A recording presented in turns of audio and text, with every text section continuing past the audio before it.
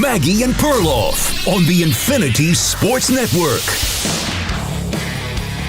Stop us if you've heard this one before. Another 49er player has a contract issue. Hey, welcome to the show. Maggie Gray, Andrew Perloff.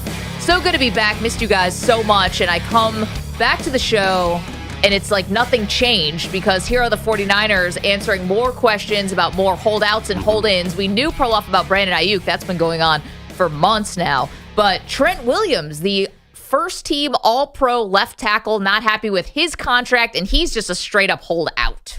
Yeah, I mean, but is he an important player? He's only their all-world left tackle. And they're number 1/2 receiver. I mean, listen, the quarterback still showed up. There's a center. There's enough guys to field a team. What else do you want, Maggie? I know. How dare I want a little bit more from a team that is definitely a Super Bowl aspirations. And listen, are they probably just going to move a little money around with Trent Williams? It's obviously going to happen. He's 36 years old, though, so I can understand. You got to think about age. And this is a similar thing that happened with Christian McCaffrey. They just sort of had to move some money around because there was no more guarantees.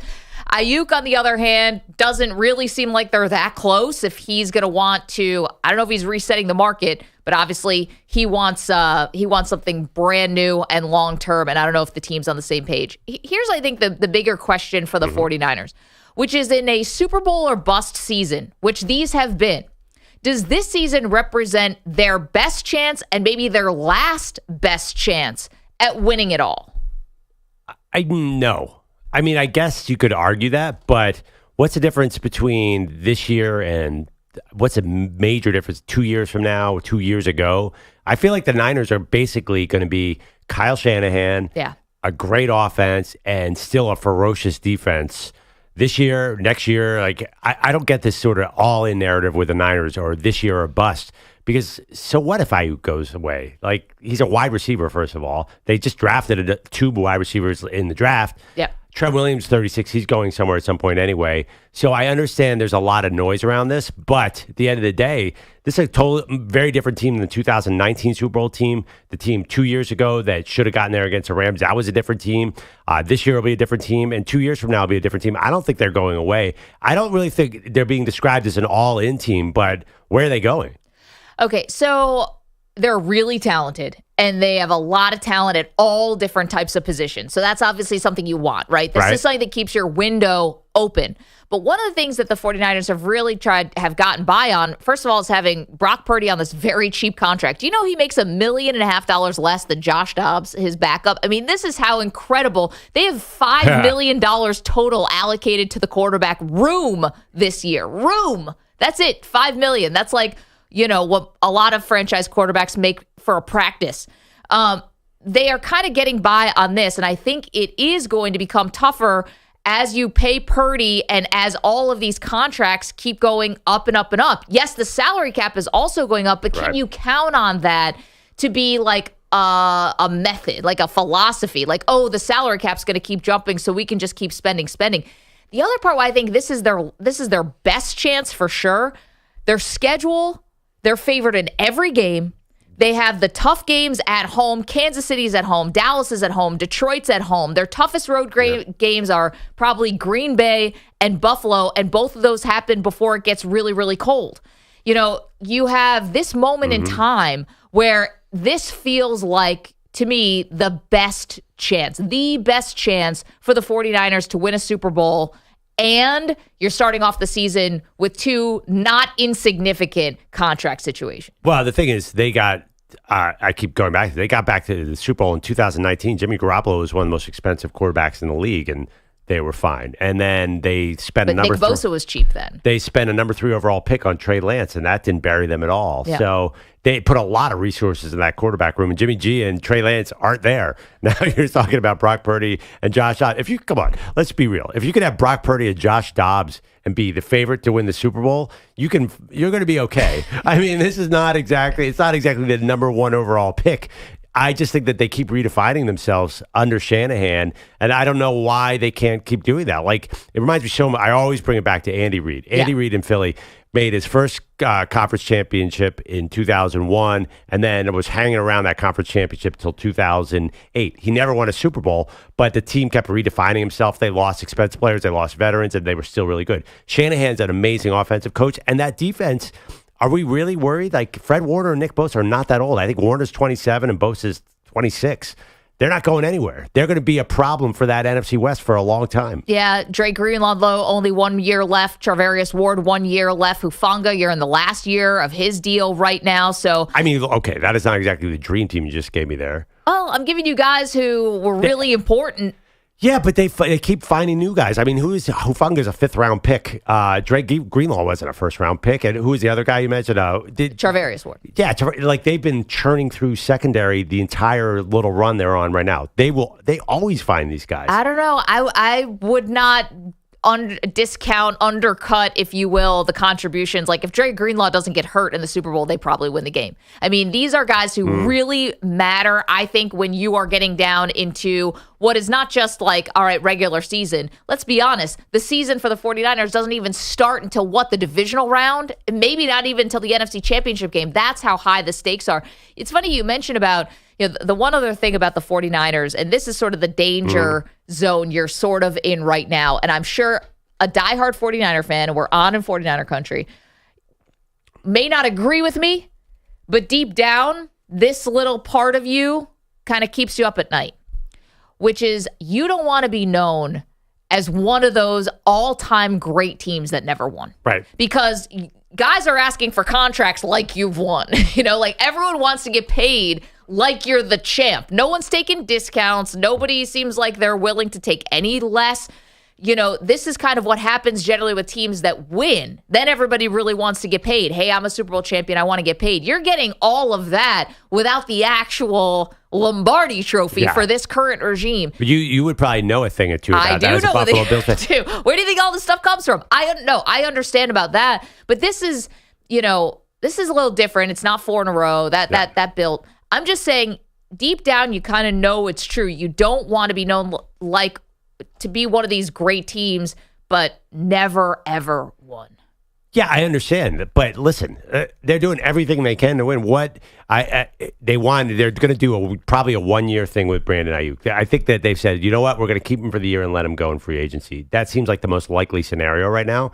So there is sort of that feel. But they drafted his direct replacement for next year. I feel like this is a really smart team. I see no reason that they're going to let off next year. They're probably, say Brock Purdy gets hurt and they have a disappointing season. They're going to be the favorites next year. Why wouldn't they be? They have so many stars and they're still going to be there. I know they're getting older. No, but it gets harder. Once Purdy's cap hit is in line with the rest of the league. And by the way, he's getting that. Like people are talking about Dak Prescott getting $60 million or what Jordan Love's contract's going to be. We're going to talk about all of that today as training camp storylines.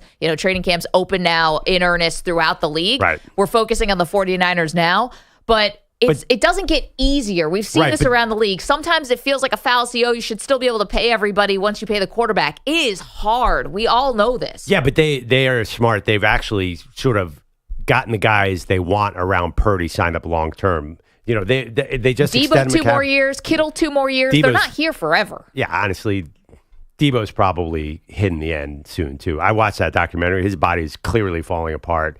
And Kittle's getting older too. I totally agree. But I think those are the kind of players in the Kyle Shanahan offense that they can replace. I know that sounds kind of cruel, but let's face it. Are you really worried that Kyle's not going to put up numbers? There's no way. He's done it with so many different quarterbacks through the years too. Going back to Washington and Houston and obviously in San Francisco. I just think that you can't ignore that. So I never worry about his offense. That's why you have Kyle Shanahan. The question is, can they fix the defense? Last year, the defense went awry. I don't know what happened. The coach didn't jive. Steve Wilkes was running a different system. I think if they get back to that, they have a great chance this year, and they're hanging around the rim. I totally understand what you're saying. Yes, you're going to have to pay Brock Purdy $50 million, but I feel 50 is cheap. They're making a 60. lot of moves. They're making a lot of moves right now to keep the guys they want to, and they're a really good drafting team. I mean, they found Hufanga, the guy you mentioned, in the 5th round. They keep on finding these guys. I mean, I don't know. They're late round picks. I hadn't heard of them, but I'm sure they're probably ballers. Well, we'll see. 855-212-4227. We're asking with the 49ers, got a little bit of a surprise. The team themselves are saying it's not a surprise that Trent Williams is a holdout. Their star left tackle, very, very important. Do you know that he makes $31 million, $34 million next year, $37 million the next year, Perloff, and no one else on the 49ers offensive line makes more than $4.5 million? And they're not young. It's not like guys on rookie deals. It's kind of like this sort of I don't say haves, nots, but like he is definitely the key piece, component here. They did make a Super Bowl 2019 with a completely different line. There's not a single holdover from that offensive line so they know how to reinvent an offensive line. Yeah, I mean, they had Joe Staley and Mike McGlinchey who were high picks, but then you saw Mike McGlinchey on other teams has not been good. So again, I just think that Kyle Shanahan can reinvent himself. There is this, I totally know what you're saying. There's this sort of sense of panic around the Niners. And it feels a little like Bills or Denver Broncos in the 80s. Like it feels they're in that territory. Yeah, and I feel like the issue is not their talent, their salary cap. The issue is Kyle Shanahan start making the right decisions in the Super Bowl. Well, what does that have to do with the roster? Like, dude, just take the ball second in overtime. Well, I guess the funny thing about that, right, is he your greatest strength and also your greatest weakness? Might be. That's a conversation we'll definitely have. 855-212-4227. We kid. He's definitely not a weakness, but is this season the last best shot for the 49ers? Do you see it that way? Things are really, despite the contract holdouts, things are actually breaking very right for them. If everyone just get on board and get to camp and they can figure this stuff out, this is the season. I know it's hard when you lose the Super Bowl to get back. That is definitely a trend that's working against you. We talk about how the schedule is shaping up. Oh my goodness! They should definitely have home field. What's the difference? You're going to be in the Super Bowl. You're going to be up by 8 in the fourth quarter. I don't even like the regular season schedule does not matter for them because this is about doing it in the playoffs. If they stay healthy, they're clearly going to be deep into the playoffs, and they gotta. I don't know what they have to do to get Kyle Shanahan to do the right thing. I feel like what you're saying is right. Like everything is breaking right for them. They should be very good. They've been so close. I mean, they should have beaten the Rams that year if Jaquiski Tartt doesn't drop that interception. They're in the Super Bowl, and they're probably going to win that Super Bowl. It's just there's so many tragic things that happen to them, more than your Bills even. Your Bills got killed in the Super Bowls. Well, not the first two. The first one, the Norwood one. Yeah. Then they lost by like 13 to the Washington. Yeah, then they got destroyed in the last two. It's not like the Niners. The Niners were up by 10 points on the Chiefs. They had a one play away from beating the Chiefs. Are you trying to make people feel better or worse? I'm just saying. 49er fans, you're making them feel worse. This is how close they've been. They've been up and leading in 2 Super Bowls and lost it. Not to mention what happened to Shanahan in Atlanta. But why is it then, and maybe you can explain this to me, this current 49ers team does not feel like your Bills team? There's a lot of differences. One, if we keep this just on the 49ers, though, this is, to me, let's call it what it is. You got real lucky with the Purdy situation. You mentioned it. Trey Lance did not sink them when it probably should have, right? You trade 3 first-round picks for a quarterback that's not on your roster anymore after what felt like, 20 months? Yeah. And the fact that everyone still has their jobs and they're still successful, minor miracle. You got lucky there. You have to make this work on his rookie contract. I think that's where the slight bit of panic sets in. Just my big counter argument is Kyle Shanahan as a coach took Jimmy Garoppolo to the brink of a championship. This offseason, we've seen a documentary of what kind of quarterback Jimmy Garoppolo is. I mean, that is... It tailed off for Jimmy. I'm just saying, that is a feat. We know the feat that Kyle Shanahan could get Jimmy G that far. I'm not worried about Brock Purdy's contract. Like, I think he could get a lot of quarterbacks a long way. Lions aren't going away. Your Eagles aren't going away. Green Bay has got their acts together. If Jordan Love can get his contract... You're telling me, do you think Caleb Williams is going to be good? Do we think Jaden Daniels is going to be good? I mean, the NFC is not nothing here. If I'm the 49ers, I want to make this happen before these other young quarterbacks. Obviously, they have their own in Purdy, but these other young guys with these big first-round draft pick pedigrees start coming into their own. You look at current NFL history. If you're San Francisco, like you better peak before Washington gets there because they were bad. That was 1992, the last time they did it. Joe Gibbs coming back to coach a team. You're just saying these random teams, Washington, Detroit, like. Can you pick a franchise that has less threat to win a Super Bowl? I'd be worried about the Lions. Yeah, the Lions are great this year, but generally, though, you can't say the NFC is up. You just pointed to Jaden Daniels. That's a number 2 pick. That's the second worst team in the entire NFL. He's your pick to win Rookie of the Year. I love Jaden Daniels, but you're not panicking if you're San Francisco because of a totally unproven situation. 855-212-4227. Is this the last best chance for the 49ers to win a Super Bowl? That's what you have on the table for you at 855-212-4227. You can also watch the show. Good morning. YouTube.com/Infinity Sportsnet, Twitch.tv/Infinity Sports Network. We'll be on X momentarily. We also want to say good morning to our Infinity Sportsnet affiliates across the country. Absolutely love you. We're obsessed with you. Sirius XM channel 158, and of course the absolutely free to download Odyssey app. Last best chance for the 49ers. Does this season represent that? Got so much more to do. Training camps open, guys. More quarterback controversies from coast to coast. We get to it next.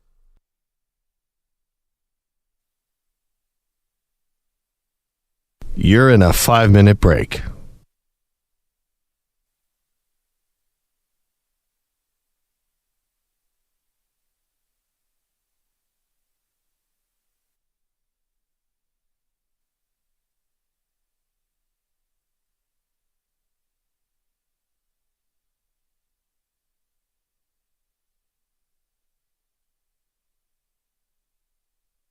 Four minutes, 30 seconds remaining.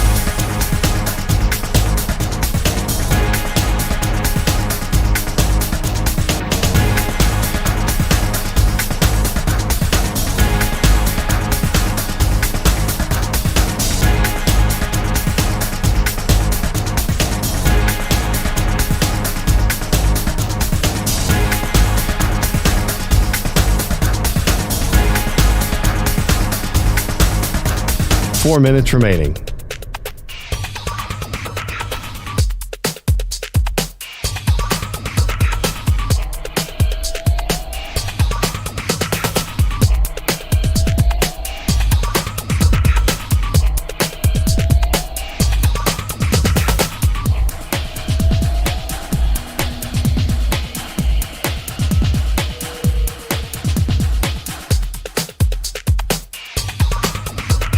Three minutes, 30 seconds remaining.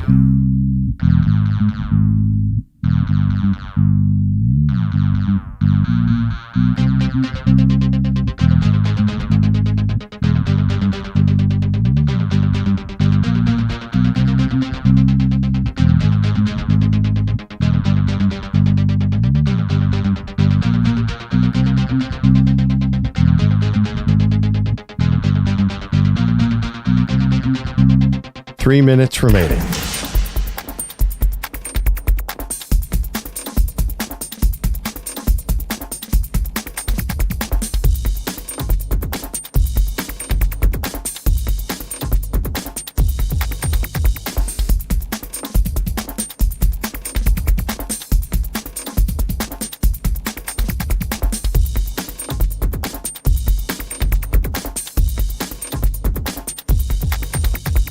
Two minutes, 30 seconds remaining.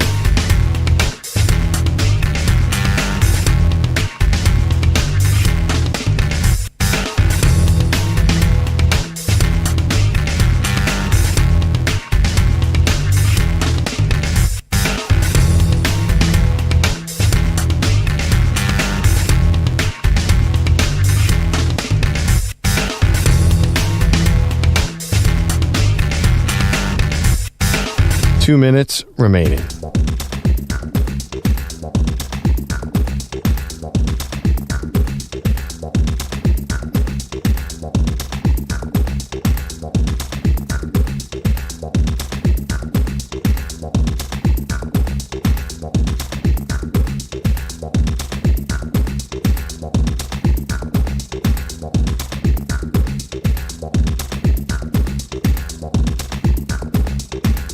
One minute, 30 seconds remaining.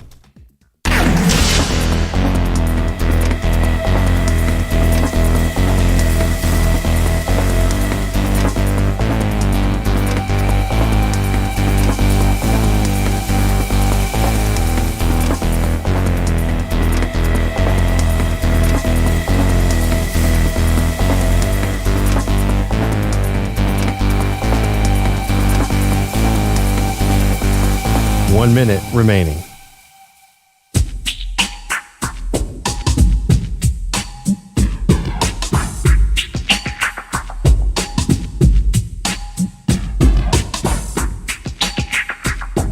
.45 seconds remaining.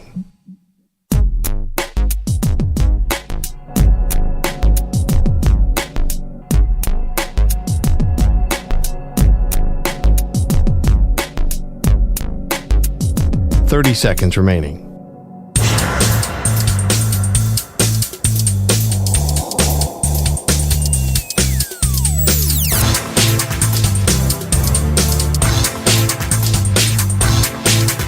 Fifteen seconds.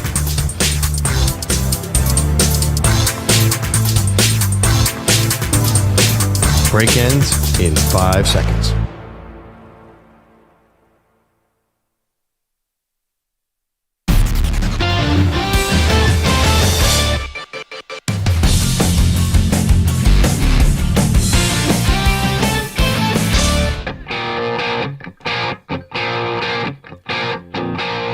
This portion of the show is sponsored by the all-new Hyundai 2024 Santa Fe, equipped for adventure with capable features like available H-Track all-wheel drive and standard third-row seating. Welcome back, Maggie Perloff. Maggie is back from vacation. There are so many things I want to ask you. You traveled on the biggest tech outage ever day. You were part of history. Yeah. Lucky me. I'm so jealous. You were part of history, and we were just sitting here in our comfortable air-conditioned office doing the show. You put out some really funny videos on your social media. I'm sorry, we felt bad, but we were also laughing hysterically at your plight. You had to. I mean, this was ridiculous. When you pull up to the airport, well, we woke up in the morning and my husband's like, I think something bad happened. I'm like, what? It's like, it seems like there might be some type of tech issues. Like, well, we got to go to the airport. So we just took ourselves to the airport. 12 hours, 2 canceled flights. Try to drive from New York or New Jersey, I guess, to Michigan. We were going to Traverse City, Michigan, where we're on. The Maggie and Perloff show is on in Traverse City.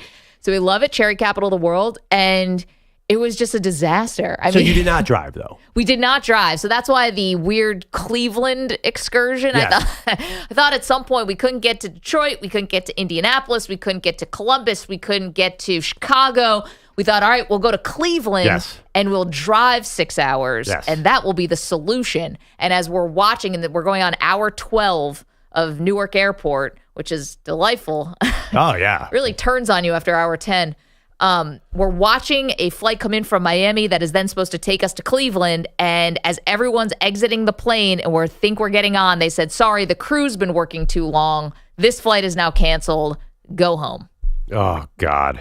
I'm so sorry. I'm so sorry. I'm glad you eventually made it. We did. You missed some important developments here at the Maggie and Perloff show. I feel like I don't even know you guys anymore. One important development. Do you see that bell over there? Yeah, I see a bell here. Okay.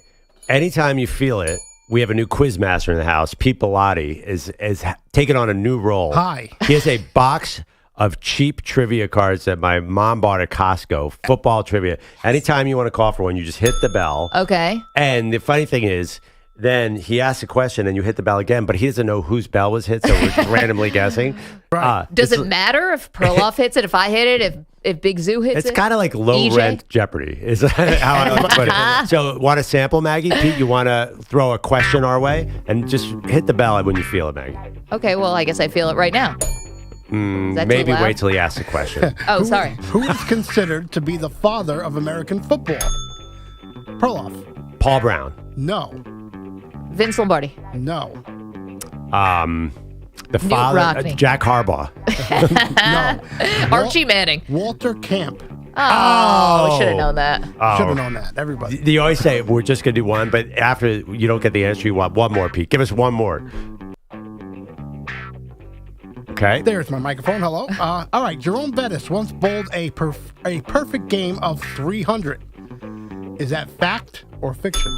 Totally fact. Jerome Bettis bowling, Jerome Bettis playing in the Super Bowl in Detroit. There are certain things we know about the bus. His bowling acumen is maybe the number one thing. And that is correct. There we go. I feel like he kind of ran like a bowling ball, you know? Just like knocking over dudes at the goal line. This really fits. No, he is always bragging about his bowl. He could have been maybe a professional bowler. Wouldn't that be What's wild? stopping him?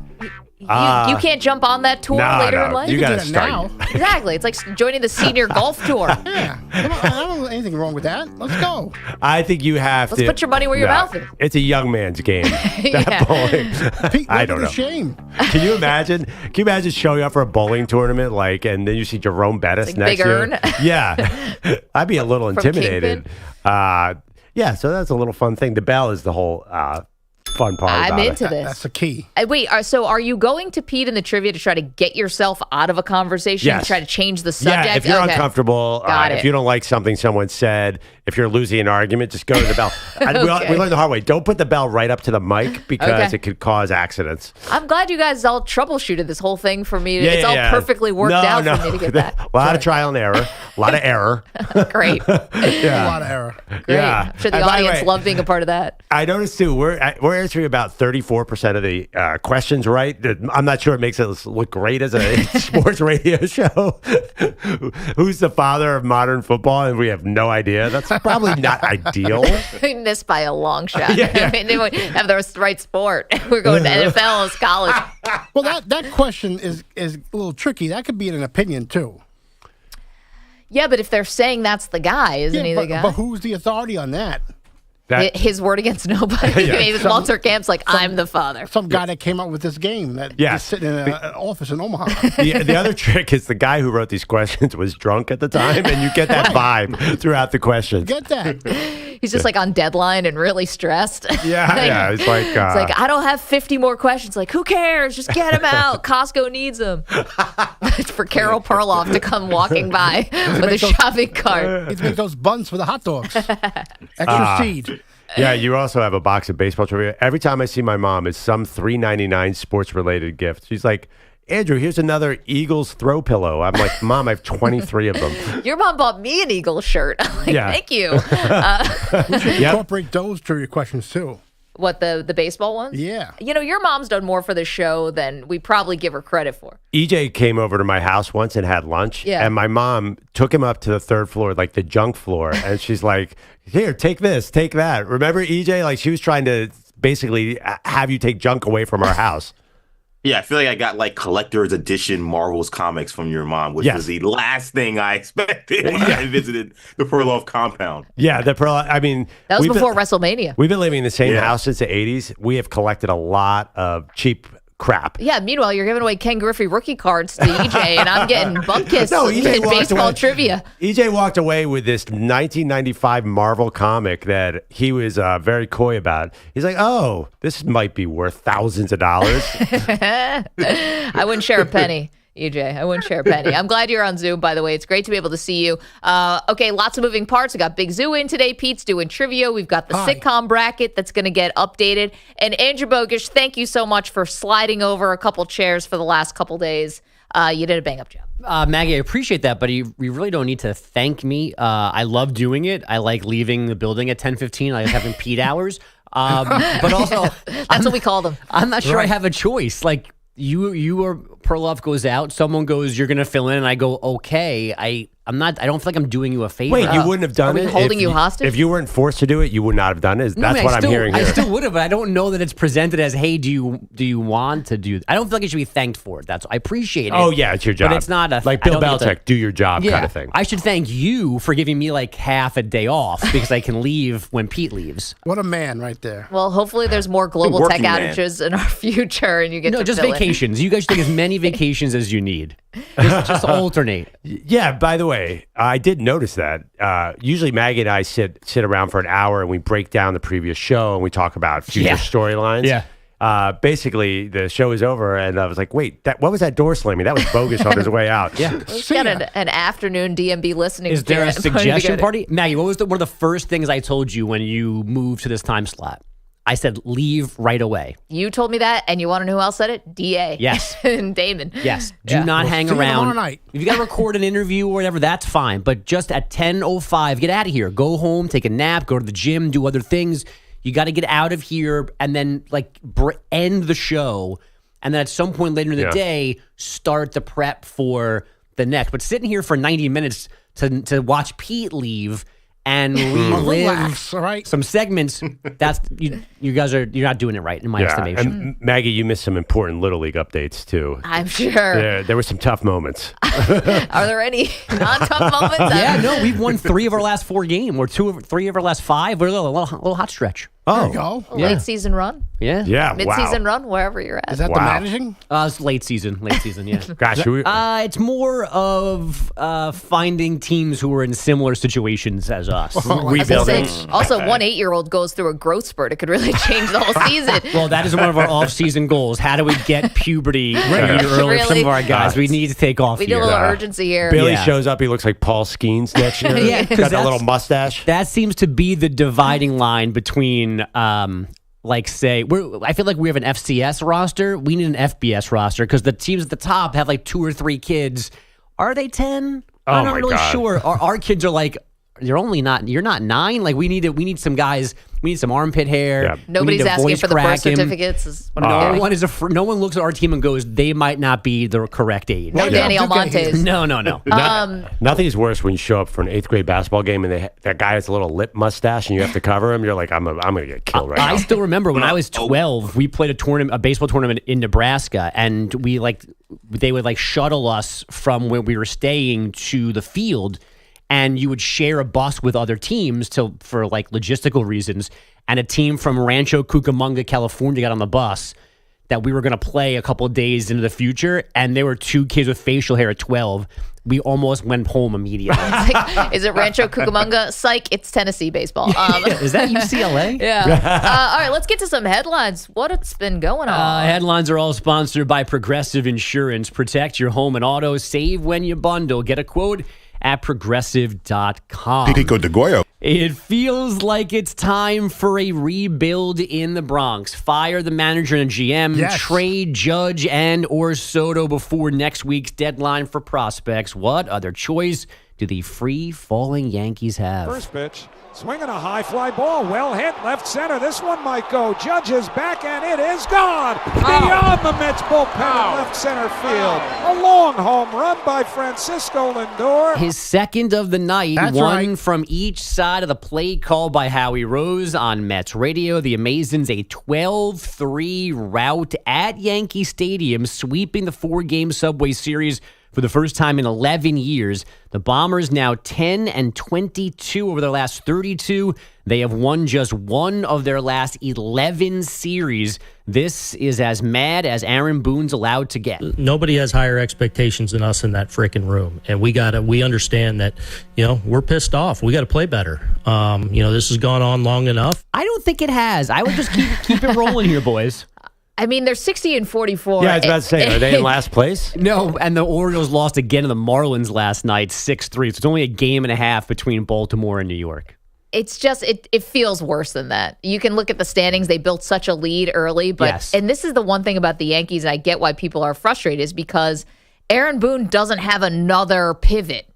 It's always the same message, literally the same words. I've never heard him say frickin' before, so that's new. But it's always the same, delivered in the same tone. He doesn't go any way, and he also, up or down. And he loves to get thrown out of games for no real reason, so he can't even pull that old trick. I'm going to freak out today and get thrown out and maybe rile the guys up. He gets thrown out on a Tuesday just for fun sometimes, so he doesn't even have that card to play. Yeah, he goes to the well way too early on the getting tossed stuff. So, yeah, I get it. Oof. The Giants snapped the Dodgers' 5-game win streak, 8-3 in L.A. Arizona scored 5 in the 9th for an 8-6 win in KC, and the White Sox lost again, 10-2 in Texas. That's 10 in a row. They are 27-77 overall in even 50 games under 500, which is still not enough to get Pete hired as GM. Still here. I don't know. They can go 20-90, and I'm still here. I think they're getting closer to Bellotti. I'm going to be honest. Yeah, there is an argument that they couldn't be worse with you as GM. That's right. I've given them a year free. I've given them a discount. I'm giving them a year free. You got to pay me the next year.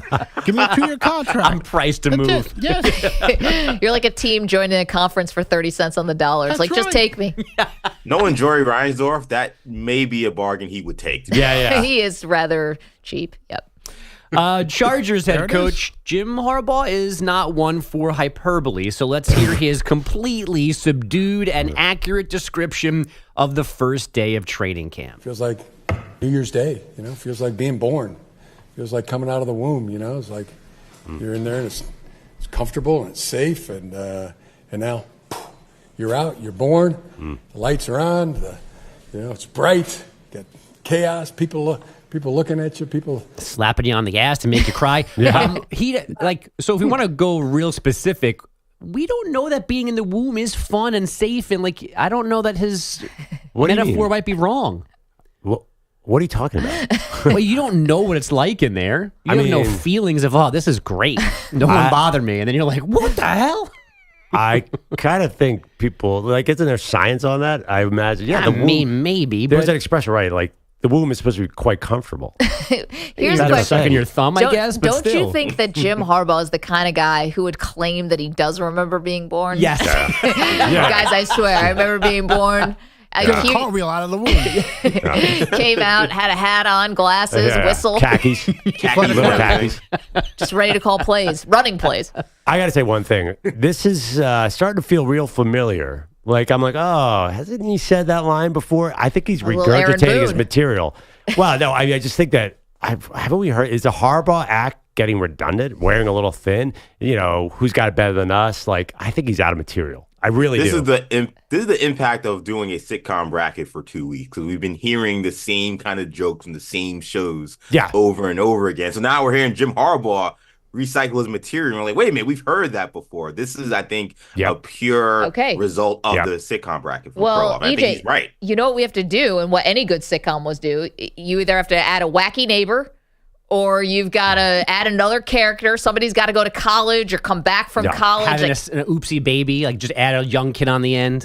Sure. How about Home Improvement, which is in the finals of the Bilotti Invitational Tournament? An assistant coach, you can't see his face, but you can hear him talk like the neighbor. Greg Roman. Yeah. We never see Greg Roman. Yeah, Connor Stallions. You need something to shake it up. Any good sitcom knows that. I like a nerdy running back who comes in with a catchphrase. Did I do that? Guy, the running back fumbles 3 times a game and says, "Did I do that?" And everyone's like, "Oh, that's so funny." You lost me by bet, but lost me by bet. That's okay. That's okay. Fifth round rookie. Wow. All right. Well, let's see if we can cook up something for Jim Harbaugh for season 2. Season 1, I think, might be a wrap. When will they jump the shark? They're going to cancel the pilot. Cancel after the pilot. Jim Harbaugh has a little green Martian only he can see. That actually sounds about right.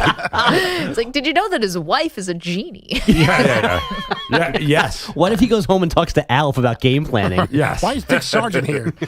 What if one day after the game they've replaced Jim Harbaugh with another actor? Aunt Viv. New Aunt Viv. New Harriet. No, actually, it's more likely Greg Roman. That Greg Roman has changed. That's not Greg Roman. They replaced him with a new character. Contract dispute. You want $1 million an episode. Justin Herbert is going to be the angsty teenager boy who's like, "Dad, can I borrow the car?" Oh, this is going to be great. Chargers, the sitcom. We've had trouble making it. You got to admit, Maggie, we've had trouble making the Chargers interesting. I think we just finally figured it out. Is Efron too old to play Justin Herbert? Too jacked still? Too much work done on his face. Too jacked. He's too short. Jacked. Imagine saying an actor's too jacked to play an NFL quarterback. That doesn't make any sense. His neck is the size of a tree trunk. He looks That's what crazy. Herbert's neck should look like. It does, actually. He's 6'6". He's huge. Way too short. We need a tall actor. The camera can do that. The dude from Elvis could do it. Austin Butler is Justin Herbert. Butler. Yeah. I don't know. I'm not sure that there's a lot to dig into in that Justin Herbert role. He's too much of a thespian to do Justin Herbert? Elvis, Justin Herbert. Saved by the Bell, the Chargers years. Yeah. Big Bob Gola could be on that show, too. Bring him back. Anything else? Lamar Jackson returned to Ravens practice yesterday for an hour, then left again, still not feeling well. The QB missed the previous 3 days with an undisclosed illness. Kevin Durant said today in Paris his calf continues to get better. He is practicing hard, seeing how the leg feels day to day. KD yet to appear for USA Hoops because of the issue. Their first real game of these Olympics is on Sunday against Serbia. I'm surprised he hasn't requested a trade to another country. Wow. Yeah, South Sudan looking pretty good. Ridiculous. Wow. That deserves a bell. That was a great shot. Wait, do we have a trivia question now? No. Oh, that's not how this Now goes? we got a point system. Okay. Just feel it, Mag. Oh, Just got feel it. the Okay. bell. No, there's no system. Feel it. Whenever Bellotti has a great line, that deserves a bell, too. I'm in it. Yeah, the bell's versatile. I like that. It can be an angry bell. I think it can be used for almost anything. Yeah, I think Maggie's a little dubious of the bell, as she should be. I'm just saying, how long is it before one of our listeners charges to the door and takes this bell and breaks it over their knee? I was wondering about the listener experience. Like, that bell could be pretty annoying, right?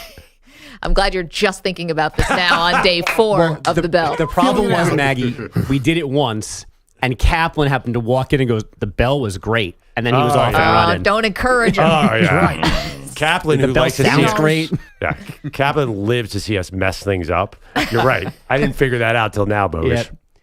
Last thing from me, the Knicks have signed beloved head coach Tom Thibodeau to a 3-year extension. Either way, he deserves it after getting those Knicks to round 2 of the playoffs in back-to-back years. That's a backhanded compliment. That's wrong. Thanks. Congrats, Tibbs. Ring the bell. KD. Now he's been empowered to practice 90 hours a week. Okay, thank you, Bogus. Appreciate that. Coming up, was there a major faux pas committed, and did it happen on camera? We'll tell you about it next. You're in a 5-minute break.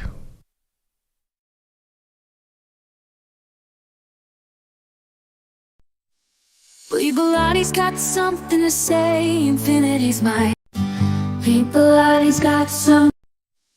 Belotti's got something to say, infinity's mine. He's feeling the dismay. No NBA on NBC. What a shame.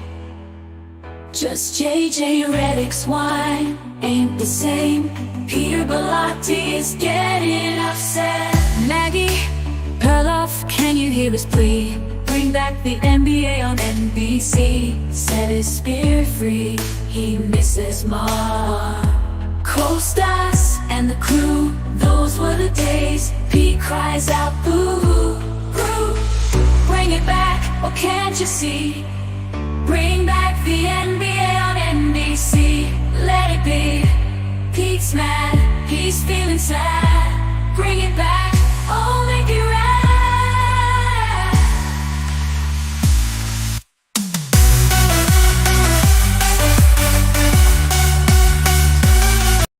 Peter Bellotti, he made a prediction.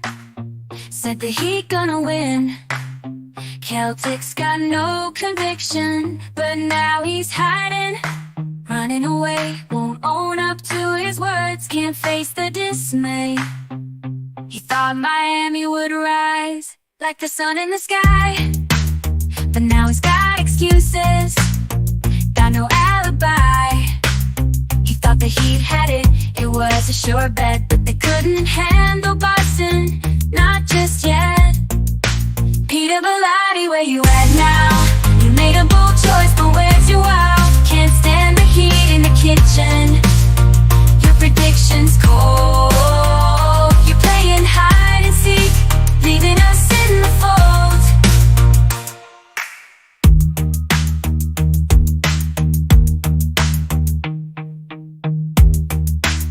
You're playing hide and seek, leaving us in the fold.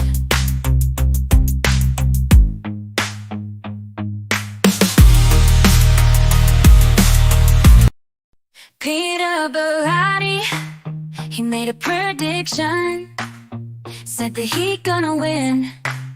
Celtics got no conviction, but now he's hiding, running away, won't own up to his words, can't face the dismay.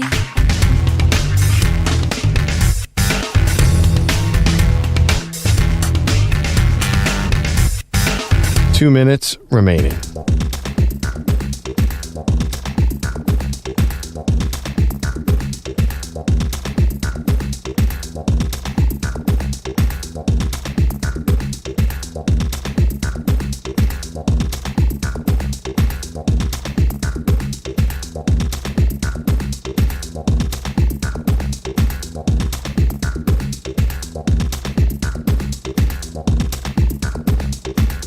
One minute, 30 seconds remaining.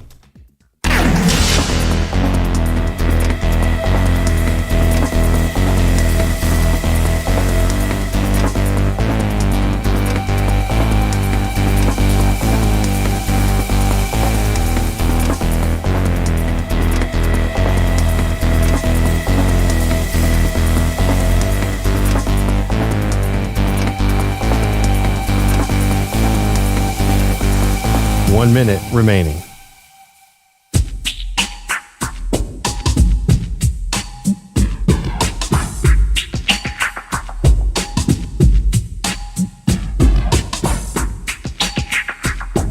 $45 seconds remaining.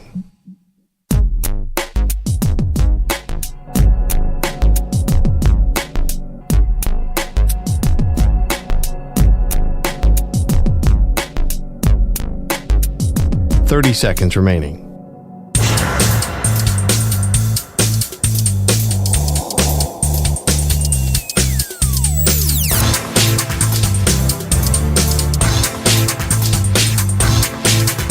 $15 seconds.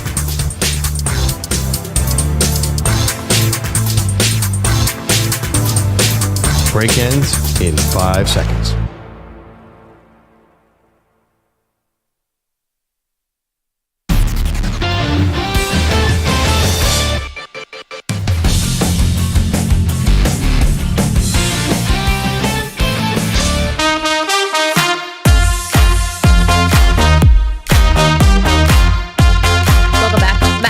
Maggie Perloff.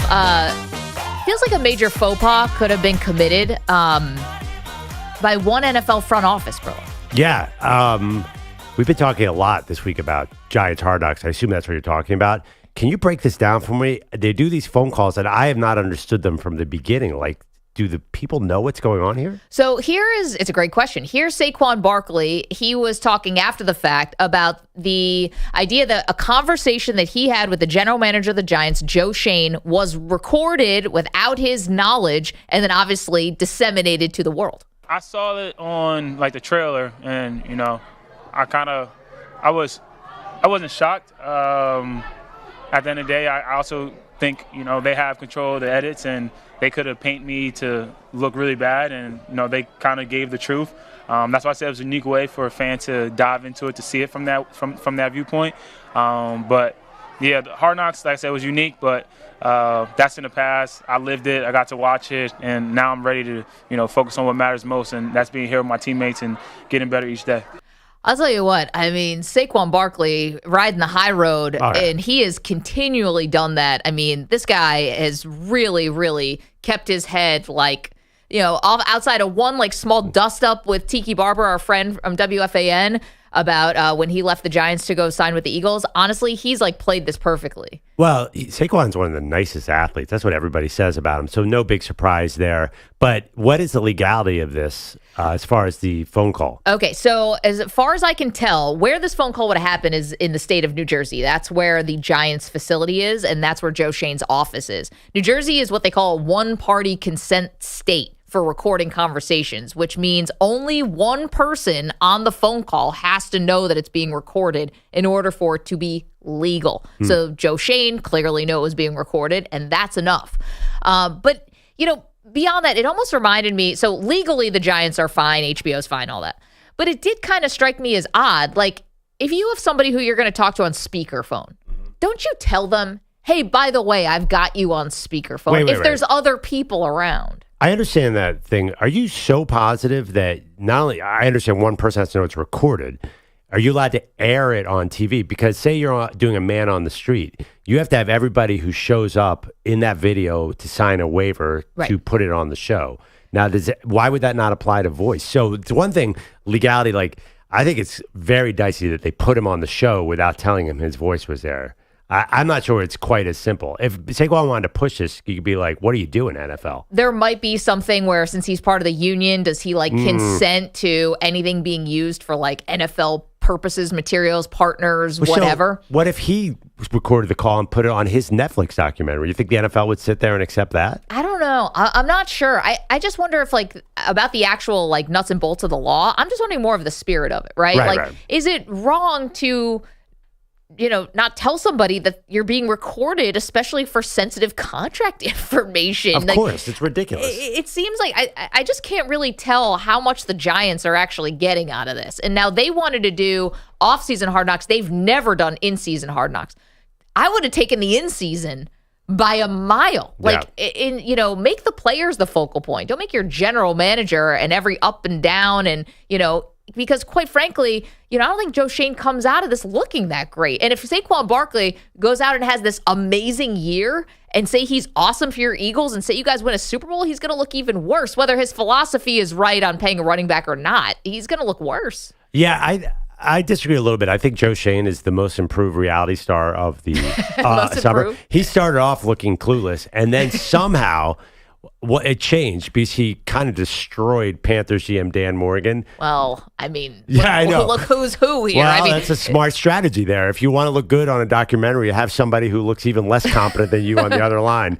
I think he basically said, to do it in pure football terms, I can't afford a running back now. We desperately need offensive linemen. Then the rest of the Hard Knocks was sort of justifying getting in those offensive linemen like John Runyon. So they did a nice job of getting the linemen in. One of them got hurt yesterday that they were talking about. But regardless, like at least you saw Joe Schoen's logic. And I think he's actually looked kind of better throughout this. I think the Giants look like a smart franchise now, believe it or not. People got mad. The smallest things. So Dayball is doing these interviews and he puts his feet up like he's watching TV at his house. And a lot of people are mad at that. It's little things. You're right. You do make yourself vulnerable to criticism. Well, and I guess this is why I would prefer to do the training camp Hard Knocks, because it's like, all right, at least we understand the notes here. The rookies arrive. What's the quarterback up to? We're going to see some people at their house with their families. Unfortunately, you're going to see some people get cut because that's sort of, the agony of how hard this is to make these teams. And you make it more about the players. Again, I haven't watched every episode, but the ones I've watched have also just seemed in some ways quite boring. Like it's like a meeting, like any of us have a meeting, like a meeting at work. It does not seem that awesome to work in a professional franchise. I totally disagree. There's stifling yawns in there. They have a meeting. We have a meeting where we talk about like, okay, who's going to fill in on the board next Thursday? Their meetings are like, well, what do you think Christian Wilkins' third down pressure rate is? That's so exciting. That's what like fans do. But do they actually look excited? I think they look like their eyes are glazed over in some of these scenes. Like no one looks engaged. Yeah, that was my criticism. I think it gets a little better. The draft stuff is actually more fun. I mean, the funny thing is they secretly knew what they were doing all along. That becomes very clear. Like spoiler alert, they draft Malik Neighbors, the LSU wide receiver, number 6. There are little clues that they knew they were going to take him for a month. Yeah. Even though they do flirt with a quarterback. So it's interesting. It is a reality show too. Remember that, Maggie. Like they edit it a certain way. I think it looks like the best job ever. I actually watch that show. I'm like, I want to be a GM. It makes you think you could, though. See, I could. But you watch training camp and you don't think you can go out there and play linebacker. I sure don't. Yeah, exactly. I think they look bad. They should have told Barkley that the fact that he found out on the trailer. This is somebody you draft 2nd overall who showed up last year, did not make a big contract stink and hold out, has, been injured, sure, but has been also a good soldier for you guys. Like, to not tell him he's being recorded to try to get a moment for a reality TV show? Give me a break. I hear you. One thing everyone keeps telling me, I'm an Eagles fan, that Saquon Barkley, you're going to love him. He's going to make such a difference. What older free agent running back who gets decent money has ever worked out? People think Derrick Henry is going to. What free agent running back that gets big money has ever worked out? Marcus Allen left the Raiders and was pretty good with the Chiefs, but it is a recipe for disappointment. No, generally you don't want to go spending big money on free agent running backs. I'm sorry. Le'Veon Bell did not save the Jets. I mean, you could go like the highest paid contracts have been disasters. Todd Gurley with the Rams, and Saquon's getting real money here. Everyone says, oh, you're going to love him. You're going to love him. He's going to change the offense. We'll see. 855-212-4227. Was it wrong of an organization to be recording their former player and not tell them about it? That just seems, whether they violated the law or not, which they did not. What if one of us violate the spirit? What if one of us recorded our nightly production calls? You, me, and EJ? Ooh, that would be bad. Us in the breaks? I'm telling you, again, if you have somebody on speakerphone and you don't tell them you're on speaker, that could be a disaster. Has that ever happened to you before? I think so. Yeah, it's not good. It's like walking a tightrope. No safety net. Oh, man. Okay, coming up, the most important question that needs to be answered will happen next. Stick around. We're back in just moments. Maggie Perloff.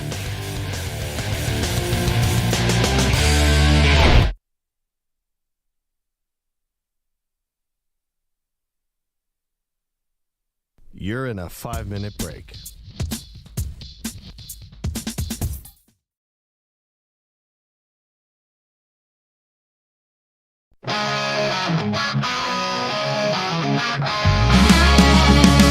You're listening to the Maggie and Perloff Show. Sit back, relax, we got a break to go. In just 5 minutes, we'll be back on air. So take a breath, we'll soon be there. 5 minutes, count it down. Maggie and Perloff, the best show in town. You're listening to the Maggie and Perloff Show. 4 minutes till we're back, let's go. You're listening to the Maggie and Perloff Show. 4 minutes till we're back, let's go. You're listening to the Maggie and Perloff Show. 4 minutes till we're back, let's go. You're listening to the Maggie and Perloff Show. 5, 4, 3, 2, 1, let's wait. 5 minutes now, it's gonna be great. Time's ticking down, it's almost here. Maggie and Perloff, we're so near.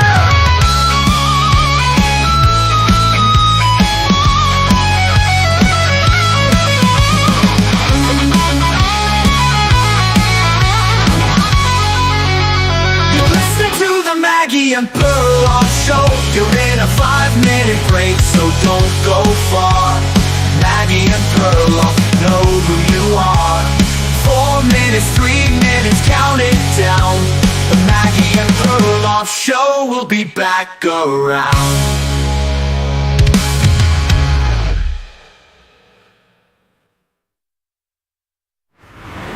Okay, Mike on the get off.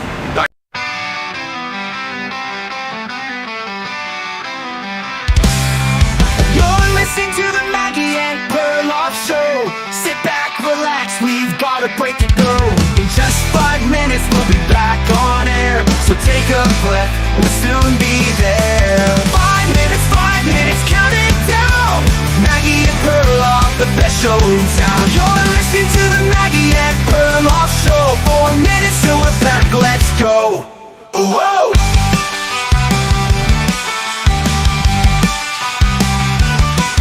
You're listening to the Maggie and Perloff Show. 4 minutes till we're back, let's go.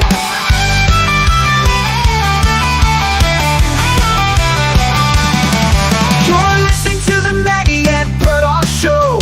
5, 4, 3, 2, 1, let's wait. 5 minutes now, it's gonna be great. Time's ticking down, it's almost here.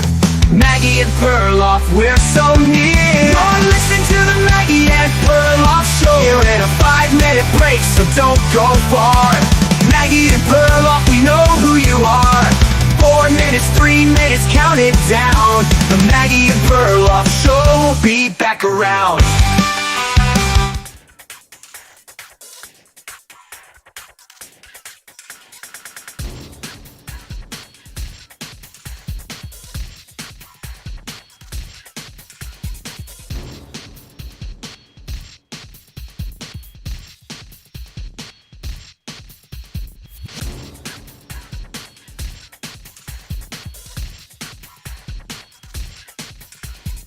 One minute remaining.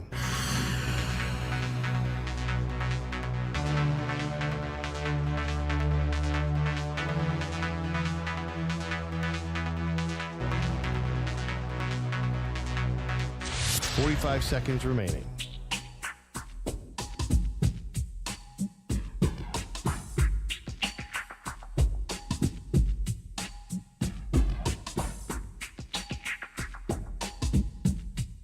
"30 seconds remaining.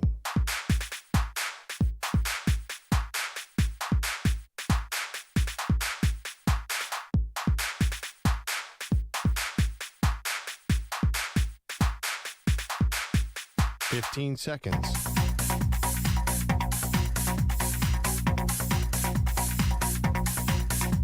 Break ends in 5 seconds.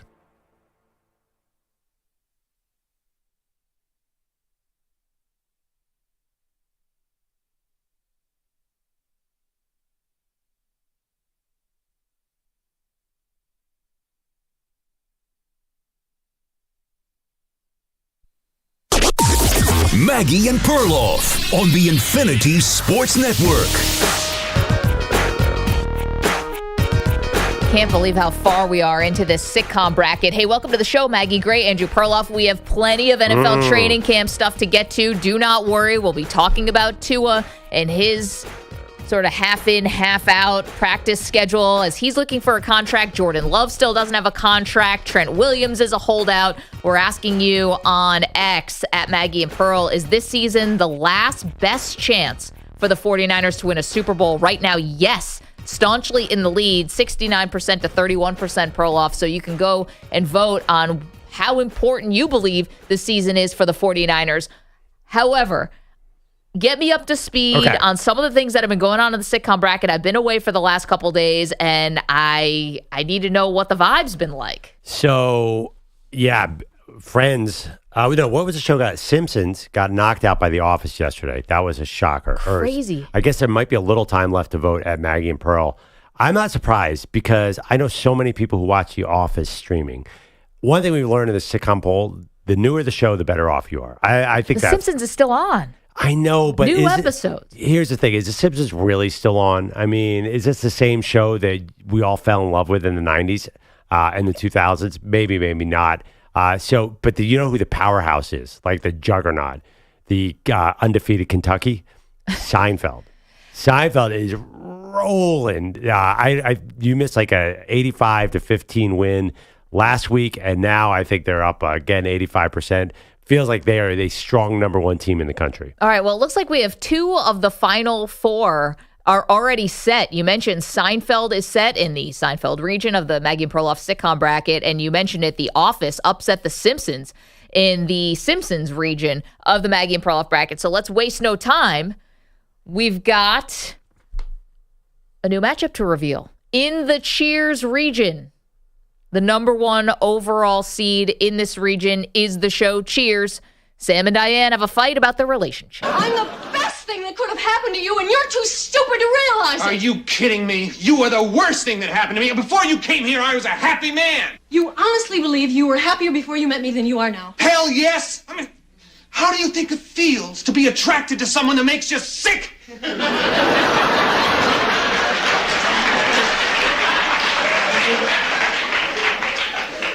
I could write a book on the subject. There you go. That sounds really mean out of context. Have we put up the poll yet? Was it Diane versus Rebecca? Who you got? Side poll. Rebecca is the Kirstie Alley? Yeah, Kirstie Alley. Rebecca. I was a Rebecca person too, but Shelley Long was great. Well, I mean, yeah, I hear what you're saying. Everyone says, my favorite. Sam and Diane. My favorite Shelley Long line is, I think it was, someone said when Dan Patrick left ESPN, that was like Shelley Long leaving Cheers. I get it. Dan loves bringing that up. He's like, who got the last laugh on that one? Some TV critic said that. They were wrong. Okay, so that's Cheers, the number 1 seed in this region, goes up against the 2nd seed, Friends. Ross and Rachel break up again after Ross doesn't read Rachel's long letter. And by the way, Y-O-U''RE means you are. Y-O-U-R means you're. I can't believe I even thought of getting back together with you. We are so over. Fine by me. I just feel bad about all that sleep you're going to miss wishing you were with me. Oh, no. Don't you worry about me falling asleep. I still have your letter. That's the 1 and 2 in the Cheers region, so you can go vote at Maggie and Perloff, and that's a big matchup. Cheers versus Friends. Cheers, Friends. Who are you voting for? Ooh, Cheers. But I actually like Friends. There was some Friends hate on this show the other day. Who hates Friends? Reveal Pete, yourself. Who doesn't like Friends? There was somebody who's like, this show is stupid, and Bogus got mad at them. It was you. Says No. Yeah. I don't think Friends is stupid. It was the update guy who's like, it was Dexter, Peter Schwartz? Maybe Dexter Henry. Dexter Henry? There are some Friends. How many people can we throw under a bus right now and back up? Peter I Schwartz. feel like yesterday you were pushing the Friends buttons with Bogus and he was getting upset. You never said you hated Friends, but I feel like you were the ones pushing Bogus's buttons. Are you He's gaslighting? listening. He could probably walk in. Let's get Bogus. All right. Pete, There's check no with one on the Bogus show that about hates this Friends. one. while we get to that. I'm not a big fan of Friends either. But I mean, I'm not either, but I don't hate it. So that's the Cheers region. Number 1 Cheers versus number 2 Friends at Maggie and Pearl. You can go vote. Now let's go to the MASH region, and this will be the final slot in our final 4. The number 1 seed in this region is the show MASH. Here's Colonel Flagg says Major Friedman has met his match of wits. Wait a minute. Wait a minute. You are very smart, Friedman. I told you. You're only saying Chandler flipped out, so I will have you busted, and you can return to your safe, cozy civilian practice. He's on to you, Sid. You're not smart, Friedman. You're dumb. Very dumb. But you've met your match in me. Okay, and that MASH goes up against the 6th seed in this region, the Maggie and Perloff sitcom bracket. It's Curb Your Enthusiasm. Larry doesn't thank a veteran at a dinner party that Susie is hosting. Thank you for your service, bro. Oh, thank you. Thank you. And our neighbors, Leslie and John. What a hero you are. Thank you for your please. service. Oh, thank you. And this is our friend Larry. Hey, nice to meet you. You know what? I'm gonna excuse myself. Picture. What's... You didn't thank him for his service, asshole. They thanked him. 3 people thanked him. Why do I have to thank him? There you go. So that beep really covered up that word. So this is to punch their ticket. The last 2 spots in the final 4 of the Maggie and Perloff sitcom bracket. Cheers versus Friends and MASH versus Curb Your Enthusiasm. Well, you have Andrew Bogus here. Who were you defending Friends against? I think it was Dexter Henry on Monday. Okay. Yeah, there are people who do not think Friends is funny. I think Friends is like a huge American export. A lot of people in Europe just know Friends. Like they think that's what we're all like. Well, Married with Children gave it a run for its money in the bracket. Yeah. Oh, I heard about the controversy with the Married with Children. Friends is a big streaming show like The Office. So some of these shows were big when they were on, but they get bigger afterwards. So I think Friends has a great chance to win this. I think they'll beat Cheers. That's my prediction. I think you're probably right. I've been dead wrong about a half of these predictions, but I feel like Friends come out, and I think that Curb has a great chance against MASH. I think so too. I think you're right about the recency stuff. And MASH was an all-time show, obviously, but just Curb being on more recently. But Bogus, you were like full-heartedly defending Friends. Well, it started on Friday because Joe Flint, who you had on the show. Yeah, Wall Street Journal's Joe Flint. He said Friends also overrated. Right. A lot of people, I'm telling you, like a lot of people don't think Friends is funny. It's like a laugh every 5 seconds or something. And it's a classic sitcom. I think Dexter was the 3rd person rapid fire to kind of give it the elbow, and I had enough. But Friends, though, there's some shows like Curb Your Enthusiasm, you like it because it's so funny, but Friends, it was a combination of funny, really good-looking young people. Like there was more going on than just the jokes. I just want to say one thing about Friends as we're talking about the Maggie and Perloff sitcom bracket before we get back to NFL training camp. The one thing about Friends is that there were weak links, I thought, in the cast. So, like, if you're talking... Yeah. I think... At $1 million an episode? I'd like to hear what this week link is. Let's talk about it. Okay, let's talk about it. So, I think that you have this really big cast of 3 women and 3 men who are all the central characters there. And this is no disrespect about her as an actress, but the Phoebe character is probably the worst character that's ever been created on television, or one of the worst. She never said anything funny. It was always annoying. Now, it doesn't mean the whole show was a disaster. Clearly, the show was majorly successful. But I think why, like, let's say I was more of a Seinfeld person than I was a Friends person, is because Seinfeld, now Jerry can't act to, like, save his life, but obviously the writing he was there for, and he's a huge part of. There were no weak links on the cast. I think Friends had a severe weak link, and it was Phoebe. That's funny because I thought you were going to go Joey, who's not Joey's hilarious. He's not exactly Marlon Brando when it comes to acting. So he's like, hey, or whatever. How you doing? How you doing? Thanks. Bogus, you're a Friends fan, though. I mean, Phoebe was part of the fabric of the show. Yeah, I mean, there are funny Phoebe moments, but she certainly is, if you're power ranking, she's easily number 6 on the list of characters. I'd put her below a lot of guest stars, too. Remember when Phoebe has to kiss Chandler and they both they're pretending that they're in love with each other to throw everyone off the set that Chandler's dating Courtney Cox? I do watch Friends. I have to admit. I feel was that cheesy. the one with Yeah, that was funny, and obviously the songs and Smelly Cat and all that. Wait, she was pretty famous. Is this where I can ring a bell and ask to get saved by some trivia so we don't have to talk about Friends anymore? Oh, so wait, it has been revealed. The Friends hater in the room is right here. You tried to hide it. You hate Friends. It was me. You hate Friends. This seems very personal. Did you try out to be Phoebe? Like, by the way, she was stealing roles from me. Damn you, Lisa Kudrow. I can't really like Lisa Kudrow as a person. I don't know. It feels like she was playing a role. It's just the role she was playing was severely annoying. What do we have for trivia? Give us one, Pete.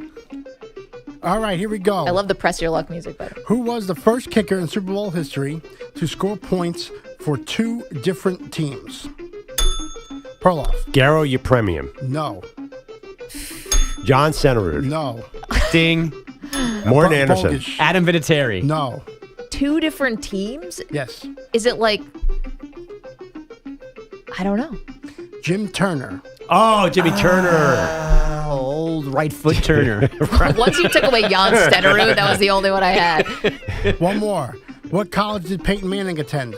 Oh, Tennessee. That one's easy. Come on. You got to give us one more. That's too easy. How'd that make the cut?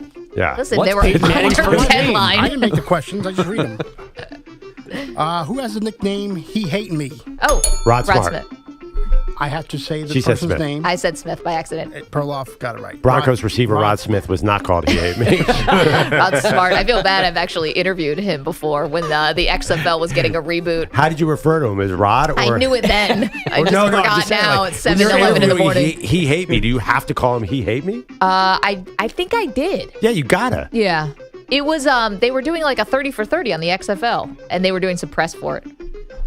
He came in. All right, thank you guys. I like how this works. So we're talking about an annoying character on the show Friends, and I can just go to trivia. Oh man, we're talking about Friends. We've been doing this sitcom bracket. I feel like you were ducking smoke there. Like you had a scolding hot take, and once you were getting pressed, and you're like, "Wait, I'm hitting the bell." I gave the take, EJ. I stand by the take. I'll tweet it right now. I'll take all the internet backlash. Going up. No, I just think I think I'd made my point. I think there's more to figure out here. Maybe she stole a boyfriend from you. Did she beat you in a tennis match at some point, like under 12 She's somewhere? Like 15 years older than me.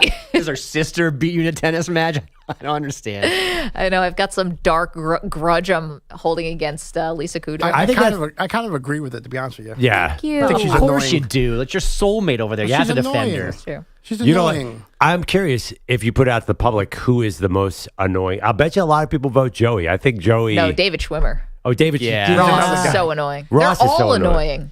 They all did the same joke for a long time. Friends is not Friends for its creativity or like its deep thinking jokes. Like they went to the well over and over again. It's a pleasant watch. Yes.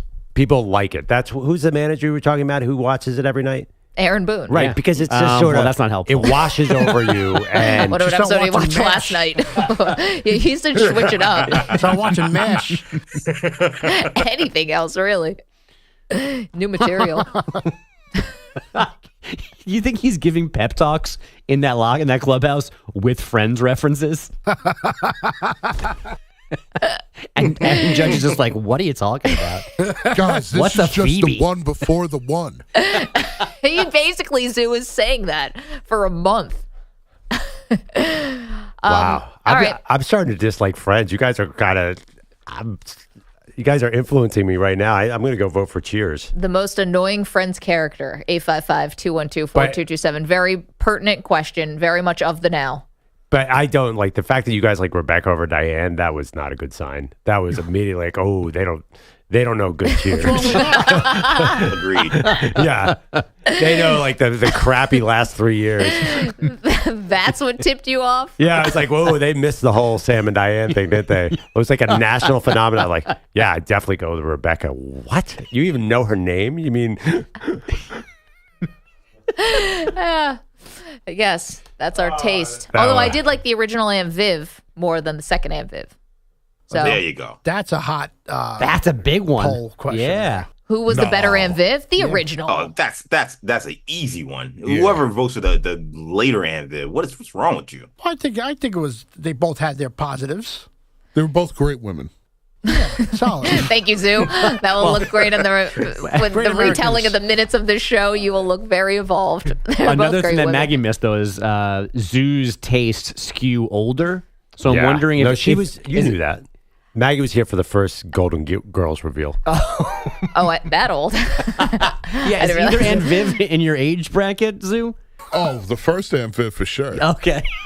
It is not a shock to me that maybe Zoo's taste would skew older. If it was Golden Girls' age, now that might be a little alarming. You're in your 20s, dude. You weren't here for that? Estelle I thought you were did here look for good one time. Are you a Blanche person? It's just because she's easy. Hey, no, I'm more of a Dorothy kind of guy myself. Or Whoa. Sophia. So there's a first. Or maybe both. Sophia. Oh, you should be locked up. They won't let me out. You should be studied, not locked up. Vienna. I just Googled which one was Dorothy. Dude, what are you doing? B. Arthur is Dorothy. B. Arthur? She was Maud. They could lock me up in a senior citizen home, man. I'll have a great time over there. That's not a good idea at all. You're a predator. Right, that's like throwing kids in a Shark Tank. Here you go. We talked about that all yesterday. That doesn't make him a predator. Are you kidding me? I'm The Golden kidding. Girls would have eaten you alive. They would have loved In that. old homes love this stuff. I'm just kidding. You got to be careful, though. A lot of STDs going around in those old folks' homes. That's what I said yesterday. Very late to the party, Maggie. That was about half our show yesterday. Go Sorry listen if on I the just Odyssey app. wanted to go. Sorry if I just want to bring some facts to the conversation. No. It shows how in sync you are with the rest of us. We spent 20 minutes talking about STDs at old folks' homes yesterday. That's right. That's what I love. It's because like the whole notion was that Maggie's gonna come back and class up the show, and she's just doing the same Pat Boyle lines we had yesterday. I was well aware of that. That's why I was like, it's a shame Maggie's not here to hear these disgusting jokes. There was, we did get a little far. There was some talk about whether Lovey Howell was hot or not. That from Gilligan's Island. Oh. Yeah, you brought that up. Yeah. I want to bring it up the again. The captain who wears the hat? Yeah. How many beers until you hook up with Miss Garrett? That came up. Yeah. Oh, Mrs. Garrett from Facts of Life? Yeah. Apparently there's a Twitter feed. What'd you say? A Twitter feed that has people like you who you didn't realize were hot or now hot? Yeah. And Mrs. Garrett's on there? Well, Super 70 Sports Twitter feed. He has a tweet. When I was a kid, all I wanted to do was date Justine Bateman. Now, 3 beers in, I'm all over Mrs. Garrett.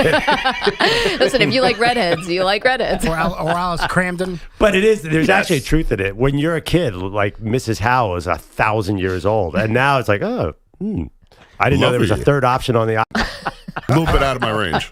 Zoo is the exact age. I was going to say, you got a lot. She's too young and immature for A little Zoo bit out of your range. She's too young. Yeah, exactly. How'd you have that ready to go? Zoo has her birth certificate, Maggie. You don't want to know, Maggie. Maggie, go to break. I feel like Zoo's got one of her caftans hanging around somewhere. It's like a rabbit. It's like a rabbit's leg. You know, Honestly, it's for good luck. That's what he wears during Knicks games. One day, what's going to happen is like the end of Goodwill Hunting, where someone pulls up to Big Zoo's house to get him for work, but he's not there because he's gone to Boca Raton, Florida to find his soulmate. And we're all happy. He finally did it. Driving down I-95 to thank you for being my friend. Maggie just sitting there looking at the door, just like, yep, he Finally. figured it out. All right. Hanging out with the Zoo. Hanging out with the cast of Golden Girls and Empty Nest. Hey, would you drop him off in Florida on your way to Wemby? Yeah. Can be part of the trip. Yeah. I don't know. I'm looking a little better now, aren't I? Taking about 2 weeks to go there. So Zoo's a #1 seed for road trip companion. #1 seed. He's a Seinfeld of road trip companions. And I'll drive the whole way too. How about that? Bogus You're never not offered going that. either. I'm definitely not going. All right, so stop pointing fingers. There was a moment I thought I had to drive to Michigan. I was like, I'm just not going on vacation. I'm going to go back to work. Okay, 855-212-4227. That was a lot. The sitcom bracket's been updated at Maggie and Pearl on X. You can go vote. 2 of the final 4 seeds still need to be voted on. So go ahead and get to it. Coming up, why idle hands truly are the devil's workshop. What are we talking about? We'll tell you next.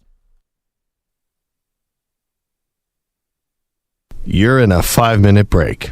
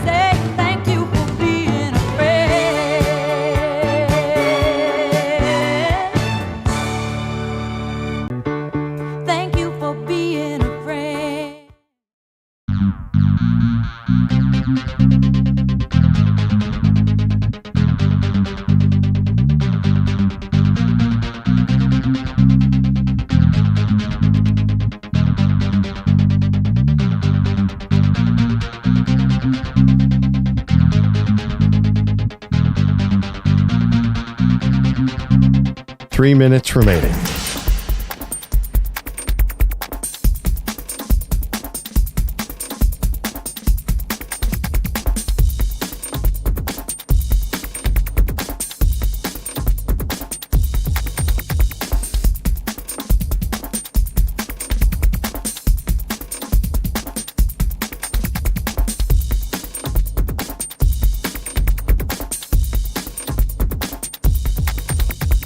Two minutes, 30 seconds remaining.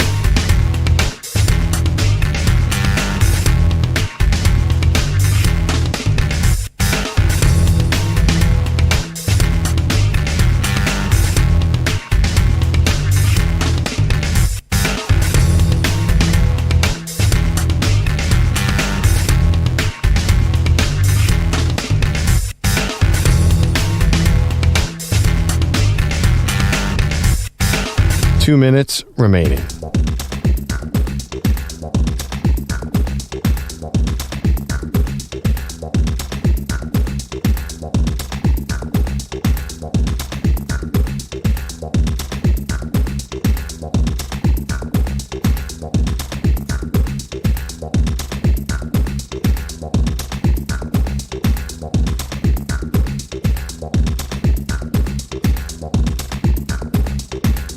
One minute, 30 seconds remaining.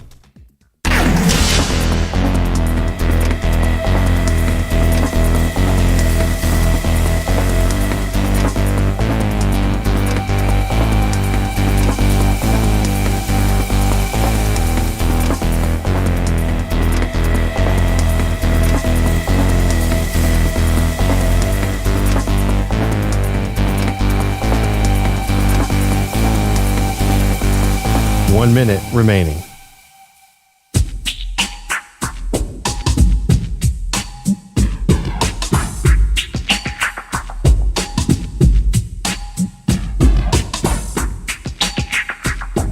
.45 seconds remaining.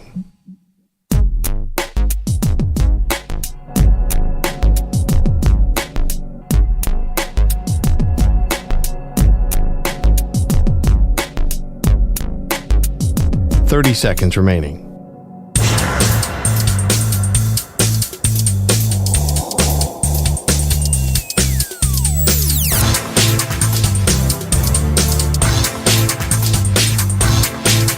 .15 seconds.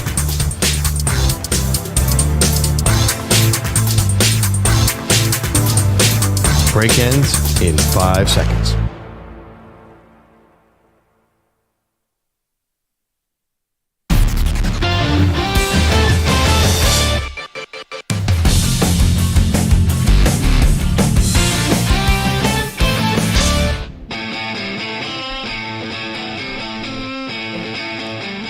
Welcome back, Maggie and Perloff. Maggie, you know the expression winning the press conference? Yeah. It's not a good thing, right? You don't want to win the press conference because it implies that you won the press conference, but you lost in September. So I personally am not a huge believer in introductory press conferences. But I will admit, there was one yesterday that made me a bit nervous for that team. Yeah, so Big Ten Media Days are going on, and welcome back to the show. Deshaun Foster is the new head coach of UCLA, obviously. Chip Kelly has left. He's now the offensive coordinator for Ohio State, just getting everyone back up to speed here. So Foster introduced himself at Big Ten Media Day. How you guys doing? I'm happy to be here. Glad to be a part of this great conference. Finally putting two great emblems together, UCLA and the Big Ten. We're a school that's won, 123 championships, so this fits us being right in this conference. Okay, things are getting off to a good start, right? That's fine. You want to brag a little about UCLA and the bona fides that they have and all that. That's great. This thing went off the rails pretty fast. Football-wise, we're just excited. You know, I'm sure you guys don't know too much about UCLA, but our football program, but we're in LA.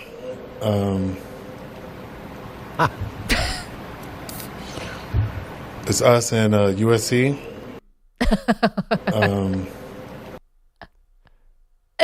Thank you, Coach. Yeah, spot the lie, Maggie. Spot the lie. I mean, okay. Thank you. We all knew the LA and UCLA really could have been ambiguous. It really could have been anything. I'm glad he cleared that up. When teams go into a new conference, the other conference doesn't know where these crazy teams came from. This is Big Ten country in Iowa. UCLA, what is that? So he finishes out, says he's excited, and, well, he's excited. We,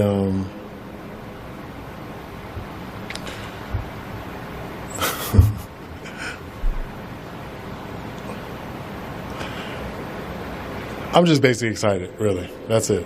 Mm-hmm. Any questions? What happened there? Solid. Rock solid. Rock solid. It was like, did he glitch or something? Did you have to unplug him and plug him back in? He's basically excited. Basically. Yeah, I got that. I don't even know if I buy it. So yeah, funny thing, he didn't even sound that excited. The irony, that wasn't even part of it. Here's you're right, Perloff. Like, winning the press conference is not ultimately that important. But here's my worry here for Coach Foster and for UCLA.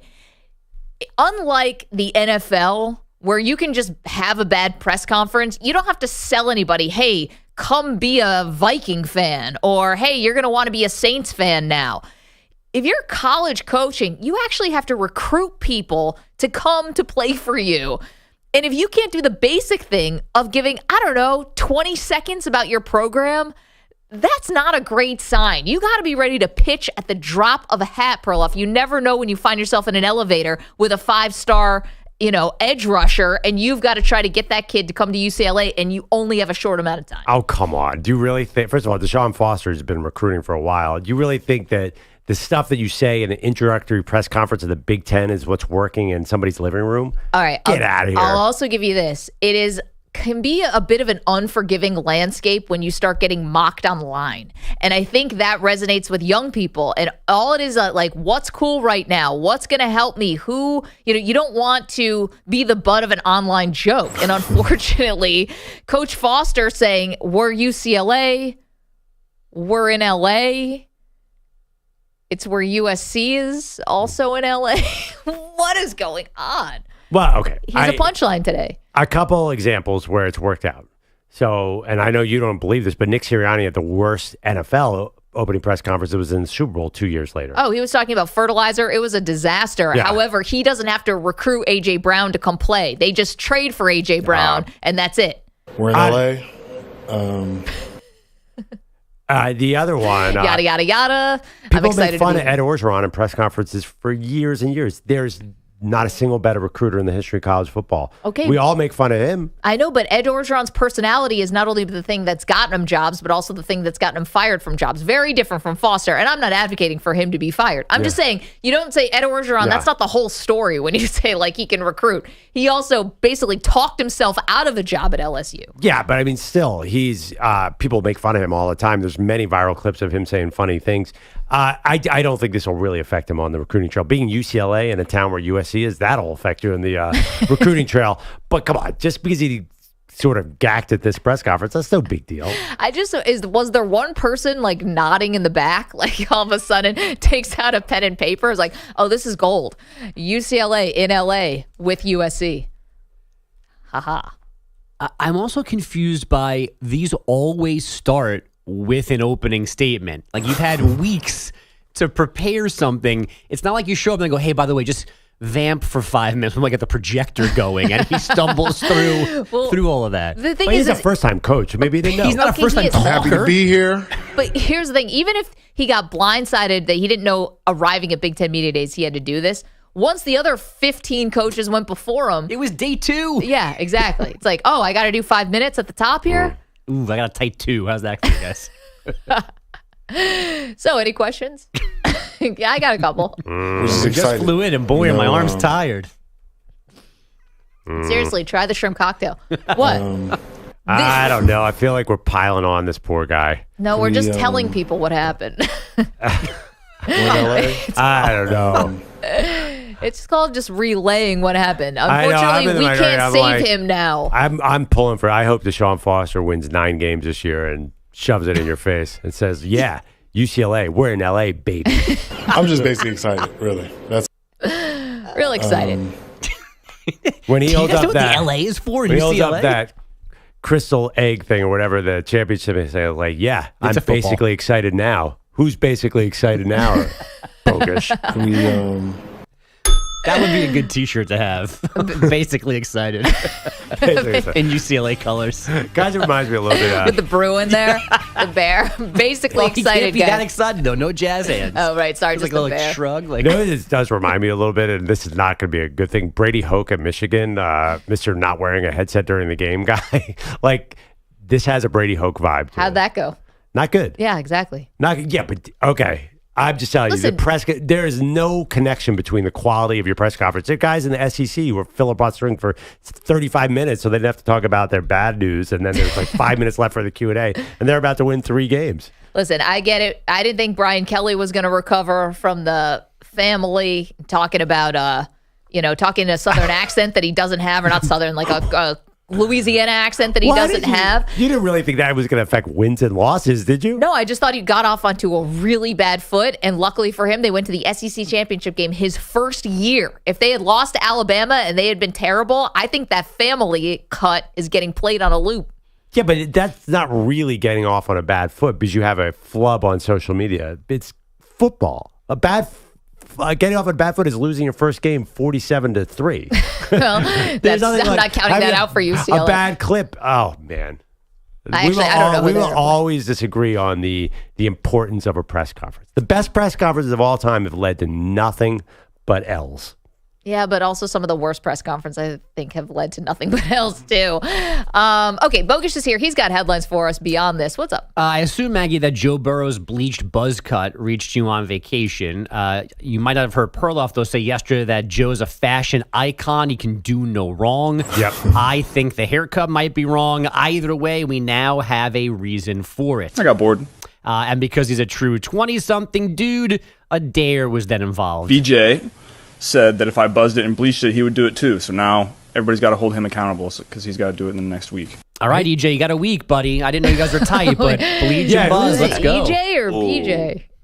Yeah, no, BJ he said BJ. He did say BJ technically, but it certainly sounds like EJ, so get the buzzer out. No, you know how long, you know how much hair product Andrea, my fiance, has given me to grow this hair for the last however many months. I'm not cutting this at all. It's gonna have to be more at stake than just being buddy with Joe Burrow. I've used more women's hair product in the last 6 months than Maggie has. Okay. Wow. Wait, by the way, this is not getting cut. What a hell of a confession to make at 7:30 Eastern time. Yesterday I said I almost bought pink underwear. So we're in a whole different era in the EJ remote era of Maggie and Perloff. You're in your Maggie era right now? Please don't remind me of yesterday. You guys are talking about EJ's pink underwear? What is going on in this show? It was volunteered happily. Yeah. Women's hair product, pink underpants. We talked about we're wearing the color pink, and I was like, I almost bought pink underwear. So that part of Joe Burrow's fashion, he wears pink a lot. I'm cool with. I'm not buzzing the hair. Man, EJ, when's the sorority meeting? You know BJ is not doing it either. It's going to be a big prank on Burrow. I think it's BJ Hill, by the way. Yeah, who's a defensive lineman who apparently has all these hair bets around the locker room. He sounds awesome. So Does he host this show? He has bets after bet after bet? Yeah, he basically is part of the Maggie and Perloff universe. He'd work himself in seamlessly. I don't think that Burrow's pulling this off. I feel like a lot of people are saying that now.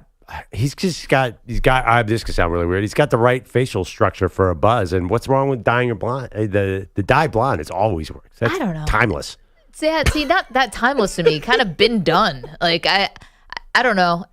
Why are you this worried about your hair with training camp? I get buzzing it, but the dyeing it, it's like you look like some sort of cross between like Eminem from 1999 and like some weird skater surfer guy. I just don't think he's pulling it off. This is Ohio Joe, and Joe Burrow had this really cool hair and he was working with it, and to shave it and dye it just seems like it was unnecessary. Why do you care that much, bro? I don't know. I see these kids walking around Brooklyn, and like that is nothing. They're all doing weird stuff with their hair. Yeah, they're the quarterback of the Cincinnati Bengals. Yeah, but they're actually bored teenagers. He's like a dude with a really real job. He should be he should be like a 25-year-old hipster. Why not? Just because he's from Ohio, he's it's different. Because he's like a franchise quarterback. It's not even actually about that. I don't even care about the quarterback. Like half backwards there? What do you mean? Why can't he be like every other 25-year-old? He's not, though. He's not like every other 25-year-old. That's false equivalency. But I think in an NFL locker room, like they're basically young men who are partying and hanging out and doing things. Why not? That's fine. Mine is more about it's so close to training camp. Like you want to buzz it, that's fine. I feel like you care a little too much about your hair. Like that's the one thing about caring about your appearance. If you're a guy, you've got to make it seem like you don't care about your appearance. This is the trap that you guys are all in, especially you, Pete. I mean, everyone, you got to make it seem like you don't care about your hair. I don't care about my hair. You actually are pulling that off. But in college, did you guys ever screw around with your hair, grow a mullet, do a mohawk? Yeah, I had no hair. What? Trying to figure out how to get more hair on. Yeah, did you grow anything, Pete, in college? Yeah. Chia Pet, Miracle Grow, anything. This feels like going. So I'm not proud of this, but we were in fraternities in college, and like we all had to get crazy haircuts. Sure.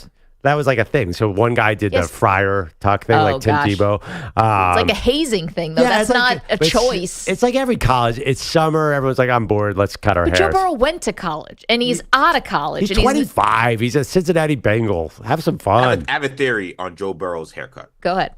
I think there may have been a significant other in his life that is no longer in his life. And the number one thing you do when you lose a girlfriend or a boyfriend is you change the hair. You think this is a breakup look? Yeah, we never know anything about Joe Burrow's personal life. I think he does that on purpose. I think there's a chance that he saw this bet as a great opportunity to go new year, new me. All genders do it. We all do the same thing. You break up, you get dumped or whatever. You say, all right, time to grow the hair out or time to cut the hair, time to get the hair dyed. Yeah. I think Joe Burrow may have a significant other that is no longer his significant other, why he's done this. She probably left him after that backless tuxedo. I'd find that too. I'd find the door after that. No, just kidding. And funny, he can't really do revenge bod because he's a professional athlete. Like, what's he going to get more in shape? Yeah. By the way, who's leaving Joe Burrow? I mean, nobody's breaking up with Joe Burrow. Joe Burrow is breaking up with them. Maybe. Wow. This is a college girlfriend, girl right? on planet Earth. The guy is about to make $65 million a year and is just a fourth quarter monster. Look at his That's what she said? Look at his third down percentage. The guy is 3rd and 9 and you cannot count him out. Well, what if there was a divorce rate of professional athletes? What if there was an infidelity thing she left? Right. I'm not saying that. We're speculating. We're being reckless. EJ's scenario was that he got dumped. If he cheated on her and that's and she not found getting out. dumped. I don't. By the way, we're speculating. We don't know nothing about this. This is a deep dive. I just think he looks bad. It's just a mistake with a haircut. He looks stupid. That's all. At least that's all he has to. At least that's all he has to do if he broke up with somebody. If he was married and broke up with somebody, change the accounts too. It just got real. Wow, sounds like there's some experience there. People I know that have had that happen. A friend. Joe Burrow looks like his life is in a tailspin. I guess that's what we got out of this. So we're betting the under on the Bengals win total. Is that what we're saying here? Yes. Okay. Oh, see, I see this haircut. I'm like, I'm betting the over. This thing, if it works and he plays well, then everyone's gonna be like, that was great. So it all depends on how he plays, right? Well, and it's gonna be, this copycat league. Oh, of course. Now it's gonna be, Tua is gonna do it. And pregame shows are gonna love this haircut. It's like content, easy content. I actually have a haircut today. Dye it blonde. Do it. Do it. I can't do the buzz cut.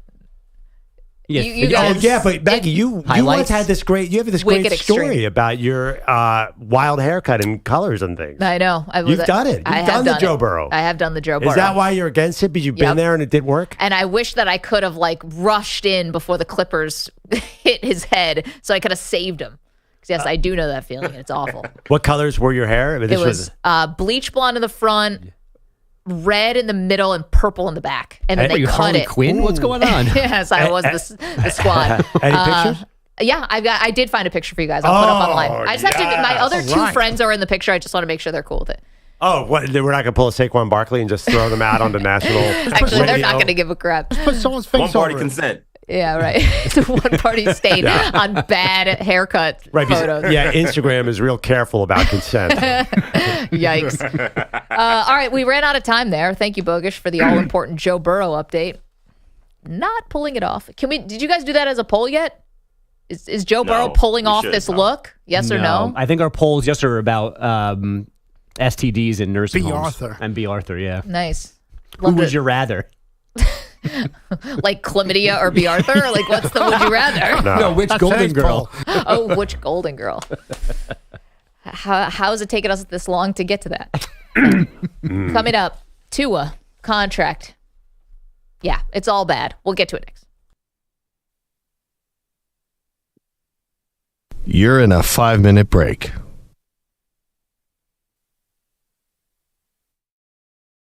Perilous fight. I'm off. You're gone already. Glass gleaming. Who brought stripes and bright stars? You're way off. Forget it. Perilous fight. I'm off. You're gone already. Glass gleaming. Who brought stripes and bright stars? You're way off. Forget it. Perilous fight. I'm off. You're gone already. Glass gleaming. Who brought stripes and bright stars? You're way off. Forget it. Perilous fight. I'm off. You're gone already. Glass gleaming.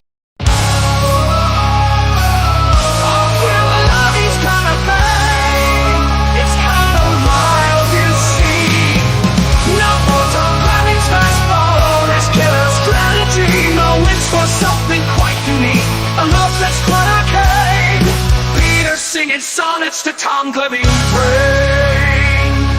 Oh, Clevy's brain, it's on the train. Running through the strategies and games. Peter loves it more each day. Shouts hooray for Clevy's brain. In every game while others cheer for strikes and all the fame. Peter's got his notebook out, jotting insights from the game.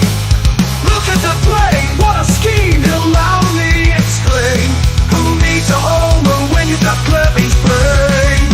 Oh, Clevy's brain, it's on the train, fighting through the strategies and games. Peter loves it more each day, shouts hooray for Clevy's brain. While fans go wild for curveballs that spin, Peter's analyzing the genius within. From tactic throws to the mental domain, he's all about the cerebrum game. Oh, Clevy's brain, it's on the train, running through the strategies and games. Peter loves it more each day, shouts hooray for Clevy's brain. There's a guy we know on the radio. Every single day, a Maggie and Perloff show.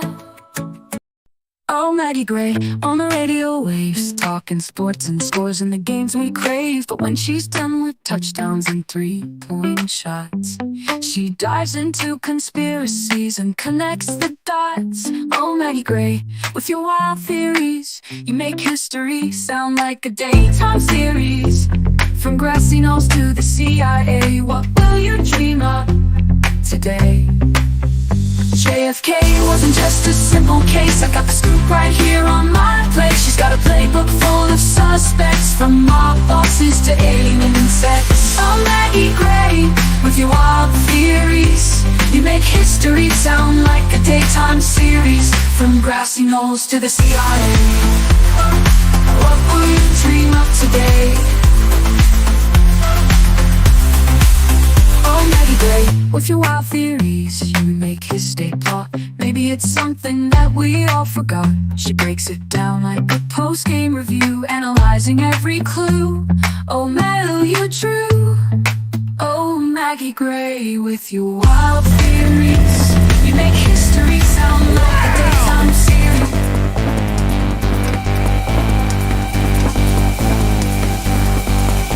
She's a lady. Oh, whoa, whoa, she's a lady.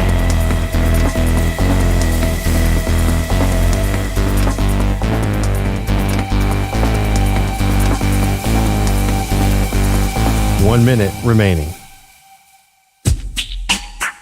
Don't give away, what is it? The cow? Milk for free? Whatever. The Green Giant. 45 seconds remaining.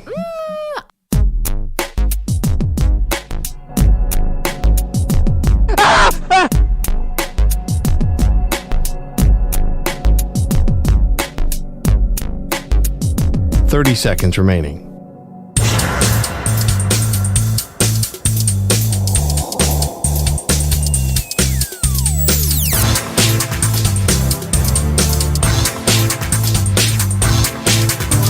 15 seconds.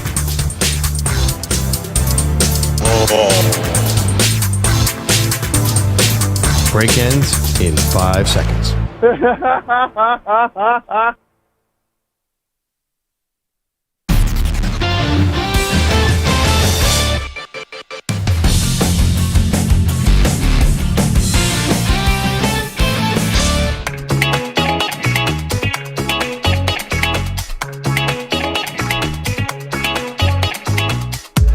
Welcome back. Maggie Gray, Andrew Perloff. This Tua Tagovailoa contract situation with the Dolphins has gotten a little weird, Pearl. Like, it's one thing if it's Jordan Love, which we'll get into. He's a hold-in. He's not practicing while his contract gets worked out with the Green Bay Packers. I don't love that. We'll get to that later. But this Tua thing is just odd to me because he's sort of half practicing. Like, that's been the story this whole offseason. Apparently yesterday, they said he was not going to participate in the 11-on-11 drills, but I think in 2 7-on-7 drills, he handed the ball off twice. Like, what is going on with this? Are you either in the pool or out of the pool here? Are you practicing or not practicing? That is so weird, and it's just the whole thing from the beginning. It just feels odd to me to give Tua Tagovailoa a $53 million contract for 4 years.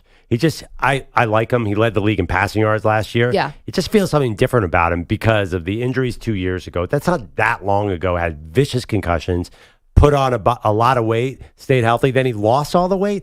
A lot of things about Tua as a player don't totally make sense. I understand it. I can see why it's a lot more complicated than Jordan Love, because there are those concerns. But I ask you this question. Do you think that someone else is going to be the quarterback of the Dolphins next year? Because if you think it's Tua, you might as well get that contract started. I'm not saying I love this, but the way that the NFL works is that the contracts go up and up and up and up. So why wouldn't you sign Tua to a 3-year deal now and get the clock going before you get more expensive and more expensive? Because if he puts together another season like he did this year, say they don't come to a contract, what do you think next year it's going to cost you? Now you're in the $65 million range. Now he's resetting the market. You might be able to get away with not resetting the quarterback market if you get something done now. Yeah, but it also could be if you have a bad season, very plausible. Lot of injuries in Miami, and they're not getting as healthy as quickly as they thought. Mike McDaniel could be out. You might be starting over with a new coach who is going to be drafting a new quarterback. That's a very realistic scenario, Maggie. I get it. It's always a possibility. I just don't think that the Dolphins are going to bottom out like that. Like, why wouldn't they? I mean, they're a bottom out candidate to me. They're either going to be really good or really bad. They're just so injury prone. That's the way they've been. It feels like Tua could get hurt. Somebody could get hurt, and this season could go really good, but it could go sideways. I think they want to cover themselves. Yeah, that's why I don't think they want to make a 4-year commitment. No, to Tua. Obviously, they're farting around here in a way that just seems like. I think they actually do want to keep him, though, don't you? Like, what do you if you gave truth serum to the front office? Do you think they actually want to make a go at Dak Prescott next year, or they want to make try to lure Kirk Cousins or something? I mean, I think you give them truth serum. Yes, I think that they're not committed to Tua. So they're just going to let you think they're going to let this go? No, I think they'll sign him. Maybe. The problem is, and we've been talking about it. We talk about it all the time. There's no middle class for quarterbacks. There's no short term for quarterbacks. You can't just do 2 or 3 years and we'll see. The Falcons did that with Kirk Cousins, but he's 36. Yeah, I mean, Jared Goff got an extension. It was a lot. Kyler Murray now looks a little like middle class. Daniel Jones, I guess, is technically the middle class. Kyler Murray was not middle class when it happened. No, it was not. So it's hard. You really have to commit to these guys. I understand both sides here. See, this is where I don't understand why Mike McDaniel would be on the hot seat. Someone has to explain this to me. First of all, 2 years ago, when Tua did get hurt and they were down to their third string quarterback, they almost went into Buffalo and won a playoff game. And tell me again, what does that get you exactly? They almost won a playoff game? They haven't won a playoff game since 2000. That's my point. They baby haven't steps here. Let's get a playoff win. I'm sure that the fan base would be thrilled about that. I think you're getting closer to your target than you're getting further away. You can make that argument. I mean, they should have won the division last year. How are they getting closer? They're at least making the playoffs now. It's their own luck because they lost their season finale last year where they could have won the AFC East and they end up losing it, having to go on the road to play Kansas City in a game where the temperature was -30. They should have never played that game. The NFL screwed that up. Even so, I mean, nobody was talking about Miami floundered at the end of the season. Everybody got hurt. That's the problem. They did, but they still made the playoffs. You know? Right. But they weren't. I think I take exception to the fact they're not really getting closer to a Super Bowl because they haven't won a playoff game. I think there's a lot of impatience there. It's been 1990. What year was this that they made the AFC title game? Like 92. So it's been way too long. So I think that they think that Mike McDaniel can get you to the wild card, and that's it. Wait, do you think that Mike McDaniel, though, is the problem? I do not think that. I'm not sure what the problem is. I don't think he's a problem, but I am definitely down on the Dolphins. I think that they lost a lot from last year. Christian Wilkins is great. He's gone to Las Vegas. Jalen Ramsey's getting older, and all their defensive linemen are hurt. Vic Fangio's gone. Maybe the new guy is good, but I do think that why would they be better than last year? Show me one thing that they've improved at. This is what I think the best case scenario is for the Dolphins is that the offense is still awesome. And Tua and Tyreek Hill and Jalen Waddle are still awesome. And Mike McDaniel has another zag or another layer of the playbook that he is like going to unleash on the league. And they're going to, like how people were talking about when they scored 70 against the Denver Broncos. This is like historic, revolutionary, all of that stuff. And they're actually going to get guys back healthier as the season progresses. So it's a little reverse what happened last year as they kept losing guys. Maybe now you sort of get some reinforcements and get some help when you actually need it in the backside of the season. Yeah, I mean, they do have an exciting player in Devon Achane. I mean, he's ridiculous. He's so fast. Maybe what if it's the same as last year and they get to a wild card game and lose? Like, that's 3 years in a row. At a certain, you have to admit, like, that's not really the direction you want to go. That sounds like plateauing. I understand, but who are you bringing in? Belichick? You could give me Belichick. You just got me Belichick and Dak Prescott. Yes. What else? Who else you got? You want a Belichick Dak Prescott combination in Miami? Can you give me Christian McCaffrey as long as we're at it? It's maybe not a fantasy team. Maybe throw in TJ Watt. What else is happening here? Yeah. By the way, was that an argument for firing Mike McDaniel or against firing? You just gave me Bill Belichick. I don't think you just solved the Dolphins' problems. It's been 30 years since they made the AFC title game. You just screwed the Bills over, Maggie. Good job. Yeah, great. I think Belichick with like a rookie quarterback is probably not what the Dolphins fans want to hear. Coming up, we check in on the biggest storyline from training camp.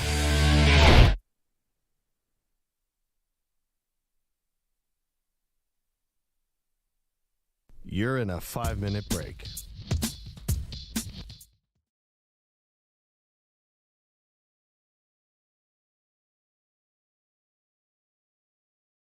Sitting in my room, scrolling through the tube, watching Maggie Perloff, getting in the groove.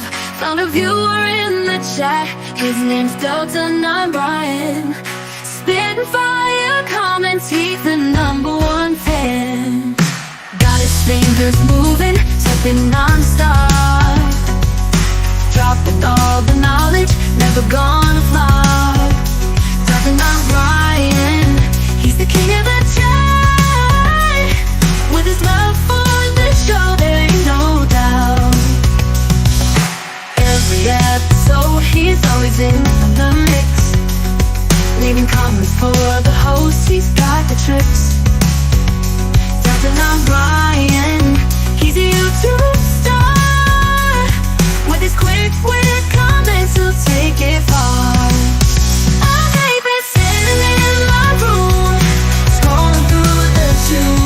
Watching Maggie and Perloff, getting in the groove. Found a viewer in the chat, his name's Delta 9 Brian. Spitting fire comments, he's the #1 fan. Every episode.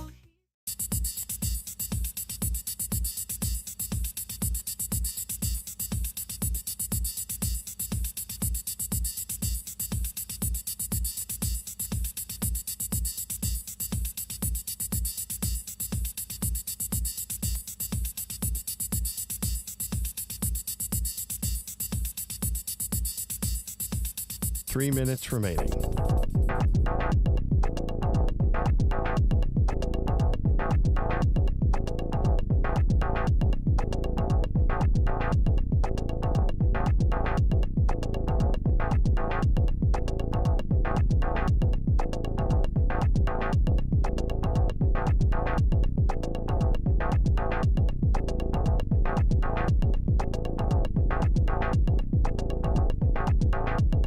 2 minutes, 30 seconds remaining.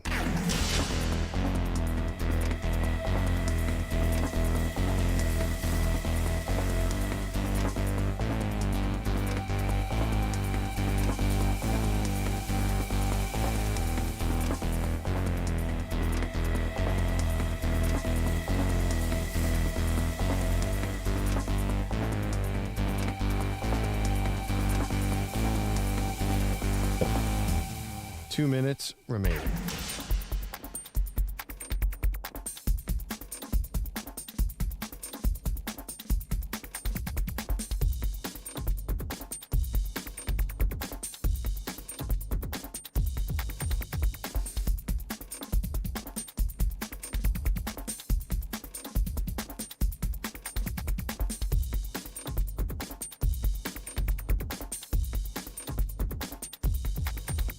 One minute, 30 seconds remaining.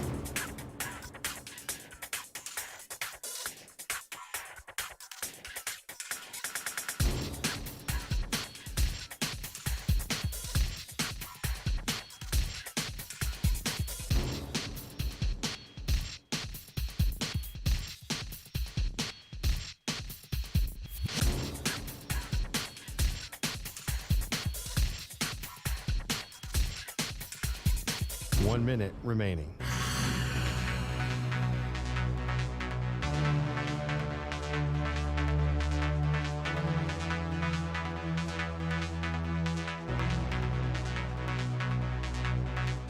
Forty-five seconds remaining.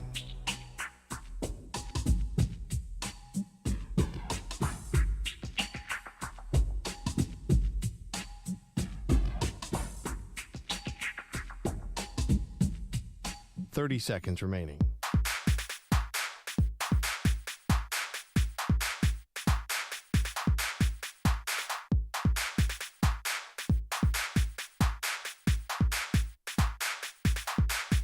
Fifteen seconds.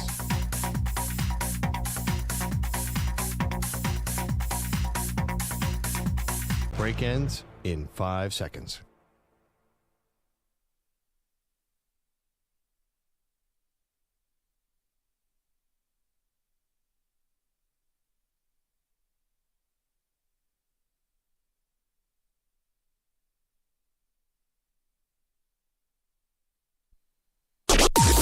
Maggie and Perloff on the Infinity Sports Network.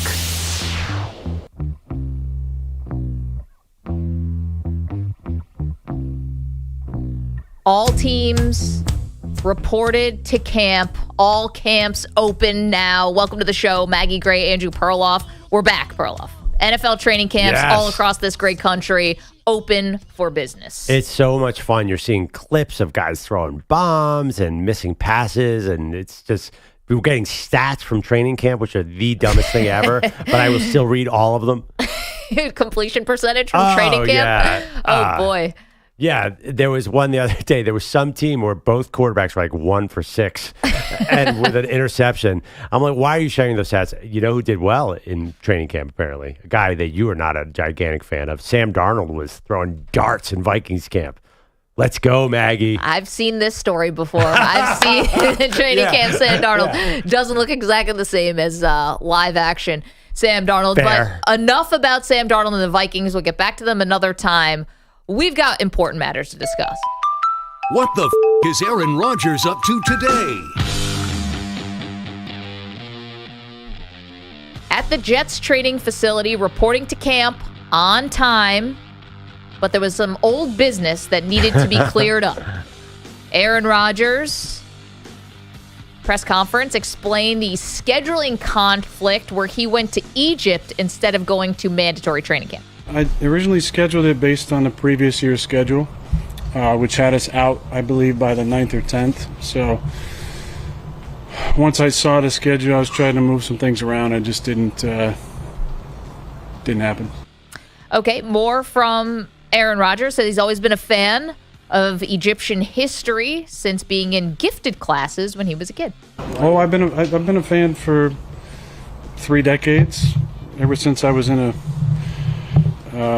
gifted and talented education class.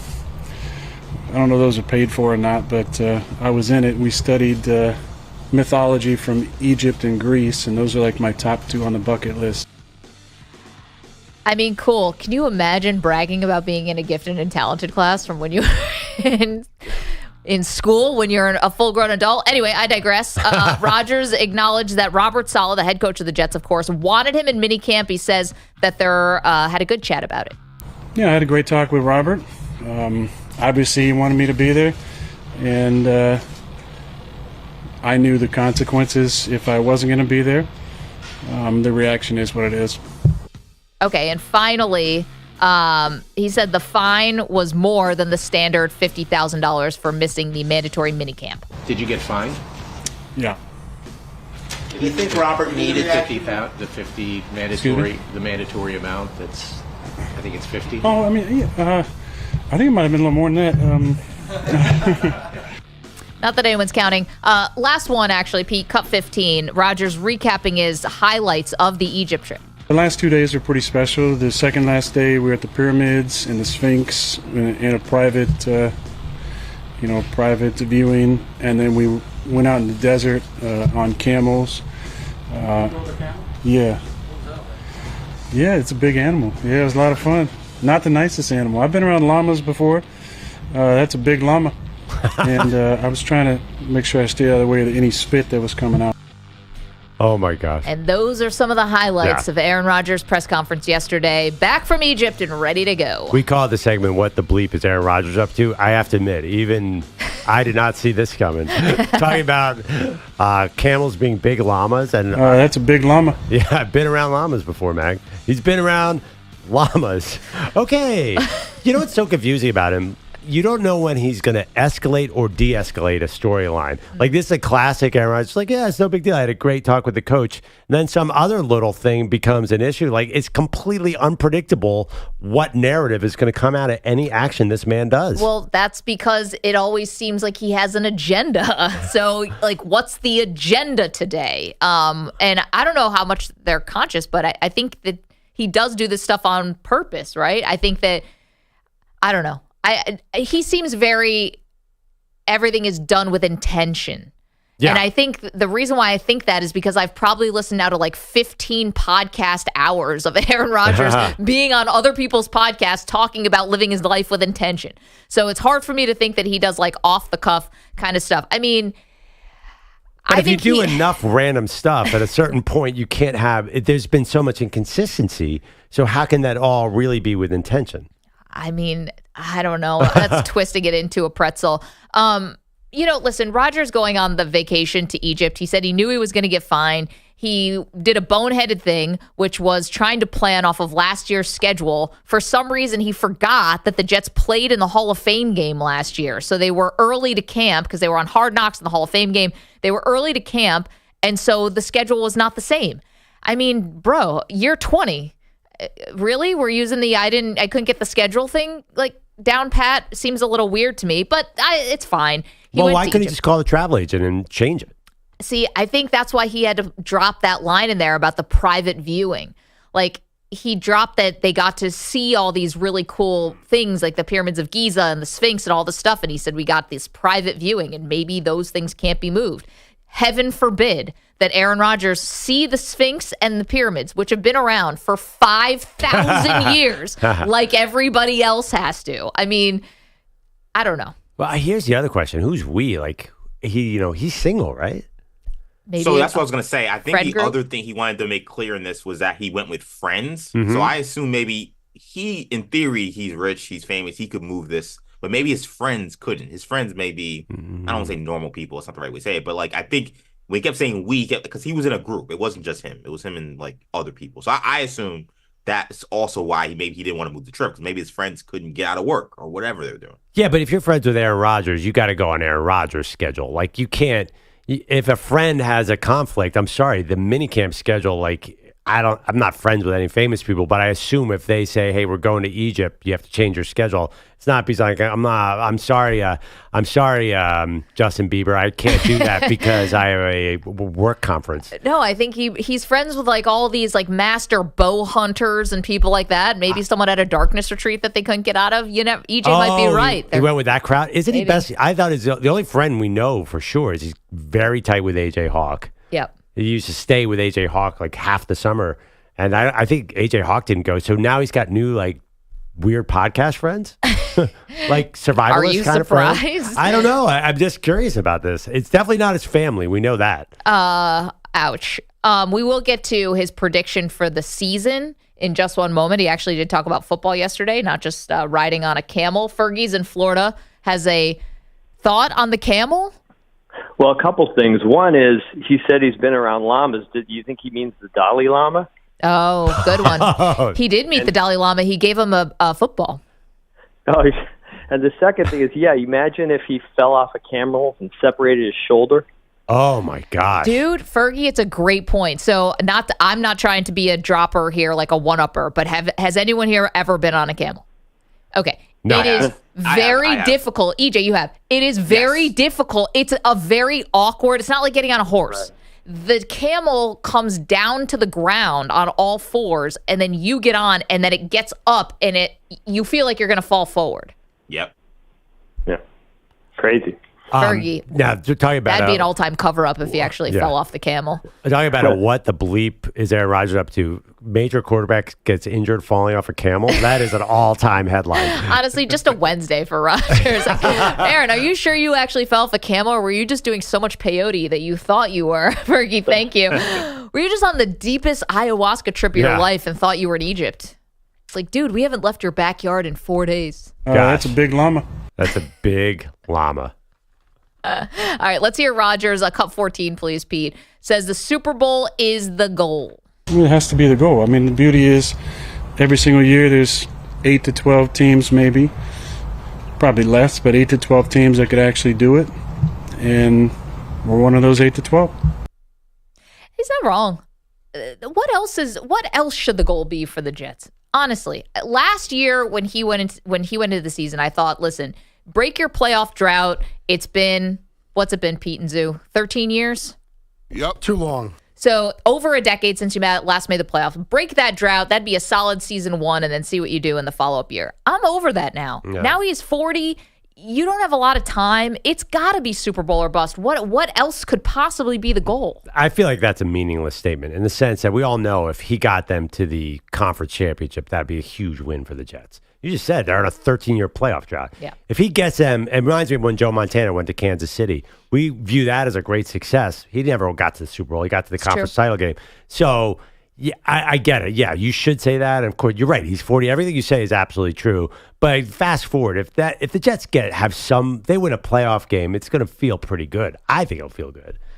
Yeah, but I think they're even expecting more than just one playoff win. I mean, their defense is crazy good, and they do have Aaron Rodgers. Like, there's reason to think Super Bowl, but to me, it's not Super Bowl or bust if you're going to measure the success of this. Big Zoo, Super Bowl or bust for the Jets. Big Zoo back there? Yeah, he was editing.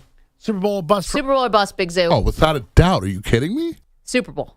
Yeah. So you would say if they got to the conference title game, that would be a disappointment for you as a Jets fan? No, it wouldn't be a disappointment. I mean, listen, in the moment it probably would be, but in reality, when you look back on it, it'll be something that you remember. It'll be nice, but at the end of the day, you go out, you bring in Aaron Rodgers, you do everything you've done over the last 2 years, and I mean, I want to be positive, and I want to believe that Joe Douglas is going to do the right thing for this franchise and not the right thing for the right now and for Aaron Rodgers. But if they trade and they give up first-round pick or more for Davante Adams right now, then how are you going to tell me it's not Super Bowl or bust? You have to win right now because the next 10 years could be a complete disaster after he's gone. Man, if they give up next year's first-round pick for Davante Adams and that doesn't work out and that turns out to be a top 10 pick, oof. Well, tell me, does Davante Adams actually put this team over the top? Because I don't think he does. I think he does. Your defense is really good. It's a really good defense. You won 7 games last year with Zach Wilson. I mean, it's a really good defense. So that I wouldn't be worried about. And I think you have Breece Hall. It was a great running back. I mean, yeah, I think Devontae Adams does put you over the top. I'll be very honest. I'd like to see Rodgers play before I even entertain anything with Adams, because you need to see if he's on the field, and if he's not on the field, then this is over. Because then you're it's moving over. on. Why would you think Devontae Adams is going to last the season? If you saw the documentary, that dude is hanging on by a thread physically. He's 31. He's turned 32 in December. Well, that's why he's old. It's a good trade deadline chip. Yeah. Go get him at the deadline, and you have a run. If you're having a run, if you're having a good start of the year, then you know, like, all right, let's get that extra piece, and let's try to win the Super Bowl. Here's the other part. If it is a deadline deal, we're talking about the Jets right now. Aaron Rodgers explaining himself at camp yesterday. He was on a camel, yada, yada, yada. Got to go see the pyramids, all that. Cool. Said Super Bowl or bust. If you do it as a trade deadline, it's not going to be a first-round pick. Right. It's not, because you're going to have fewer bidders than it would be if it was an off-season thing, because at the deadline... it's a more targeted pickup. I think even if you have two teams who are bidding against each other, I don't think it gets to a first-round pick. No, and that's fair. So in the in-season portion of it, and listen, there's things that can change, and there's a receiver on the Jets who I have a little bit of faith in right now who might not be there by the midseason of Mike Williams. We've seen that over the point of his career. He's already hurt, isn't he? He's on the PUP, right? Well, it's recovery from last year from the knee surgery, but he should be. I think they said, Salah said a little earlier, they're expecting him to have like a pitch count type of deal. So he'll be back for week 1, but on like a very limited basis. I just think that going out and doing something like this, you have to be looking at this season as Super Bowl or bust. And I think that's how they look at it. Joe Douglas and them, I think that's how they do it. Zoo, Rodgers already put it out there. If they don't win, they're all getting fired. Oh, it's a fact. Once you say that publicly and you give that kind of red meat to everybody, why wouldn't you go all in? Because he obviously would know more than us. This portion of the show is brought to you by Ethos Life, the easy way to get life insurance in 10 minutes. Up to $2 million in coverage with no medical exam and just a few health questions. Get your free quote at checkethos.com. Not available in all states. Would you like to go on vacation with Aaron Rodgers? I'd like to go to Egypt. That sounds pretty cool. My daughters are big Egypt fan because there's a writer named Ricky Riordan who did Percy Jackson, who has a lot of books about the Egyptian gods. There's a lot going on over there. It sounds really cool. Now, you've been to Egypt. Is it tourist friendly right now? Is everything open? Are the pyramids hanging on? Yeah, they're not going anywhere. I mean, I was there when I was 13, so it was a long time ago. Well, yeah, I hope they're not going anywhere. I know they're closing Machu Picchu next year. Yeah, let's not get cocky about this thing. No, I understand. Yeah. It's a little different. No, I don't think they're going anywhere. It is a trip of a lifetime. I still remember it well from being 13. My brother was studying over there, and so my mom and I went to go visit him, and we felt extremely safe. What if you, next year, in a couple years, they're moving the Super Bowl back because they're not negotiating to go to 18 games, and you had this huge trip to Egypt, but it was the week of the Super Bowl. What would you do, Maggie Gray? I mean, I'd have to reschedule the trip. The pyramids aren't going anywhere. That's the thing. They've been around for 5,000 years. Nothing's changing. All right. Are you worried that all of a sudden they're going to get swept away? I just think if Aaron Rodgers is going to skip camp, then maybe that's a good excuse. I'll be very honest about this trip thing with the Jets. I actually think that it's a lot of it's on the Jets, because if Aaron Rodgers told them, "Hey, I'm going on this trip," he was in the camp before the mandatory, right? And they went out in that press conference and they basically said, "Oh, well, he's going to get fined." They threw him under the bus, and I think it's on the Jets. If they were told, just say, "Hey, he went on a trip. He's going to get fined." It's excused. Right. Unexcused opened it up to all these questions like he's going rogue. You're right, but the Jets never handle this stuff right. Right, it's correct. I think all of a sudden they wanted to say, well, and I think Salah said this, if we had to fine him because what about everyone else? Right. It's like we have to set an example. It's like, oh, now you have to set an example? What was signing Alan Lazard? What was signing Randall Cobb? They handled it poorly, the whole PR on that whole thing. Well, but clearly Rodgers isn't like every other guy. Correct. And they've made that abundantly clear. I totally disagree with this. They had to fine him because what's going to happen is if they don't find him and they say, "Oh, we don't know where he is, but it's excused," and then we find out he's on a vacation while the other guys are at practice, all of the LOL Jets, here we go again, the Jets are our joke, that would have been the pervasive storyline out of this. Now it's putting it is right here. Well, but it would have been the Jets to have no clue that quarterback is on vacation and they're making it an excused absence. Like, if you do it this way, you put it on Rodgers, and guess what? He's the only guy on this team that can probably handle a little extra scrutiny. We've seen Saleh can't handle it. We've seen Joe Douglas can't handle it. We've seen Woody Johnson can't handle it. Yeah, put it on the shoulders of the guy that's supposed to be the greatest quarterback, arguably, of his era, not named Tom Brady. Put it on him. He can wear that on his shoulders. I actually think this will put a little chip on his shoulder, too. But here's the thing. We know that he was not happy. Now, they worked through it. But you say he can handle it, and he can, but he wasn't happy when he got back from the trip and found out that Saleh said it was unexcused. And I'll be honest, I kind of like that, because last season he came into New York also a little upset, not at the Jets, but he was upset at the Packers. He came in with a little bit of an edge saying, they kind of let me go, and I didn't like how that was. And then once he got hurt, all that I'm a good teammate, chip on my shoulder stuff went completely away. He went back to, I'm doing conspiracy theories, where's Pat McAfee? All the good energy that he brought to the Jets when he first got there was gone, and the chip on his shoulder from what happened in Green Bay was gone. I love putting a chip back on his shoulder and saying, hey, dude, are you actually really locked in? I actually think it's a smart move by Robert Saleh and the Jets. I think this is going to work out for them in that way. Yeah, I mean, that is one big llama. That's also one very generous read by a front office and a coaching staff that probably hasn't earned it. 855-212-4227. Okay, you're welcome to weigh in on Rodgers. Yep, riding a camel in Egypt, you guys as one does. Now you guys have this in my head. I mean, we are lucky that Aaron Rodgers showing up at training camp, getting on that huge camel. I'm not doing it. I'm scared now. It's not easy. It's not like riding a donkey, I'll tell you that much. Lots more to do, including, of course, we check in with the Dallas Cowboys. It's Maggie Perloff.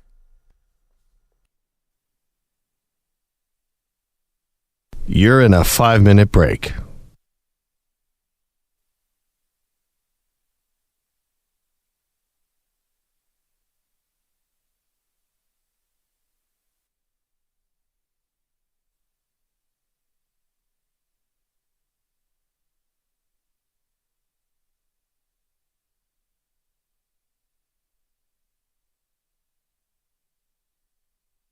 Four minutes, 30 seconds remaining.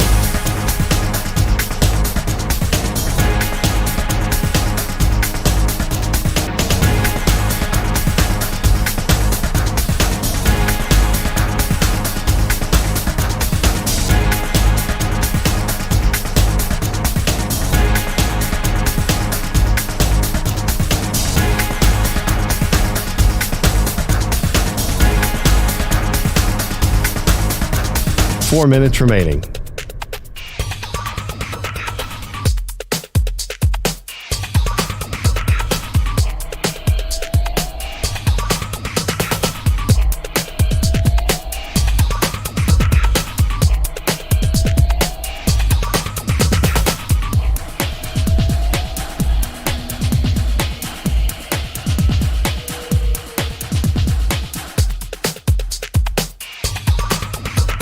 Three minutes, 30 seconds remaining.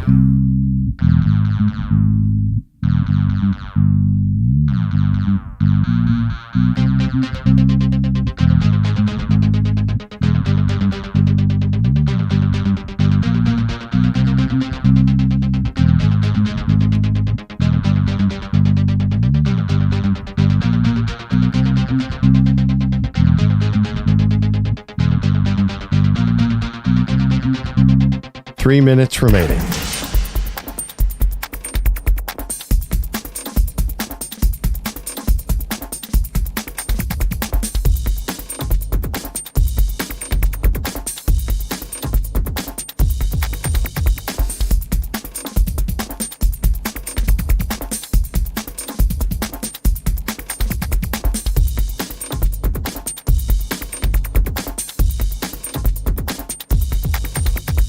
Two minutes, 30 seconds remaining.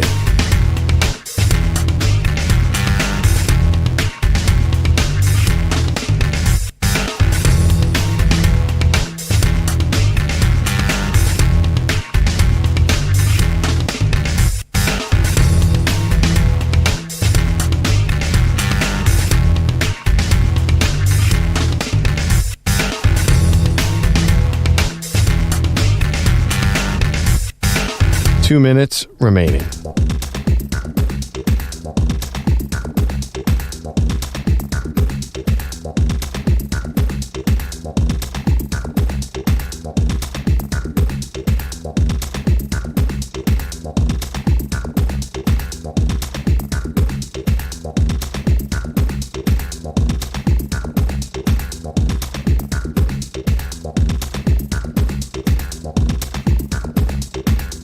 One minute, 30 seconds remaining.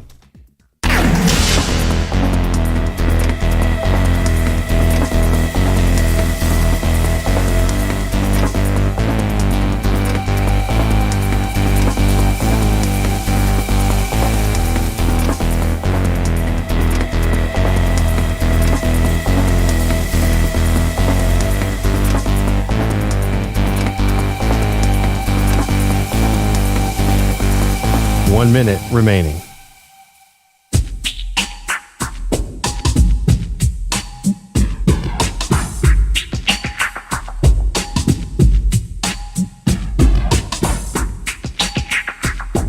"45 seconds remaining.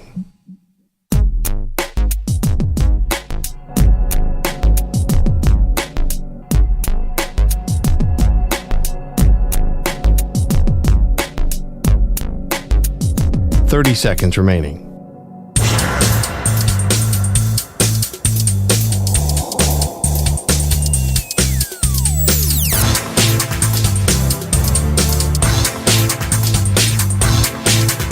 "15 seconds.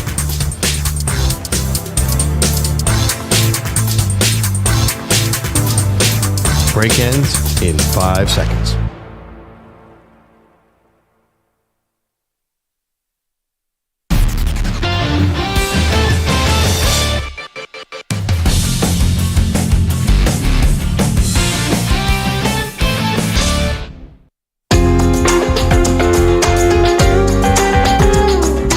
Welcome back, Maggie and Perloff Show.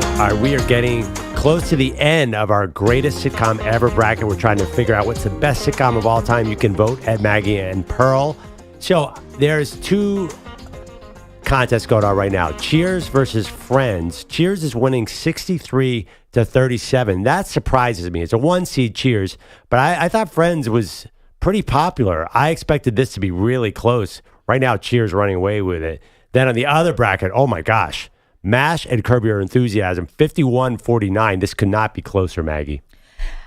Wild. I'm sorry. I'm stuck on Friends just getting their you-know-what's handed to them by Cheers right now. Good. And also, as a side poll, as if you haven't voted on enough polls and haven't heard the word poll enough in this year, which is going to be more and more, who is the worst character on Friends?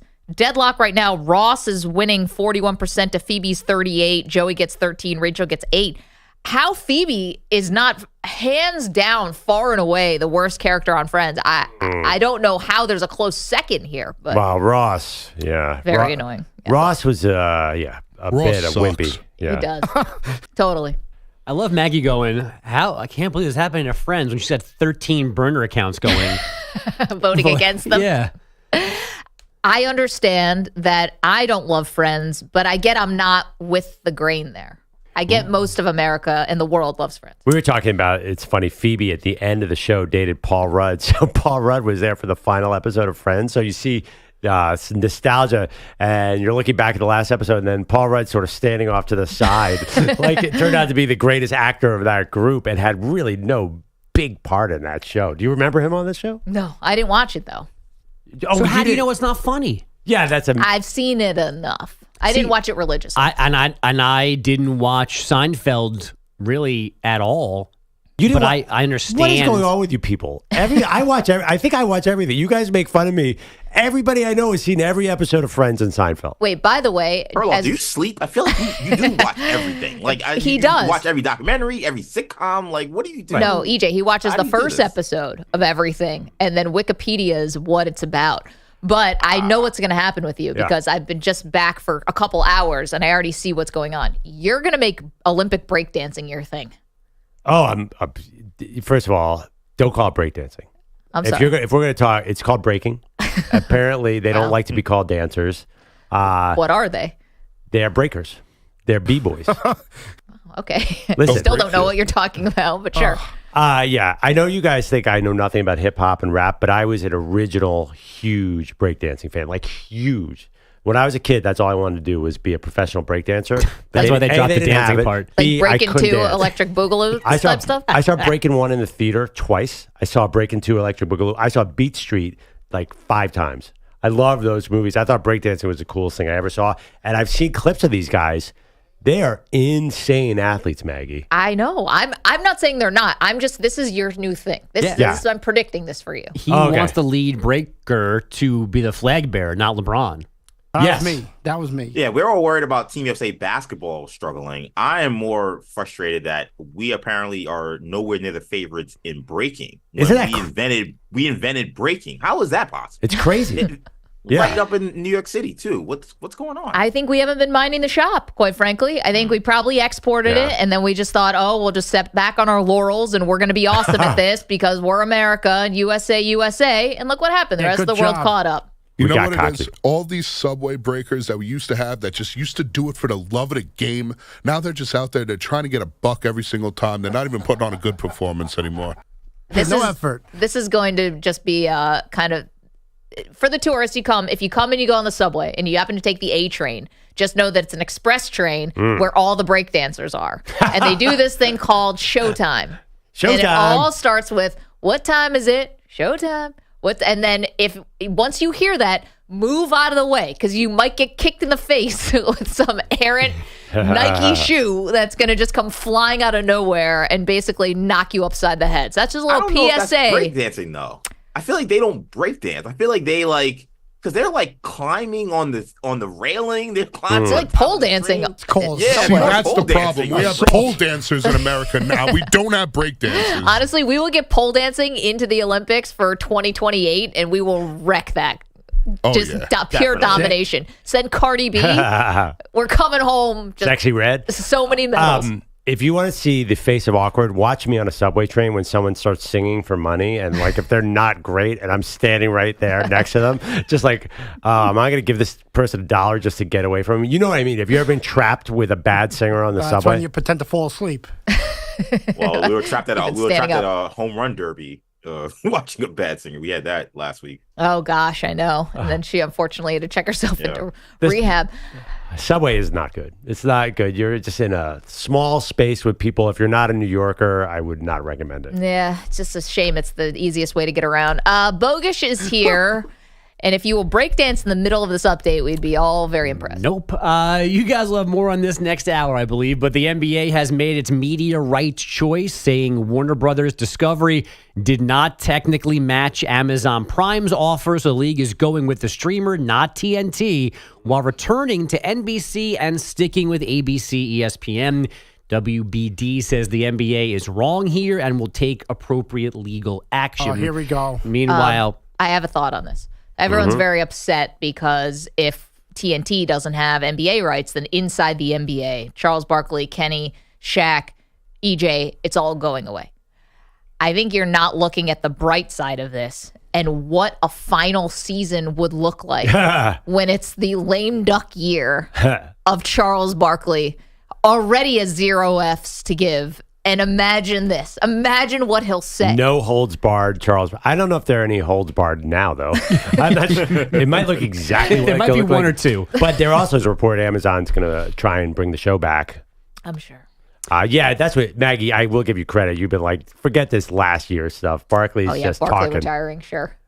In this agreement, by the way, NBC gets All-Star Game weekend, a Sunday night package after the NFL season. It'll be the first time they have NBA hoops since 2002. Can I just say real quick, like it's just a formula, such a formula for success. It's worked for baseball, to spread the games out to all sorts of networks so no one knows when or where it's on. Fans love that. That's just great. Yeah. And then make me go in and out of an app. Just wonderful.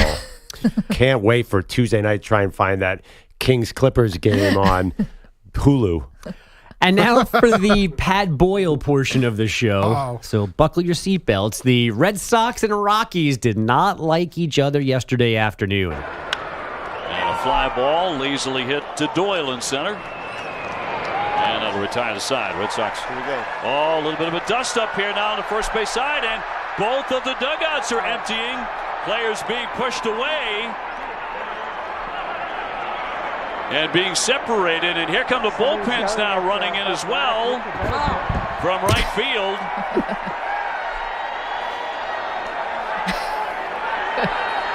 Players had to be separated there. Did not see a punch thrown. That's Dave O'Brien on NESN. It appears that Boston catcher Reese McGuire did not like Colorado pitcher Cal Quantrill celebrating that inning-ending fly ball. McGuire said something, and Quantrill told him to be quiet, and this is where Boyle would intervene. A very personal shut-up from Quantrill. If lip readers are correct, he said, I'll do some editing here, quote, You pleasured yourself in a bleeping parking lot, you dumb bleep. Football trivia. Which is... Give me Pete.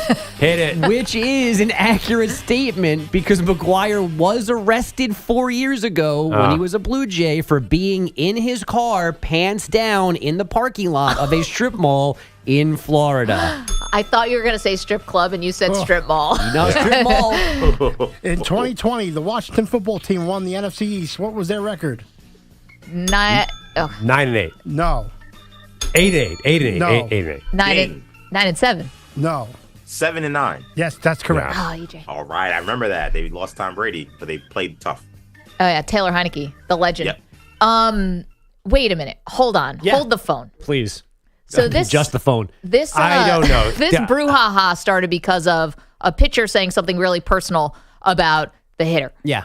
Family show. Why did you say Pat Boyle would be proud? Because Boyle would love to have presented this story. Oh, yes. I was like, you guys have told me some weird things have happened on the show, like some major admissions and like you guys talking about weird stuff. I'm like, what in the name of Pat Boyle? You know how Schwartz repeats his 6 o'clock update at 9 o'clock? Yeah. Pat would do that every hour. And also, we spent time on nursing homes and retirement homes and STDs yesterday because Boyle did a story on the number of condoms being provided to athletes in the Olympic Village. Yeah, that's always a That fun was story. the jumping off point of that entire segment. There was also, remember the story where the beds that the Olympians were sleeping on at one point were made of cardboard? They were like, how are they going to hold up if, things get... That's when Zoo asked proven. about the crossbow team yesterday.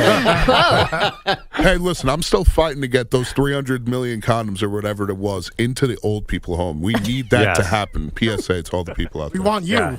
Yeah, you missed that, Maggie. We want a new show cause is to prevent venereal diseases at old folks' home. That's a good idea. To be honest, they're old enough to have been around the block. If they wanted to prevent the VD, these old people could just do it. Clearly, they don't care.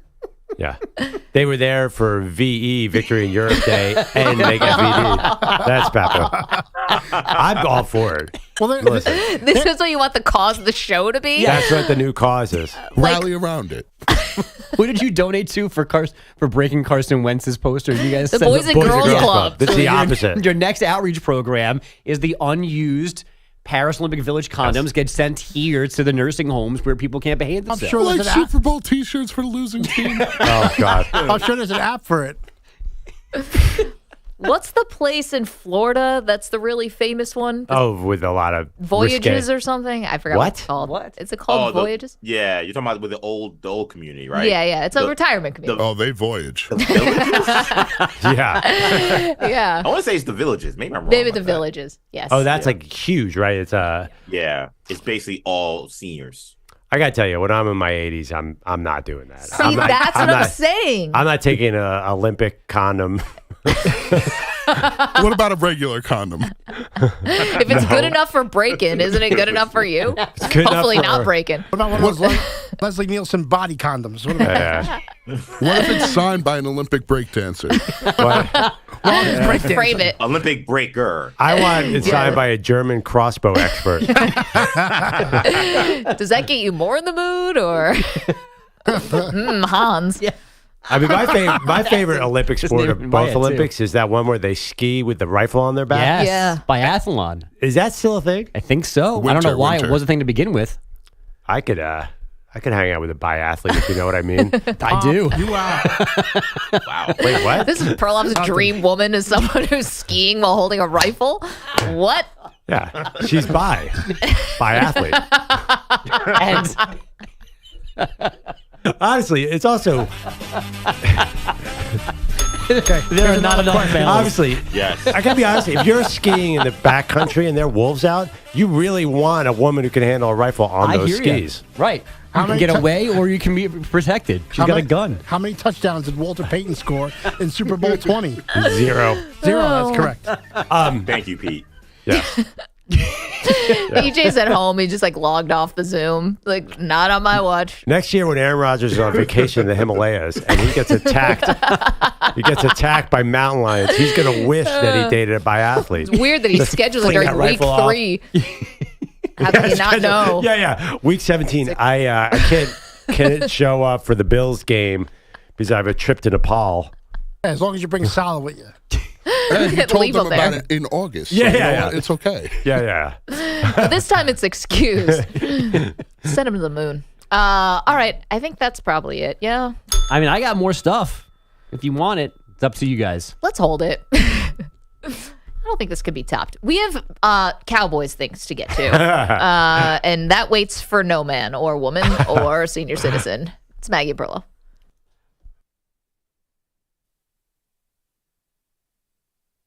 You're in a 5-minute break.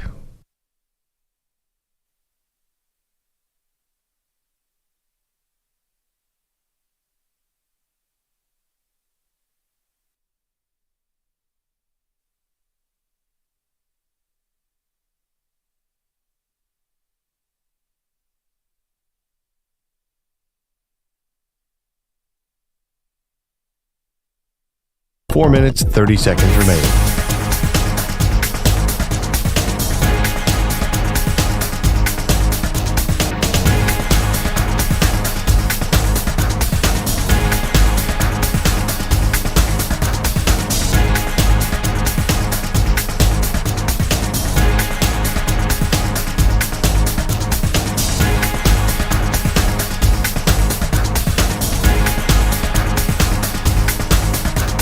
Four minutes remaining.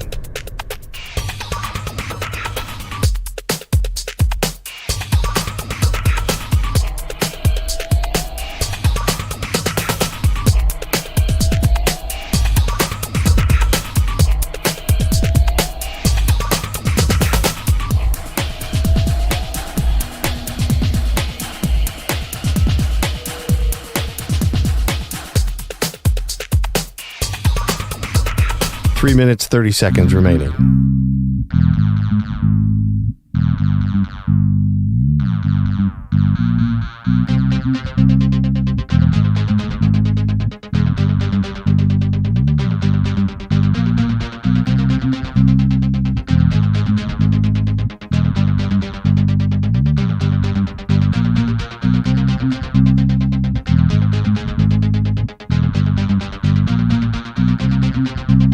Three minutes remaining.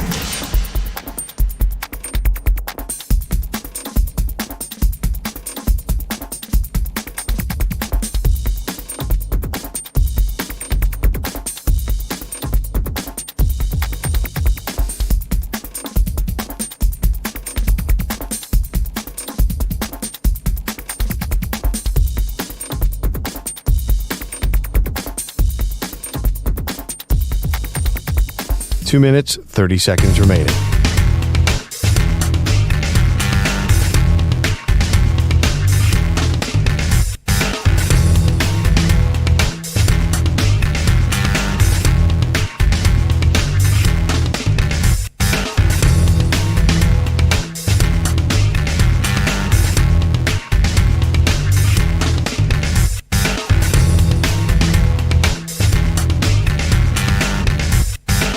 Two minutes remaining.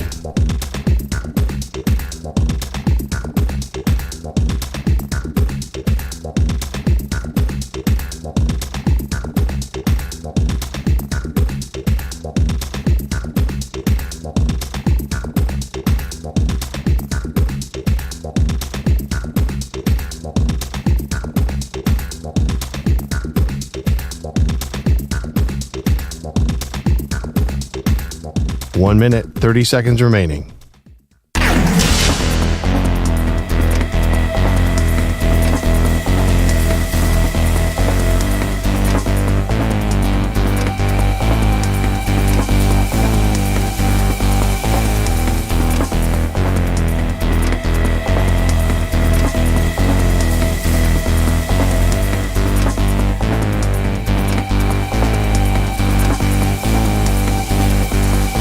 1 minute remaining.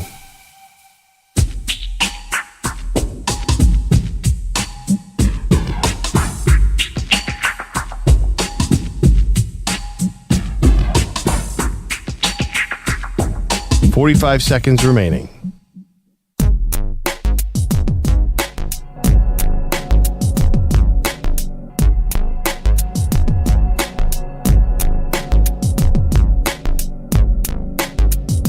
.30 seconds remaining.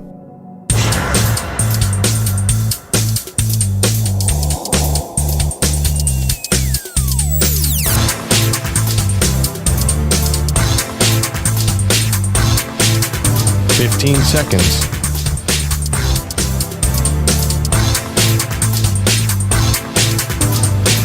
Break ends in 5 seconds.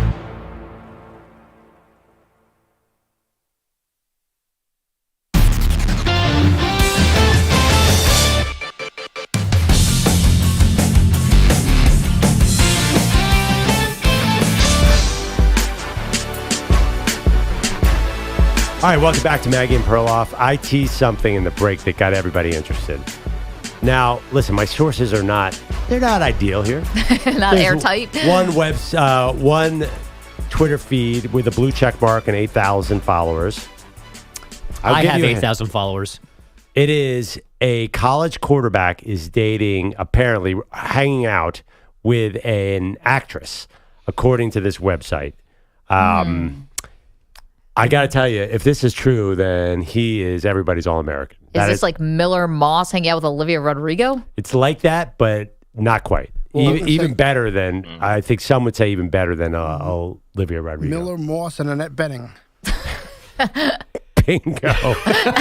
Wow. First try. Okay. Better. I would say the woman is right now sort of the it actress of our 2-year span here. Oh, Sydney Sweeney? Sydney Sweeney. Is dating Carson Beck? No. No, but I thought she was Carson engaged. Beck's with someone else. He's with someone else famous. Sydney Sweeney's engaged? Yeah, that was the whole... And then she that's what I was saying. Right, and she and Glenn Powell finally admitted that their whole thing was fake, was to promote the movie.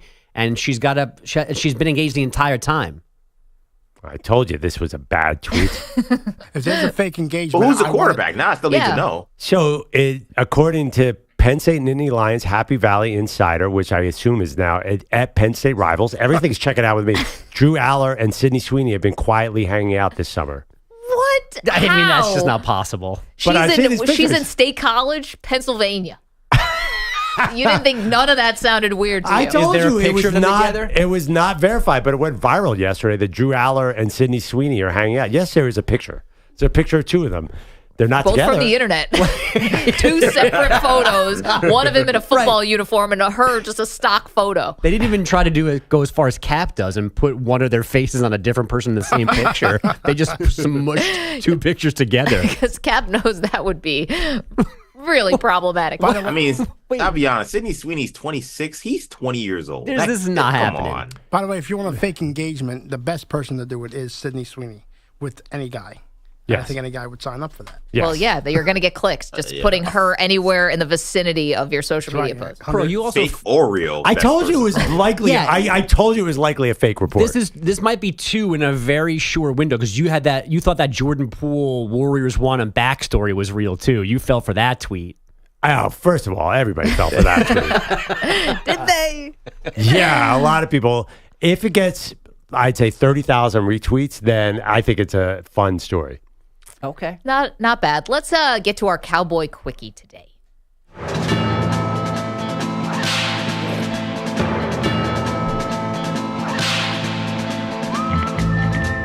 What'd you say this new tagline for our show?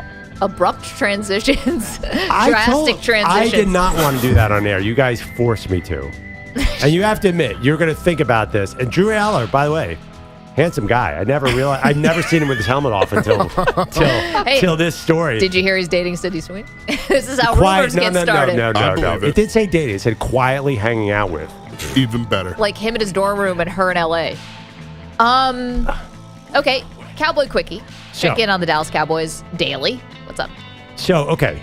The story this week is CeeDee Lamb not traveling to California with the team. Apparently, their coach, Mike McCarthy, expressed to longtime Cowboys reporter former coworker of mine, David Moore, that he is not happy with the situation. Said it's not the way I want to coach. This is the first we've heard of this because everyone's focused on the players. What do you think? Mike McCarthy speaking out against the Cowboys and this situation. Mike McCarthy. He's in a lame duck year. I totally understand why he's uncomfortable with this. This is not how you treat coaches that you supposedly believe in, like whatever. You're saying it without saying it, that the guy's coaching for his job. And I think he probably should have been fired after they lost to the Packers if you really feel this way. Yeah, let me give you the actual quote. This is a challenge. This goes both ways. You pour your energy into yourself and bet on yourself. The odds tilt in your favor. So he said maybe this will be sort of an impetus for him to bet on himself and have a good year. But he's very aware of his contract status. See, the problem is, though, with a coach as opposed to a player, is a player can really control their effort on the field. Like McCarthy has got to inspire and motivate and all of that, but he's not ultimately executing the plays. Yeah, that's a frustrating thing. Watch more tape, coach harder, yell more. He is the guy who told Jerry Jones that he watched tape of every game or something, and then he admitted he was just making that up. Trying to get the job. Trying to get the job. So maybe he could work harder. I guess there's a lot more tape out there for him to watch. For him to be grinding. Is there ever been a coach who's been a Super Bowl winning coach who feels like they have the least amount of respect as Mike McCarthy? Nope. I mean, Sean Payton, if he has some bad seasons in Denver, might be headed that way. Doug Peterson, no, he doesn't get a lot of respect either, I think. Maybe more than McCarthy. You know, the thing about Sean Payton, though, is he told us when he took the job that he only wants to coach in a place where he can golf. Like, we can't be all that surprised if Sean Payton might be mailing it in. He basically told you he was going to. That's probably true. You missed the CeeDee Lamb announced he was holding out. You're on vacation. Yeah. What's your general vibe, Maggie, of where this Cowboys offseason is going as we get to camp? So I'll tell you what I think about CeeDee Lamb. You and I argued about this a couple weeks ago, whether or not he's looking to top Justin Jefferson. And I said I thought he was. Yeah. And you said no. I think that's what the holdup is here. It is also kind of odd. And I know like the fines can be forgiven and all that because he's still on his rookie deal. For him not to be a hold-in, to be a true holdout, not getting on the flight to Oxnard and not going to training camp, I was surprised. Kind of maybe feels like they're a little further away. Yeah, and it's because you got the three contracts. They're all lumped together. Dak, CD, and Micah Parsons, who's actually Micah Parsons is not really causing any trouble, at least that we know of yet. It feels bad. I feel like Dallas, I'm starting to hear more and more people coming out saying, like, wow, they're going to miss the playoffs this year. It just feels like the vibes are definitely down. That's your Cowboy Quickie for today. Not to mention, by the way, Jerry Jones not at camp because he's dealing with a paternity lawsuit. So, yeah, it just feels like nobody's excited about the Cowboys. Everyone's going to do their Super Bowl picks in August. I'd be shocked to see it. Did you do? I picked them last year. Yeah. Cowboys, Jags. That didn't exactly hold up. But I had my reasons. What was mine? Mine was not any better. I think you picked Bills, 49ers, actually. Oh, okay. Well, that'd be good. I might have gone Bills, Eagles. Maybe you said Bills, Eagles. But anyway, as far as the Cowboys are concerned. Just think because I'm inundated with Bills and Eagles content. Because of our fandom. But here's the thing about the Cowboys. Like, what are your options here? Do you really have an option not to pay CeeDee Lamb? Like, I don't really see a graceful exit for them out of this. Like, you're going to trade him away after this year?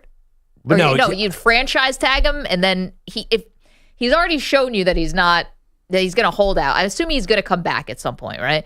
But, like, I just don't see their hand. I don't see the play. I think it's most likely CeeDee Lamb and Micah Parsons sign long-term extensions, and Dak Prescott does not. Yeah. That seems like the writing on the wall here. Did I tell you when I happened to be in Michigan? I was in northern Michigan for a couple days for vacation, and I was, had to make a run, had to make a beer run, some chips, all that stuff. So I went to the grocery store, and the nice man who was doing the checkout had to ID me.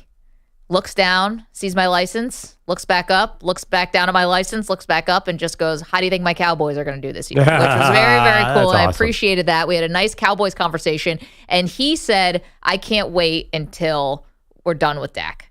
Yeah. And I think there is that. You've talked about it. I always said, Cowboy fans, you're going to miss him when he's gone because the grass isn't always greener. You've maintained you think Cowboy fans are just sort of over Dak Prescott. Remember the day after they got blown out by Green Bay? We came in that Monday and people were calling in. Like a funeral. Yes, and then all of a sudden, as the offseason has continued, everyone's like, well, Dak was pretty good, which he was. He was great last year. He was second in MVP voting.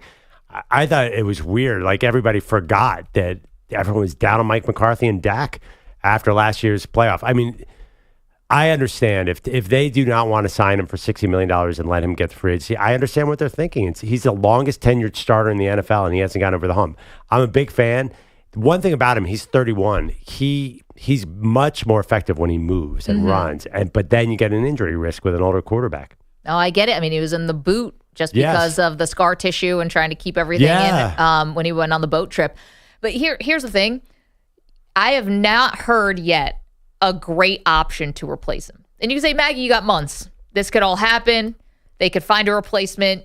That's not a plan.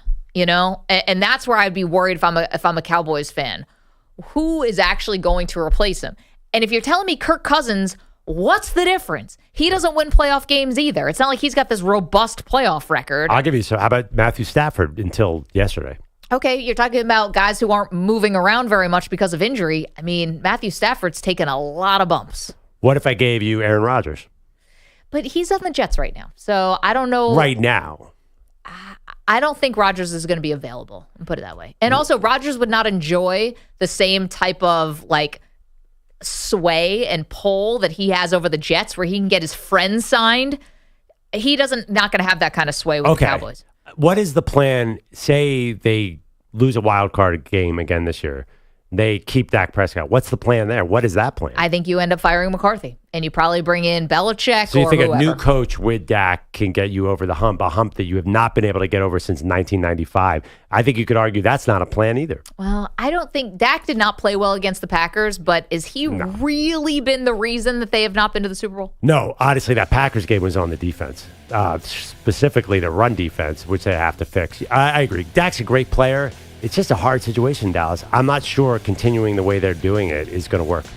Our NFL training camp tour continues. We check in next with Mike McCarthy's former team. And are the Packers getting a bit of a pass on this whole Jordan Love contract thing? Get to that next. It's Maggie Perloff.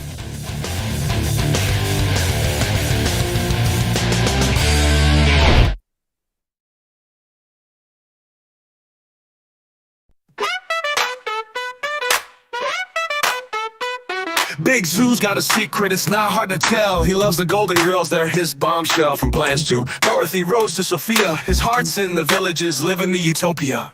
Big Zoo's heart is golden, just like his favorite show. In the villages, he's got that retirement glow. Loving older women, they're his cup of tea. Big Zoo and the Golden Girls, that's his fantasy.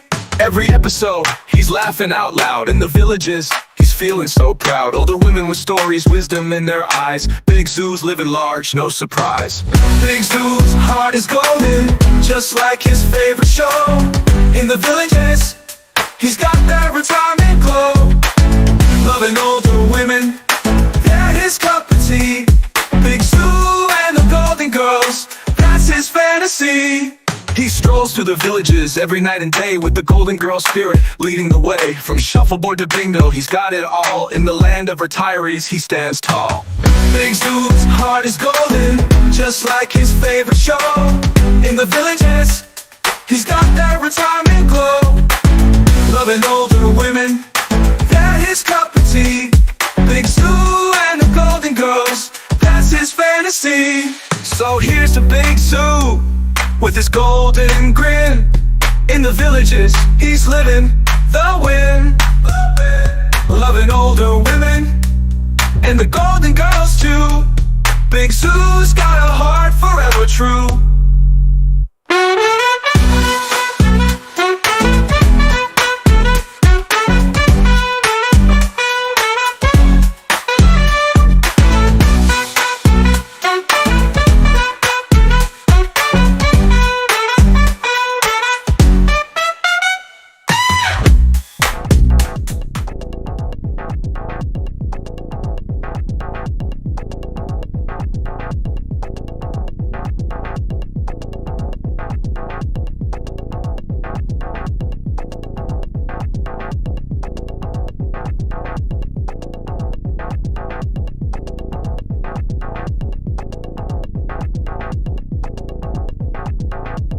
2 minutes, 30 seconds remaining.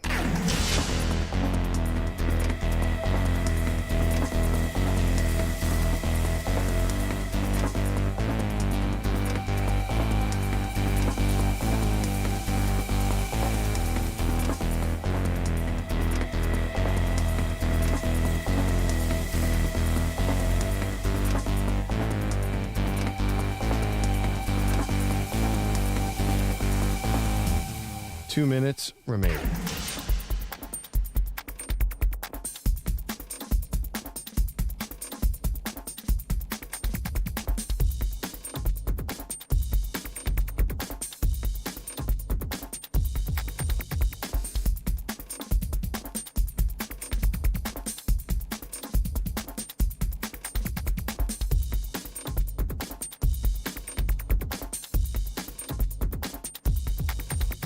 One minute, 30 seconds remaining.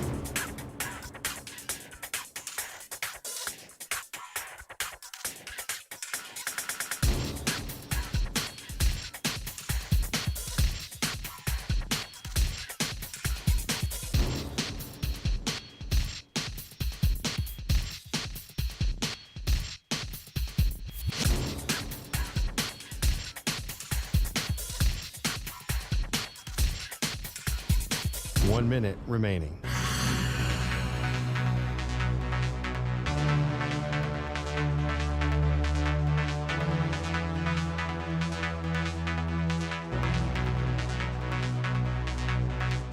Forty-five seconds remaining.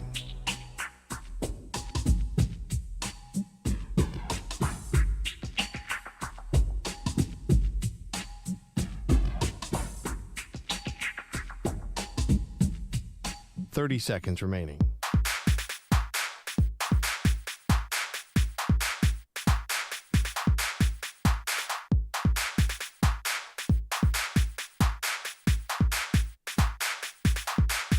Fifteen seconds.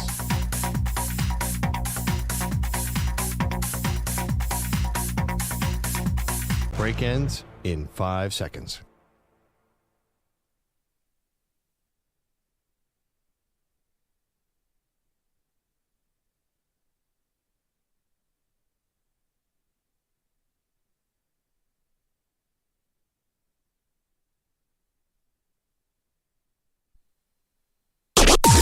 Maggie and Perloff on the Infinity Sports Network.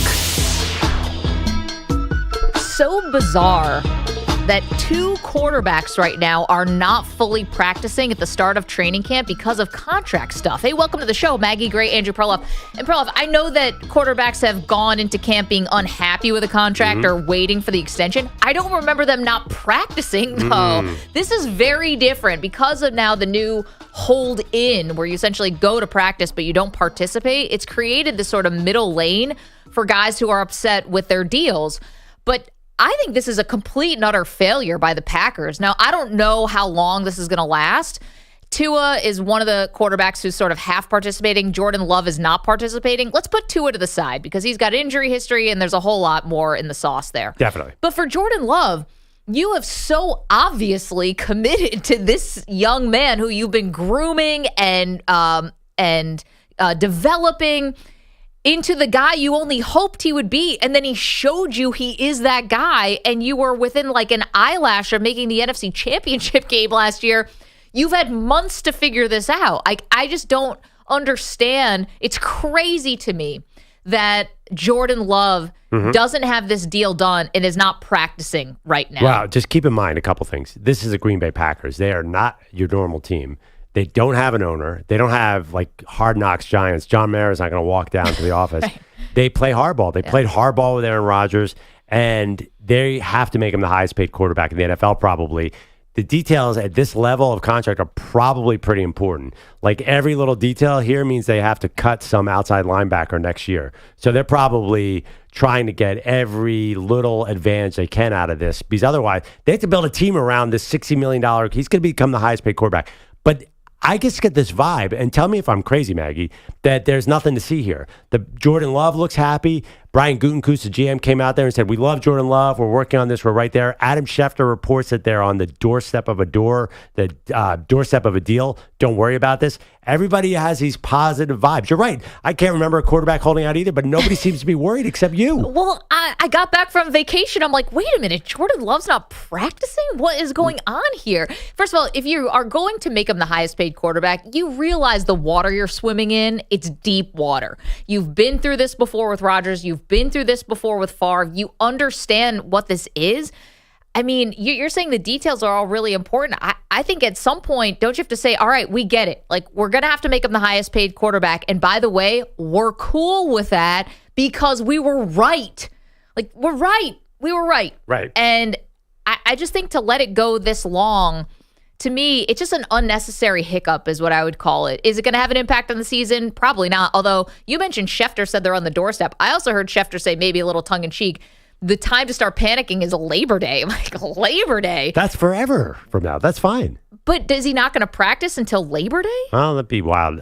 They do have Sean Clifford running around back there. So great.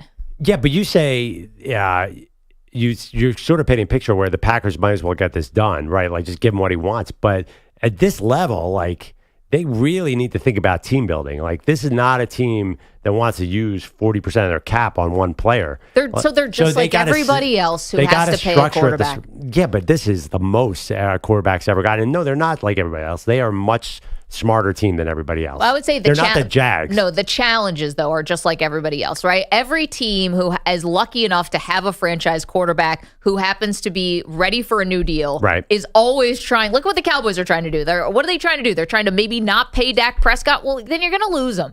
And the Packers are not going to lose Jordan Love. But it's like there's also just a reality to this thing, which is you hit. You hit on the quarterback. He's being talked about in MVP conversations. The team's being talked about as a Super Bowl contender. Get everybody on the field. Again, Tua's a totally different situation. Tua's got an injury history. There's baggage there that it doesn't feel like there actually is with the Packers. Like, they've cleared the decks so that it can be the Jordan Love show. And now all of a sudden there's cold feet or there's negotiating or standing your ground or whatever it is. Like, training camp started, guys. Let's get the quarterback out there. I see. The Packers don't do things the way other teams. When it comes to quarterback, listen, they're a team that had Aaron Rodgers in MVP form and drafted Jordan Love. They're a team that had Brett Favre at the top of the league and drafted Aaron Rodgers. They know what they're doing. More so than anybody. So if they're playing hardball here, they have a plan. I give them the benefit of the doubt. So my other thing, too, we're talking about Jordan Love not being, he's a hold-in right now with camp, but he's not participating. The other reason why I think this is crazy, that it's not done by training camp and let's just everyone hit the ground running. This is not a veteran who's heading into year 15. You know, this is not the continuity that has been forever. Like, you still have a guy who only has one season worth of starts under his belt. And yeah, he sat behind Rodgers for 3 years. That's fine. But you don't have this well-oiled machine. Let's not pretend like everyone's coming in and reading each other's minds. You have young receivers still. They're all growing together. But why you would think you could even possibly skip a step? Like, you can't skip a step. And I'm sure Packer fans are probably fine, and they're used to it, and they're used to this ownership group, the front office rather, not ownership group, doing it the way they want to do it. I think it's just it just feels unnecessary, unnecessary sort of blip. So let me make sure I'm clear about this. Yeah. So you're saying the front office is doing something wrong here, that they should have been done. I don't know. I just think who do you think's holding it up? I think. So first of all, I think they're trying to convince him take a little bit less to help your team, Patrick Mahomes style.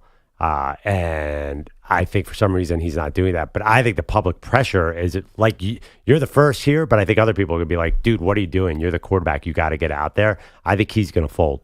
I think the team's going to win this battle. See, I don't love that because it's always disingenuous from the front office, right? Like, they know, I don't know why this happens, but fans side with management. Like, I don't get it probably because the front office is a little more faceless, you know? Well, first of all, the players are gone in 5 years. The front office is there forever. The team is, of course, you're going to be loyal to the team, not the player. Right, but, is the team trying to, who's in the right and who's in the wrong here? Right? It's a negotiation, so it can be hard to tell. Jordan Love's 25, 26.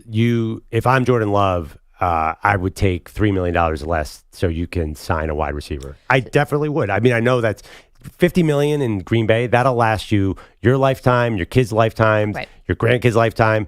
So they're probably saying, hey, make this team friendly so we can fit players around you. Okay, and I bet Aaron Rodgers, if he's still talking to Jordan Love, which I think he has become quite a mentor to Jordan Love, I think would say, you're going to take less, and they'll tell you they're going to get you more help, and then they don't.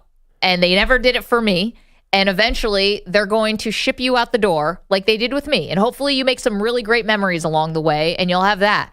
Why not get every last dollar you can? Because the Green Bay Packers are not guaranteed to give you that wide receiver help that you are coveting. Well, first of all, the Green Bay Packers, in reality, they have all these but they have all these young receivers. They're going to have to pay those dudes, including Christian Watson, faster than you think. But where's the big free agent signing here that he's going to be ushering in the door by taking less? It's not. It's never happens. It's keeping your players. It's key. You know, hey, do you like Christian Watson? You like Romeo Doubs? You better take $2 million less because you're not keeping both those guys. Okay, but who's the most important person in that equation? Is it Romeo Doubs, is it Christian Watson, or is it Jordan Love? This is definitely Jordan Love. This is the Packers. You know, they are all about the team, and they're going to make a compelling argument. Hey, listen, paying Jordan Love $60 million and hoping you're going to win a Super Bowl, the two things do not fit together. So we're talking about Jordan Love and how he's a hold-in right now. It's odd for a franchise quarterback to not be participating in training camp. Granted, it's the first day. Like, they still could get this done, but it's not happening. They've had weeks and months to do this. Here's the other part where if I were Jordan Love, I'm definitely, I'm wanting to get every dollar. Last year, the team made this like very tepid commitment to him, remember? And it wasn't even sure until he really started to turn it up maybe halfway through the season. I don't think it was even a given that he was going to really be the guy. You know, it's not like they said, hey, we've been watching you behind the scenes for 3 years. We know that you are ready for this. They said, here's a couple extra $1 million to sort of placate you, and we'll see how this thing goes. Well, congrats, Jordan Love. It went great for you. You win. Like you are the winner here because you showed that you can win playoff games on the road, and now that's going to cost you. Right. So he's going to get $53 or $55 million a year probably within 5 days. Does it happen then? I think so. And besides, I mean, we're talking about the Packers have given no indication that they're not going to give him $50+ million. So he's going to make, and by the way, you're just like, take every dollar. Honestly, you're right. In general, athletes should be about themselves. This is not a take every dollar situation. Like, you got to be a little team friendly here. So here's another funny thing, right? Yeah. So I went back to look at Joe Burrow's contract. And I know Burrow, it made it a little different. He had gone to the Super Bowl, all that stuff. But Joe Burrow didn't sign his contract till September. Remember, you did you ate the chili with no hands, the Skyline chili, because he had the highest contract. Joe Burrow, though, was still practicing and actually did get dinged up in training camp. The idea that Love is not practicing without the new deal, does that not in some level signal a little bit of distrust between the front office and the player? Because if you really think you've got this thing and it's only a matter of time, go practice. What does it even matter? Say you suffer a knee injury. Are they going to pull? He's worried they're going to pull the offer, or they're going to really change the offer if he gets hurt.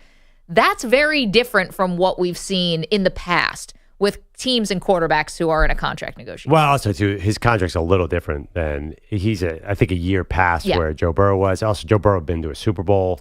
I know it's not the same. I'm just saying that usually quarterbacks are still practicing even if they haven't signed the deal yet. It's only now with Tua and with Jordan Love that we're seeing the quarterbacks not practice and also be upset with the contract. Okay, you're a Packers fan, Maggie. Yeah. Do you want to make Jordan Love the highest paid quarterback in the NFL? I just realized that's the deal. Just like you realized it with Jalen Hurts and I realized it with Josh Allen. And when you're lucky enough where you're a fan of a team that has a great quarterback, you just resign yourself to the fact that your team's going to pay him. Pay him, yes. But it's not just pay him. Like, there's definitely details that are important. I understand why the Packers are playing hardball. You don't think Howie Roseman has some outs in that Jalen Hurts contract?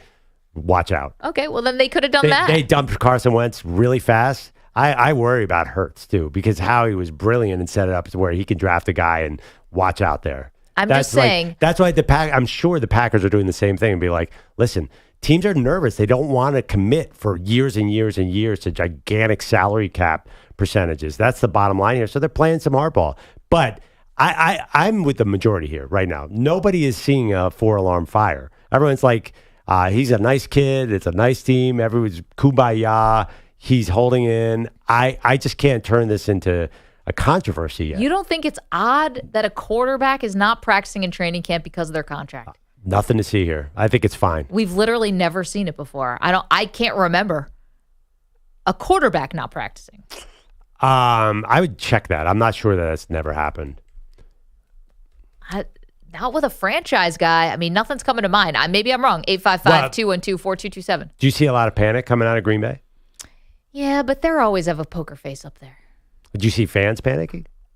I don't know. I do. You're the only person who's upset about this. I'm not upset. I'm just remarking. Show me the Packers fans. Show me the Packers writer who is saying the sky is falling here. Well, here's the thing. You kind of have no choice but to trust the front office because they've done this now a couple times. Yep. This is weird. Let's also not pretend like this is normal. It's not normal. Mm-hmm. So to go on and be like, oh, no, this totally happens all the time. Quarterbacks don't practice when they're upset with their contract. What? No, it doesn't. 855-212-4227. Okay, you are welcome to weigh in on that. We have an update for you on the Maggie Perloff sitcom bracket. We also have an update for you on the San Francisco 49ers. We have so much to do. Did you see Kirk Cousins rolling into camp with the Hawks jersey on? I saw someone saying that he looked like he was about to go to a 3-day music festival. Like, yep. Peace and love. With the Hawks jersey? Totally. 855-212-4227. Maggie and Perloff. You're in a 5-minute break.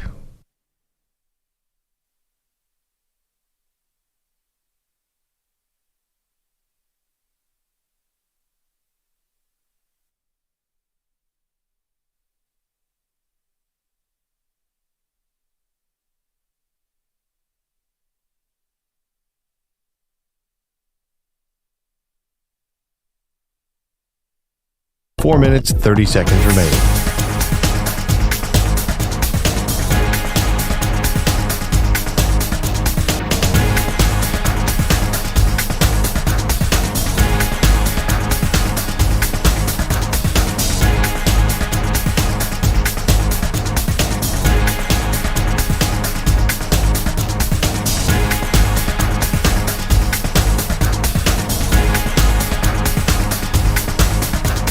Four minutes remaining.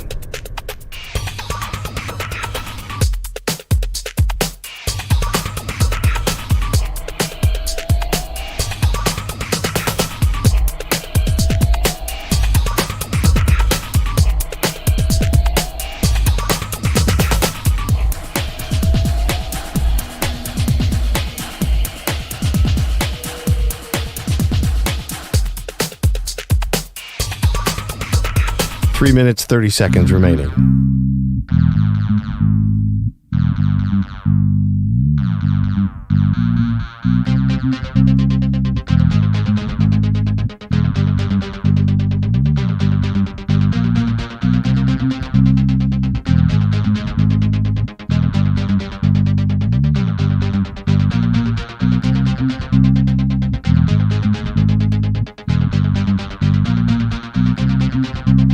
Three minutes remaining.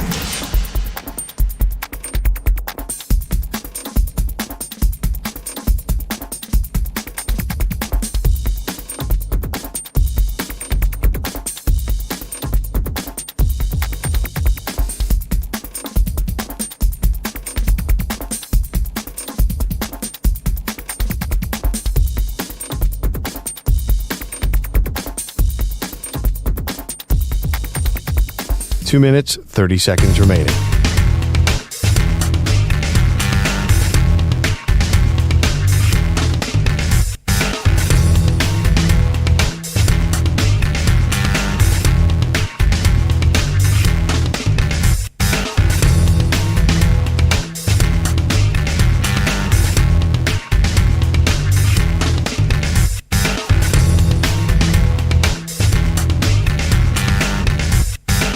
Two minutes remaining.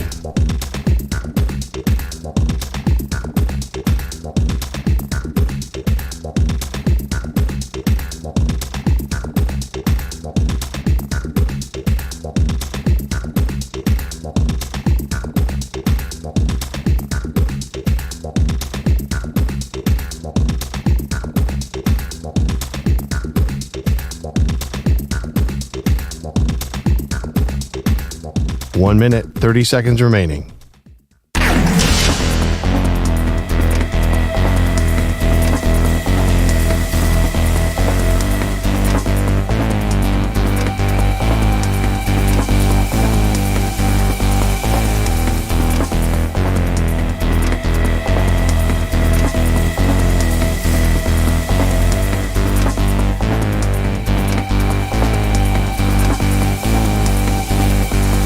One minute remaining.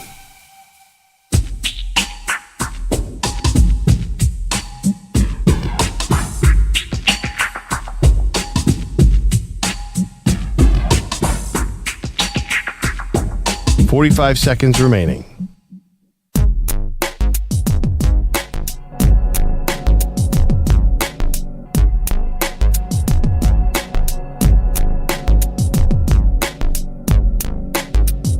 $30 seconds remaining.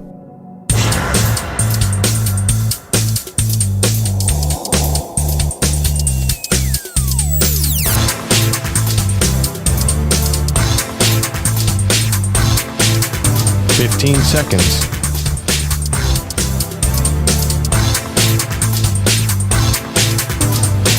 Break ends in 5 seconds.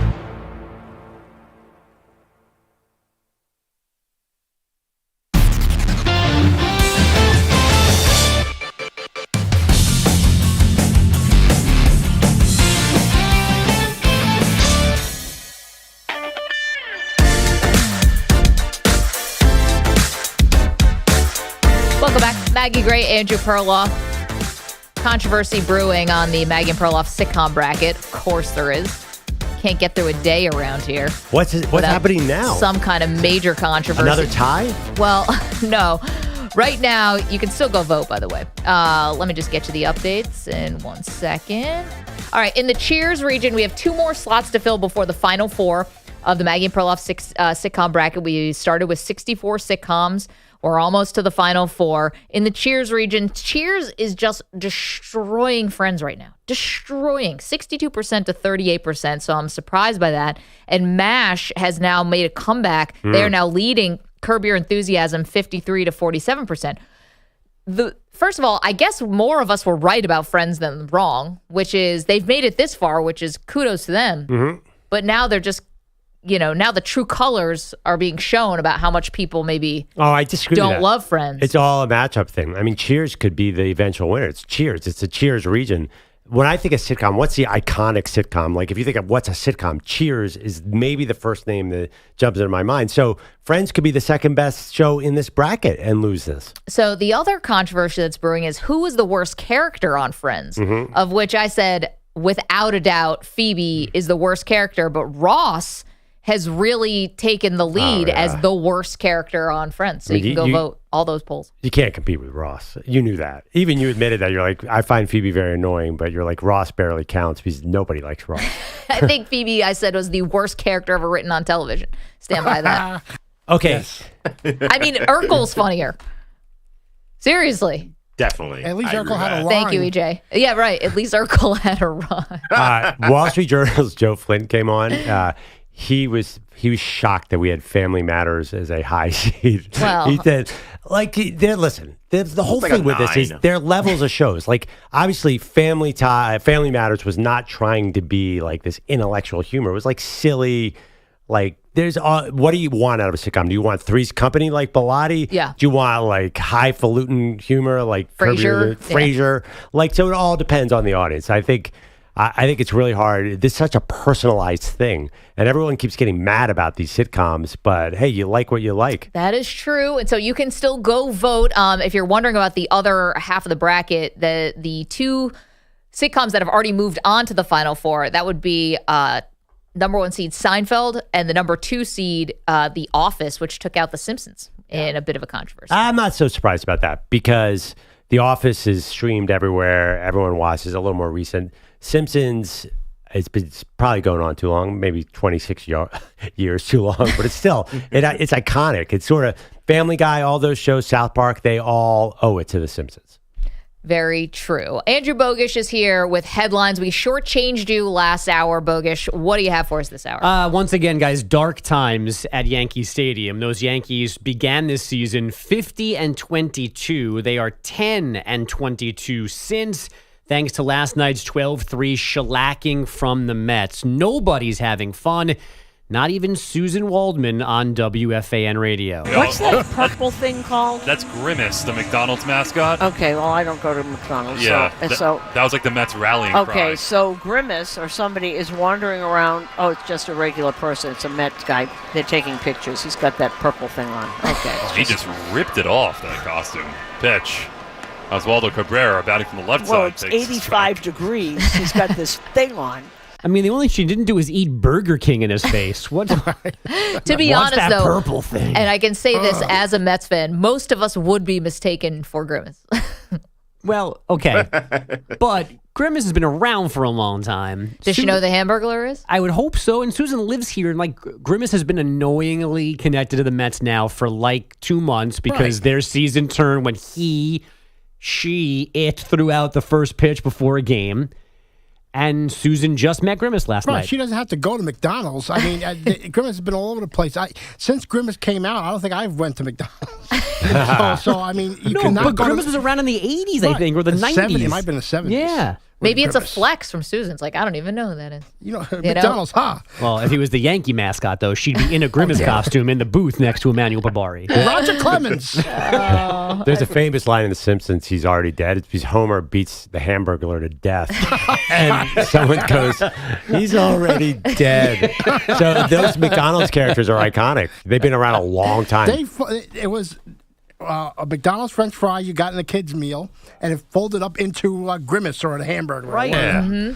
Yeah. And then she said, oh, it's just a guy. Like, did she think there were purple things walking around? Again, it's Mets fans. You don't know. I get it. Yankee fans a little more buttoned up, a little more pristine. Had that bus full of Grimaces come by today. Listen, there are some dolts at Citi Field, but none of them are purple. I think Susan was done with it, though. I think she was just done with everything. I get it. I mean, it's been some really frustrating baseball to watch over the last couple weeks with the Yankees. And then you get Grimace shoved in your face. I mean, it's tough. Yeah. To be fair, the creepiest one is actually, we're saying it, Ronald McDonald. I mean, it's a clown. Stephen King definitely, like, it must have been like the inspiration. Ronald McDonald must have been the inspiration. I'm not saying that they don't do great things. The Ronald McDonald house, all that stuff is awesome. I'm just saying the actual physical. I'm glad you look. qualified that, Maggie. Have any of you guys ever seen the original Ronald McDonald with the little paper cup over his nose, like the paper cup that you use to wash out your mouth at the dentist? It is horrifying. Terrifying. Actually was the chatting. fact that McDonald's pushed Ronald McDonald as a babyface is ridiculous. He is definitely the most heel-looking one in the group. Totally. I was chatting with a relative, someone on my husband's side, during this vacation that I just got back from, and he and his wife actually dressed up in clown costumes for like this National Clown Day, and they went to a park in Washington, D.C. with like a bunch of other people dressed up as clowns. They're like regular people, like lawyers, and they just like did this lark, and they're like, we couldn't understand why more people, they kept saying, we're so afraid of you. They're like, did you know that clowns are scary? I love how you qualify. I love how you qualify that there. That was my husband's family. Definitely. Very sweet people. Can I make an apology, by the way? It was Krusty the Clown who killed the Hamburglar. It was an opening of a Krusty Burger in Wisconsin, and this little character comes on, I'm going to steal the hamburgers, and Krusty goes, he's stealing the hamburgers, and strangles him and beats him to death. Family programming right there. Yeah. How did this not win? Yeah, you can do anything at a cartoon. How did it lose to The Office? Well, they put in Itchy or Scratchy. I forgot which one. They put fireworks in his costume during Itchy and Scratchy Land. I mean, imagine if Susan saw that. Oh my God! I don't go to Itchy Scratchy Land. Simpsons, huh? Wait, I don't even watch Simpsons. You guys kind of know. Did you know Susan? Like, I was texting her the other day. Susan is like a huge mentor to me. She's an inspiration. She just got a Lifetime Achievement Award, and we were texting about it. Where did she go to dinner? I was wondering. I don't know. Fancy place? Not there. Wendy's. Not McDonald's. Apparently not. Staunchly Wendy's. Yeah. And just to remind you, the Mets won last night 12-3 at Yankee Stadium. Francisco Lindor, 2 homers, 5 RBI. They sweep the 4-game Subway Series. Does Aaron Boone get fired this year? Is this the end of him? After the season, possibly. Not now. Yeah, who are you replacing him with now if you did it? An actual robot. It's Awesomeness or nothing else.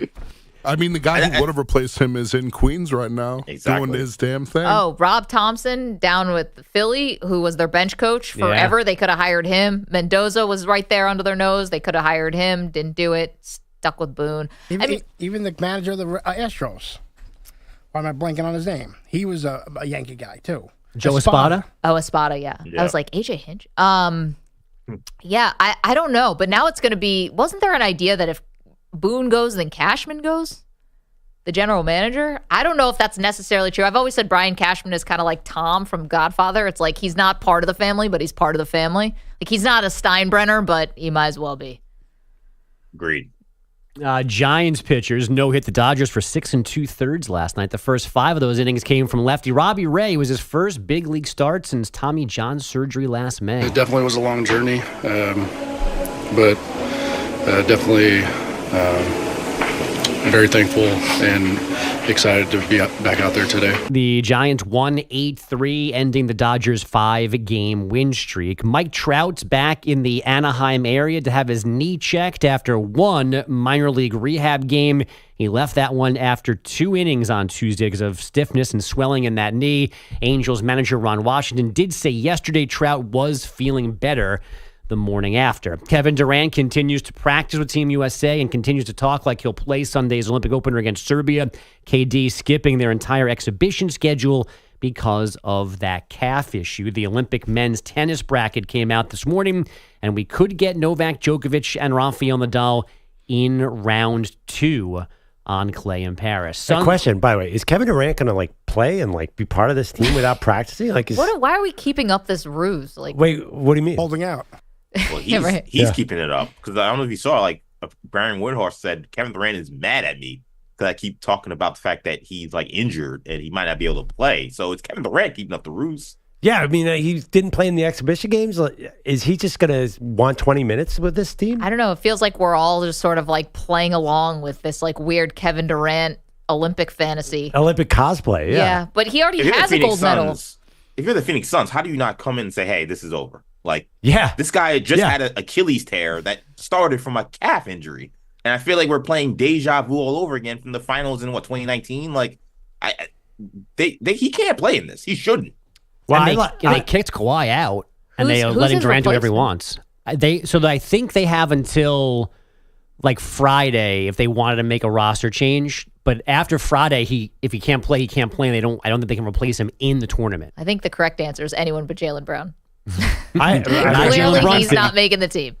I don't mind that my team, the Sixers, have Joel Embiid out there, and he's hurt. Because now the rest of the country gets to see what it's like to have Joel Embiid limp down the court in a key moment, and they can feel my pain. I love that you think more basketball fans are watching this than the Sixers in the playoffs. Oh, I definitely. Way more people are going to see what the Joel Embiid experience is now. They're going to feel the disappointment of Joel Embiid. Trust me on this one. How that guy is in the starting lineup over AD, whatever.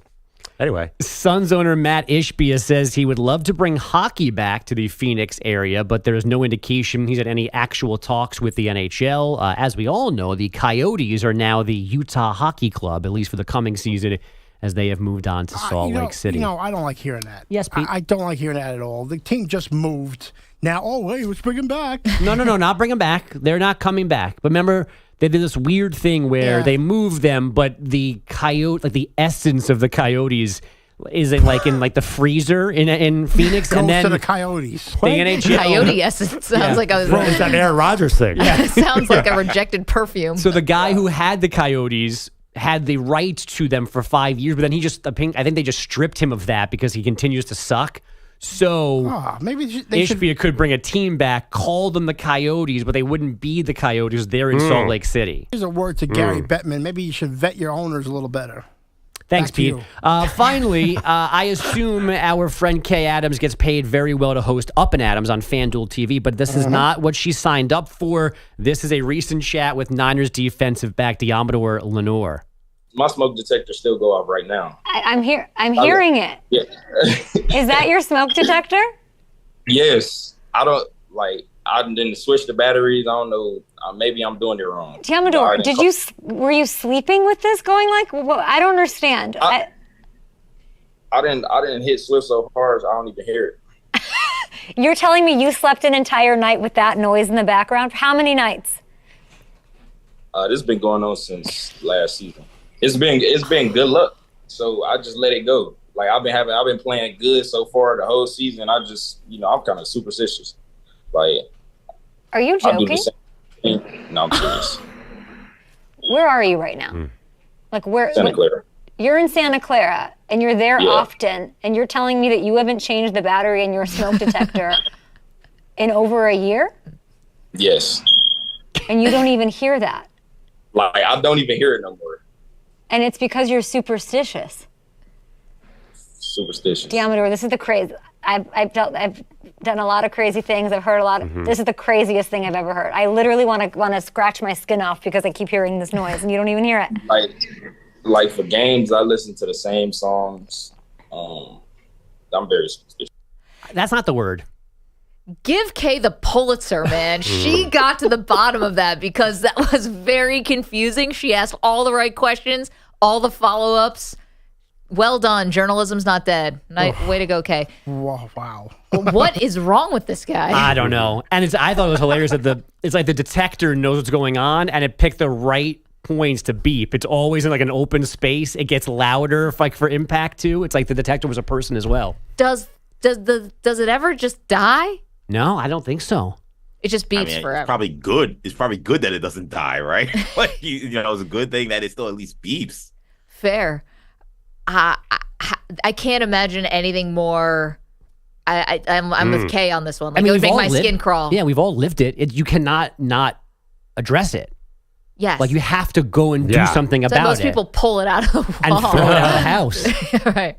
Yeah. And I'll also say this. I know Lenore says he's played well, but they just lost a devastating Super Bowl. I feel like this is the time to say, you know what? Let me change the smoke detector. Start sacrificing chickens. We just lost the Super Bowl. EJ, you're right. Like the sports gods gave you the out. Like you just lost the Super Bowl in overtime in devastating fashion. This is the time to put the batteries back in the smoke detector. It's not working.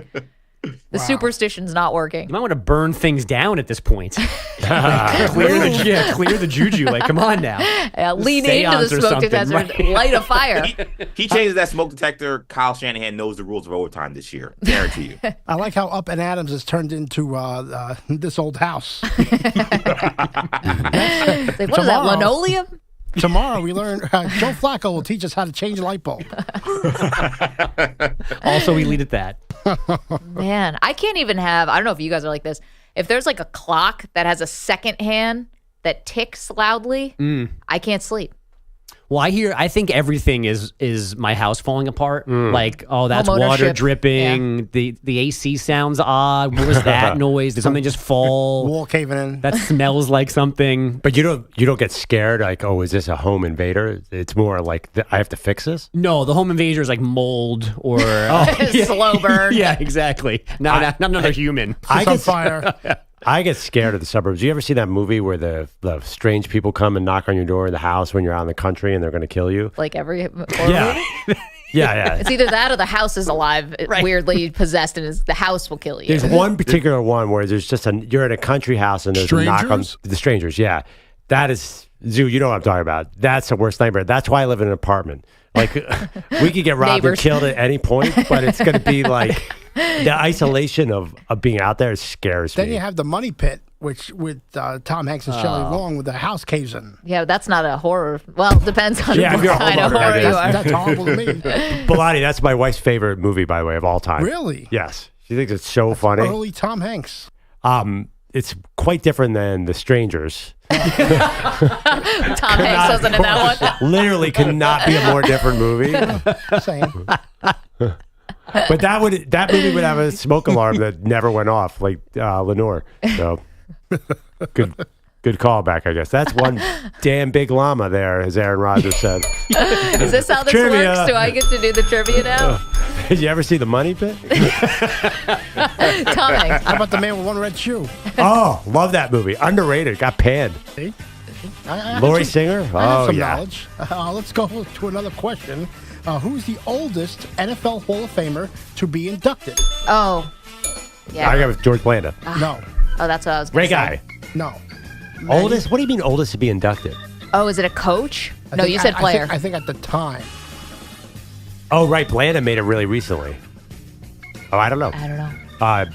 It would be Ed Sable, 94. Oh, from NFL Films. Sorry, you didn't say player. You just said person.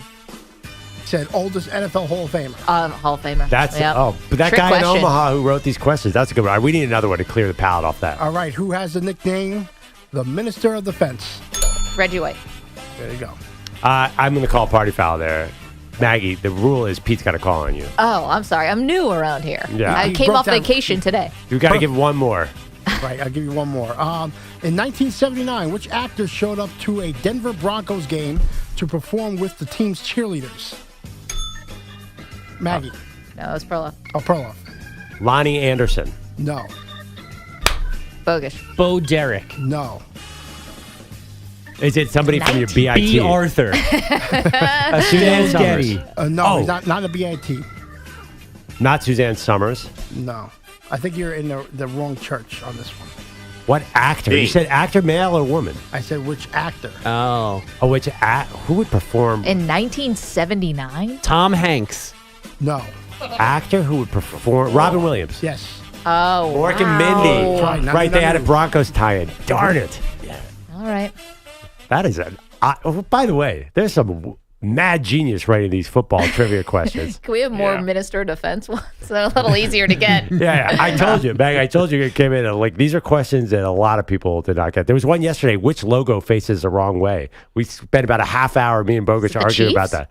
No, it was, which one? The only one that faces left, and the answer is the Eagles, but it's their logo, not their helmet, which has the wings coming off the forehead. Yeah. The Eagle head logo faces left. I guess have slightly. No idea. Yeah, like the beak is here into the head and body. Nobody else's goes left. Everybody else's goes to the right. That's what the card said. Can I tell you, I've been looking at the baseball ones. They are much easier. It's like how many games are in a season? Whoever's doing the baseball one really mailed it in. Yeah. 162, but it used to be 154. They didn't ask for extra credit. So, yeah. That is correct. And now it's 18. Now it's 18. They're going to 18 games, 2 bye weeks. Maggie has to move her Egypt trip away from mid-February. Just And trying I to am do callbacks. not happy about it because I first learned about Egypt when I was in a gifted and talented class in the 3rd grade. But you're cool with Robert Aaron Saleh. Aaron Rodgers, a gifted and talented class from Maggie, by the way, elementary of school. all the things that Aaron Rodgers, all the things he's done, almost ran for vice president, had huge issues with the vaccine. Maggie's mad because he was bragging about being in a gifted and talented class in 7th grade. You're 40. You can't be dining out on gifted and talented from middle school. You Sounds like somebody wasn't in it in middle school. What was the first tip off, Bogus? We've known each other for a long time. Clearly, I wasn't in the gifted and talented class. And if I was, you wouldn't know it. Why is that the thing that Because it's so gets you lame with to be Aaron bringing that It's up. very pretentious. Oh, It's thank you, EJ. Extremely pretentious. I saw that and I was like, really, dude? Come it on. wasn't pretentious when he was lecturing us on the Tartarian Empire on the podcast? I found it quite enjoyable. Oh my gosh. Well, thank you, Bogus. Everybody. We still have a lot to do around here, including more NFL training camp updates. We also have a big update on a deal that went down. We have the details next.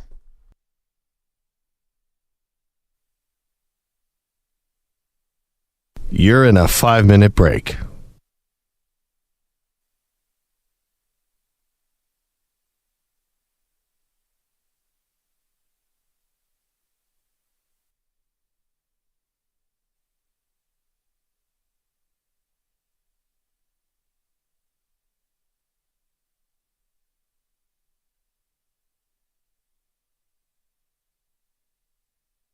Four minutes, 30 seconds remaining.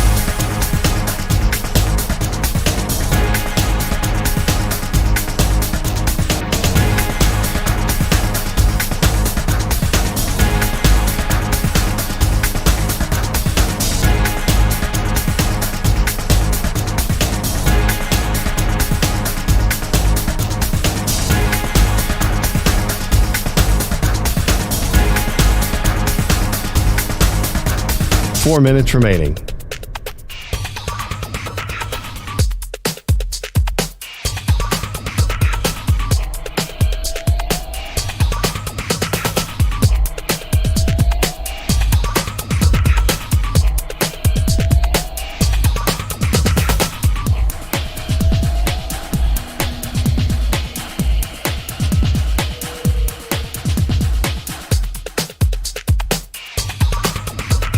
Three minutes, 30 seconds remaining.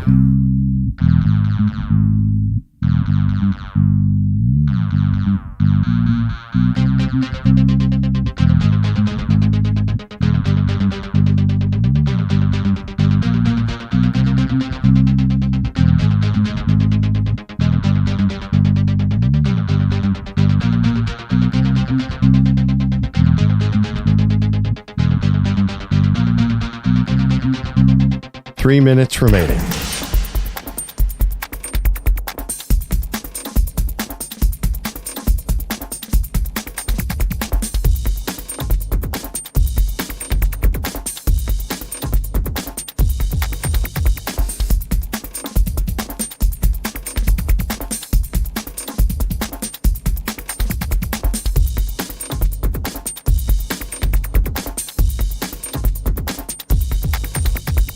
Two minutes, 30 seconds remaining.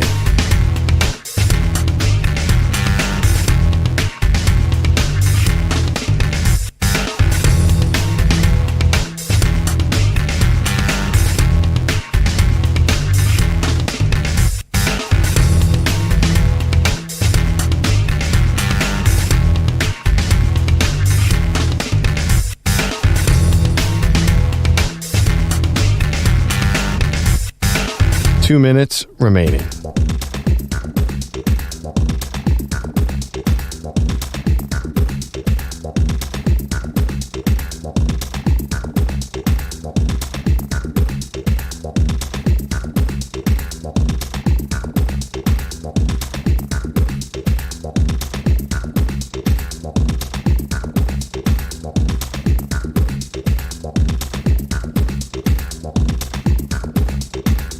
One minute, 30 seconds remaining.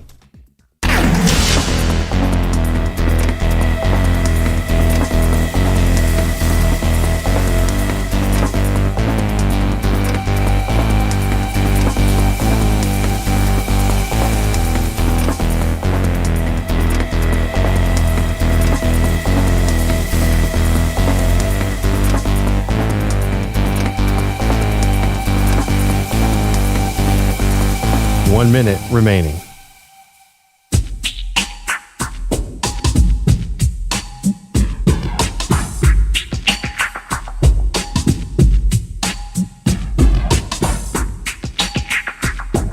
$45 seconds remaining.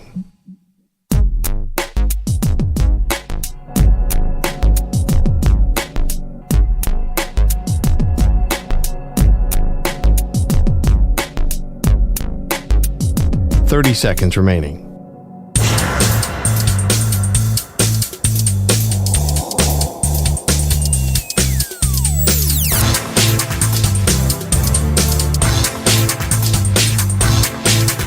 $15 seconds.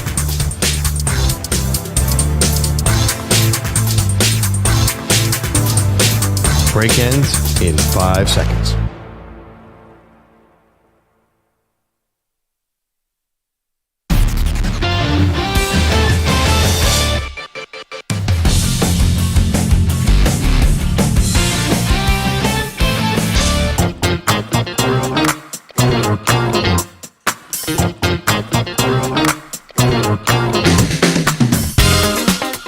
Welcome back. Maggie Gray, Andrew Perloff. NFL training camp open.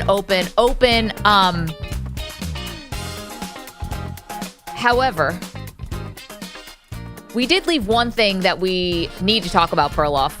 Going to take a quick left turn here. And it's from Big Ten Media Days. We already told you about Deshaun Foster, Coach Foster. Wanted to make sure that everybody in the Big Ten knows exactly where UCLA is. Can I hear cut 2, please, Pete? We're in LA. Football-wise, we're just excited. You know, I'm sure you guys don't know too much about UCLA, but our football program, but we're in LA.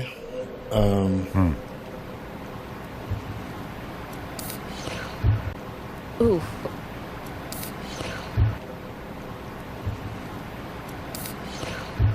It's us and USC. Once again, Maggie, I challenge you to tell me what is not factual about that statement. Way to sell the program, Coach. It is in LA. Thank you. We could have gotten that from the title, and so is USC.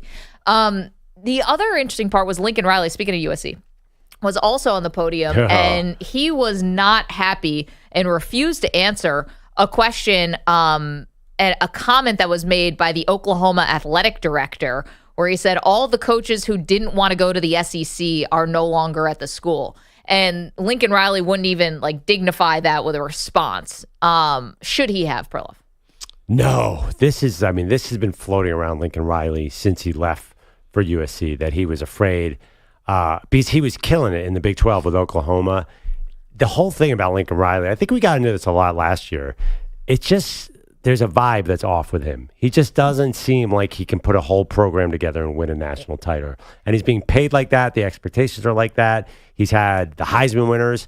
It just doesn't feel like he is the whole package as a coach. He's made the college football playoff, though, several times as a head coach. Now, you're right. It was coming out of the Big 12. But at that point, it wouldn't matter because it was only 4 teams in the playoff. So it's not like 12 now where you're getting automatic bids and stuff like that and then at-larges. I think this could end up being a really good season for USC. They did take UCLA's defensive coordinator. It's Anthony Lynn's son, DeAnthony Lynn, who really did wonders with UCLA's defense last year. You wouldn't know it from listening to Coach Foster, but they had that going for them. They poach a good defensive coordinator. Anything is going to be an upgrade, and you don't have to worry about Lincoln Riley when it comes to offense. I mean, Miller Moss could be a Heisman candidate. I know you were looking at him going back to the bowl game last year and started getting really excited. Oh, yeah, but you say a really good season. What are your expectations? It shouldn't be playoff or bust for him, and they are borderline. Okay. I mean, if they could get out of this new Big Ten schedule, I know it's on the easier side, but I'd be surprised. No Ohio State, no Oregon. Yeah. So you get a little bit of a break there. Yeah. And here's the thing I think is going to be an issue with USC. Not so much can they win games, but are they just going to end up getting elbowed out, so to speak, of all these at-large bids? And say they go 9-3. Is that going to be good enough to actually make the college football playoff? I don't know. Their win total, by the way, is only 7.5. They start out with LSU. I'd like to see the odds on that. I think LSU would be favored. They're a premier program. So if they get 3, I don't think 3 losses out of the Big Ten will do it. How many teams are you going to get? Well, that's you're going to to get 5? I don't. So you're going to have the 5 automatic qualifiers, right? Where you have the 4 power conferences and then the group of 5. Yeah. So, and how else are you going to divvy up the other 7? Well, okay. What is the power ranking in the Big Ten? Obviously, Ohio State is going to be 1 and then Oregon. So then there's a way USC is better than those teams. That's not what we're talking about here. So we're talking about the next tier down. Is Michigan not going to be as good? Washington. The 2 teams that were in the title game last year. Washington certainly will take a step back, but obviously they lost their coach, lost their Penn State all-world quarterback. Penn State's really good. Now they have a 12-team playoff. Can even James Franklin get in there? It just feels really tough to me. If you were going to ask me to do a show bet, I would say USC not in the playoffs. Yeah, it's going to be, again, I think they could end up having a, air quotes, good season and still not make the playoffs. And I don't know if that's possible because the expectations at USC are high and rightly should be high. Like you mentioned, is Lincoln Riley gets paid really well and, turns quarterbacks into Heisman Trophy winners and all that stuff. But they might just get edged out. How many SEC teams are getting at-large bids? But just forget the numbers. Is this going to be a classic case of a transition to a new conference where the team is not the same? We've seen that so many times. By the way, I have the Big Ten preseason poll: 1 Ohio State, 2 Oregon, 3 Penn State, 4 Michigan, 5 Iowa, who's good this year, and 6 USC. So there's 6 in the poll. It's going to be tough for them to box out. Maybe you get 4 teams out of the Big Ten. Who knows how many of the SEC? They're real borderline. That's an interesting bet. Will USC make the playoff? We should put that out as a poll. EJ also weighing in that LSU is a 6-point favorite over USC in week 1. Thank you, EJ. Yeah, I generally remember we had Brett McMurphy on from Action Network. It is just really hard to switch conferences. It could easily go south. The examples where it's gone great, I think, are few and far between. It's true, but nobody's saying that about Oregon. Well, and I think Oregon's going to be fine. Long term? Yeah, I mean, they have Phil Knight spending a lot of money, but I don't know. I'm not as convinced. Yeah, nobody said Nebraska was going to fall apart in the Big Ten. You don't see it coming. Do you really? I mean, by the way, Texas, Oklahoma, let's see. That is a big if to me. Are they going to be as good in the SEC? You can still go vote at the Maggie and Perloff sitcom bracket. We're looking for the last two entrants into the Final Four. So Seinfeld and The Office has already made it through to the Final Four. Now Cheers is leading Friends 63-37, 63% that is, to 37%. And MASH just edging out Curb Your Enthusiasm 53% to 47%. Go to @Maggie and Pearl and you can vote and let your voice be heard. And we'll have the Final Four tomorrow. While you're there, you can also vote on our other polls, which is this season the last best chance for the 49ers to win a Super Bowl? Perloff, 65% say yes. That really flows off the tongue, that poll right there. And then one that's a little more easy to say. Who is the worst character on Friends? Yeah. With Ross still leading the pack. I think we should have taken Ross out of that. Is Phoebe second? I know you have an issue with Phoebe. Yeah. Terrible character. I don't have an issue with the actress. Lisa Kudrow's fine. See, I think most people find her harmless. Like, obviously. It's not funny. She's not unfunny. But she's the weakest link of that cast. Well, David Schwimmer's character was not really funny, per se. He was sort of a doormat. Who was funny? So who was funny? Give me your funniest character. This is why I wasn't a Friends person. Chandler. I think you said Chandler that was begrudgingly. funny. Begrudgingly, Chandler. Tom Selleck. The guest appearances. Yes, Brad Pitt was hilarious on that show for the 4 episodes he was in. Thank you to Big Zoo at our Zubin. Thank you to Pete Bellotti. Thank you to Andrew Bogish, Andrew Kaplan. Feels so good to be back. Yeah, and we apologize to all the Friends fans out there, by the way. We have a lot of listeners who like Friends, Maggie. Come on. I apologize for nothing. We'll see you tomorrow, everyone.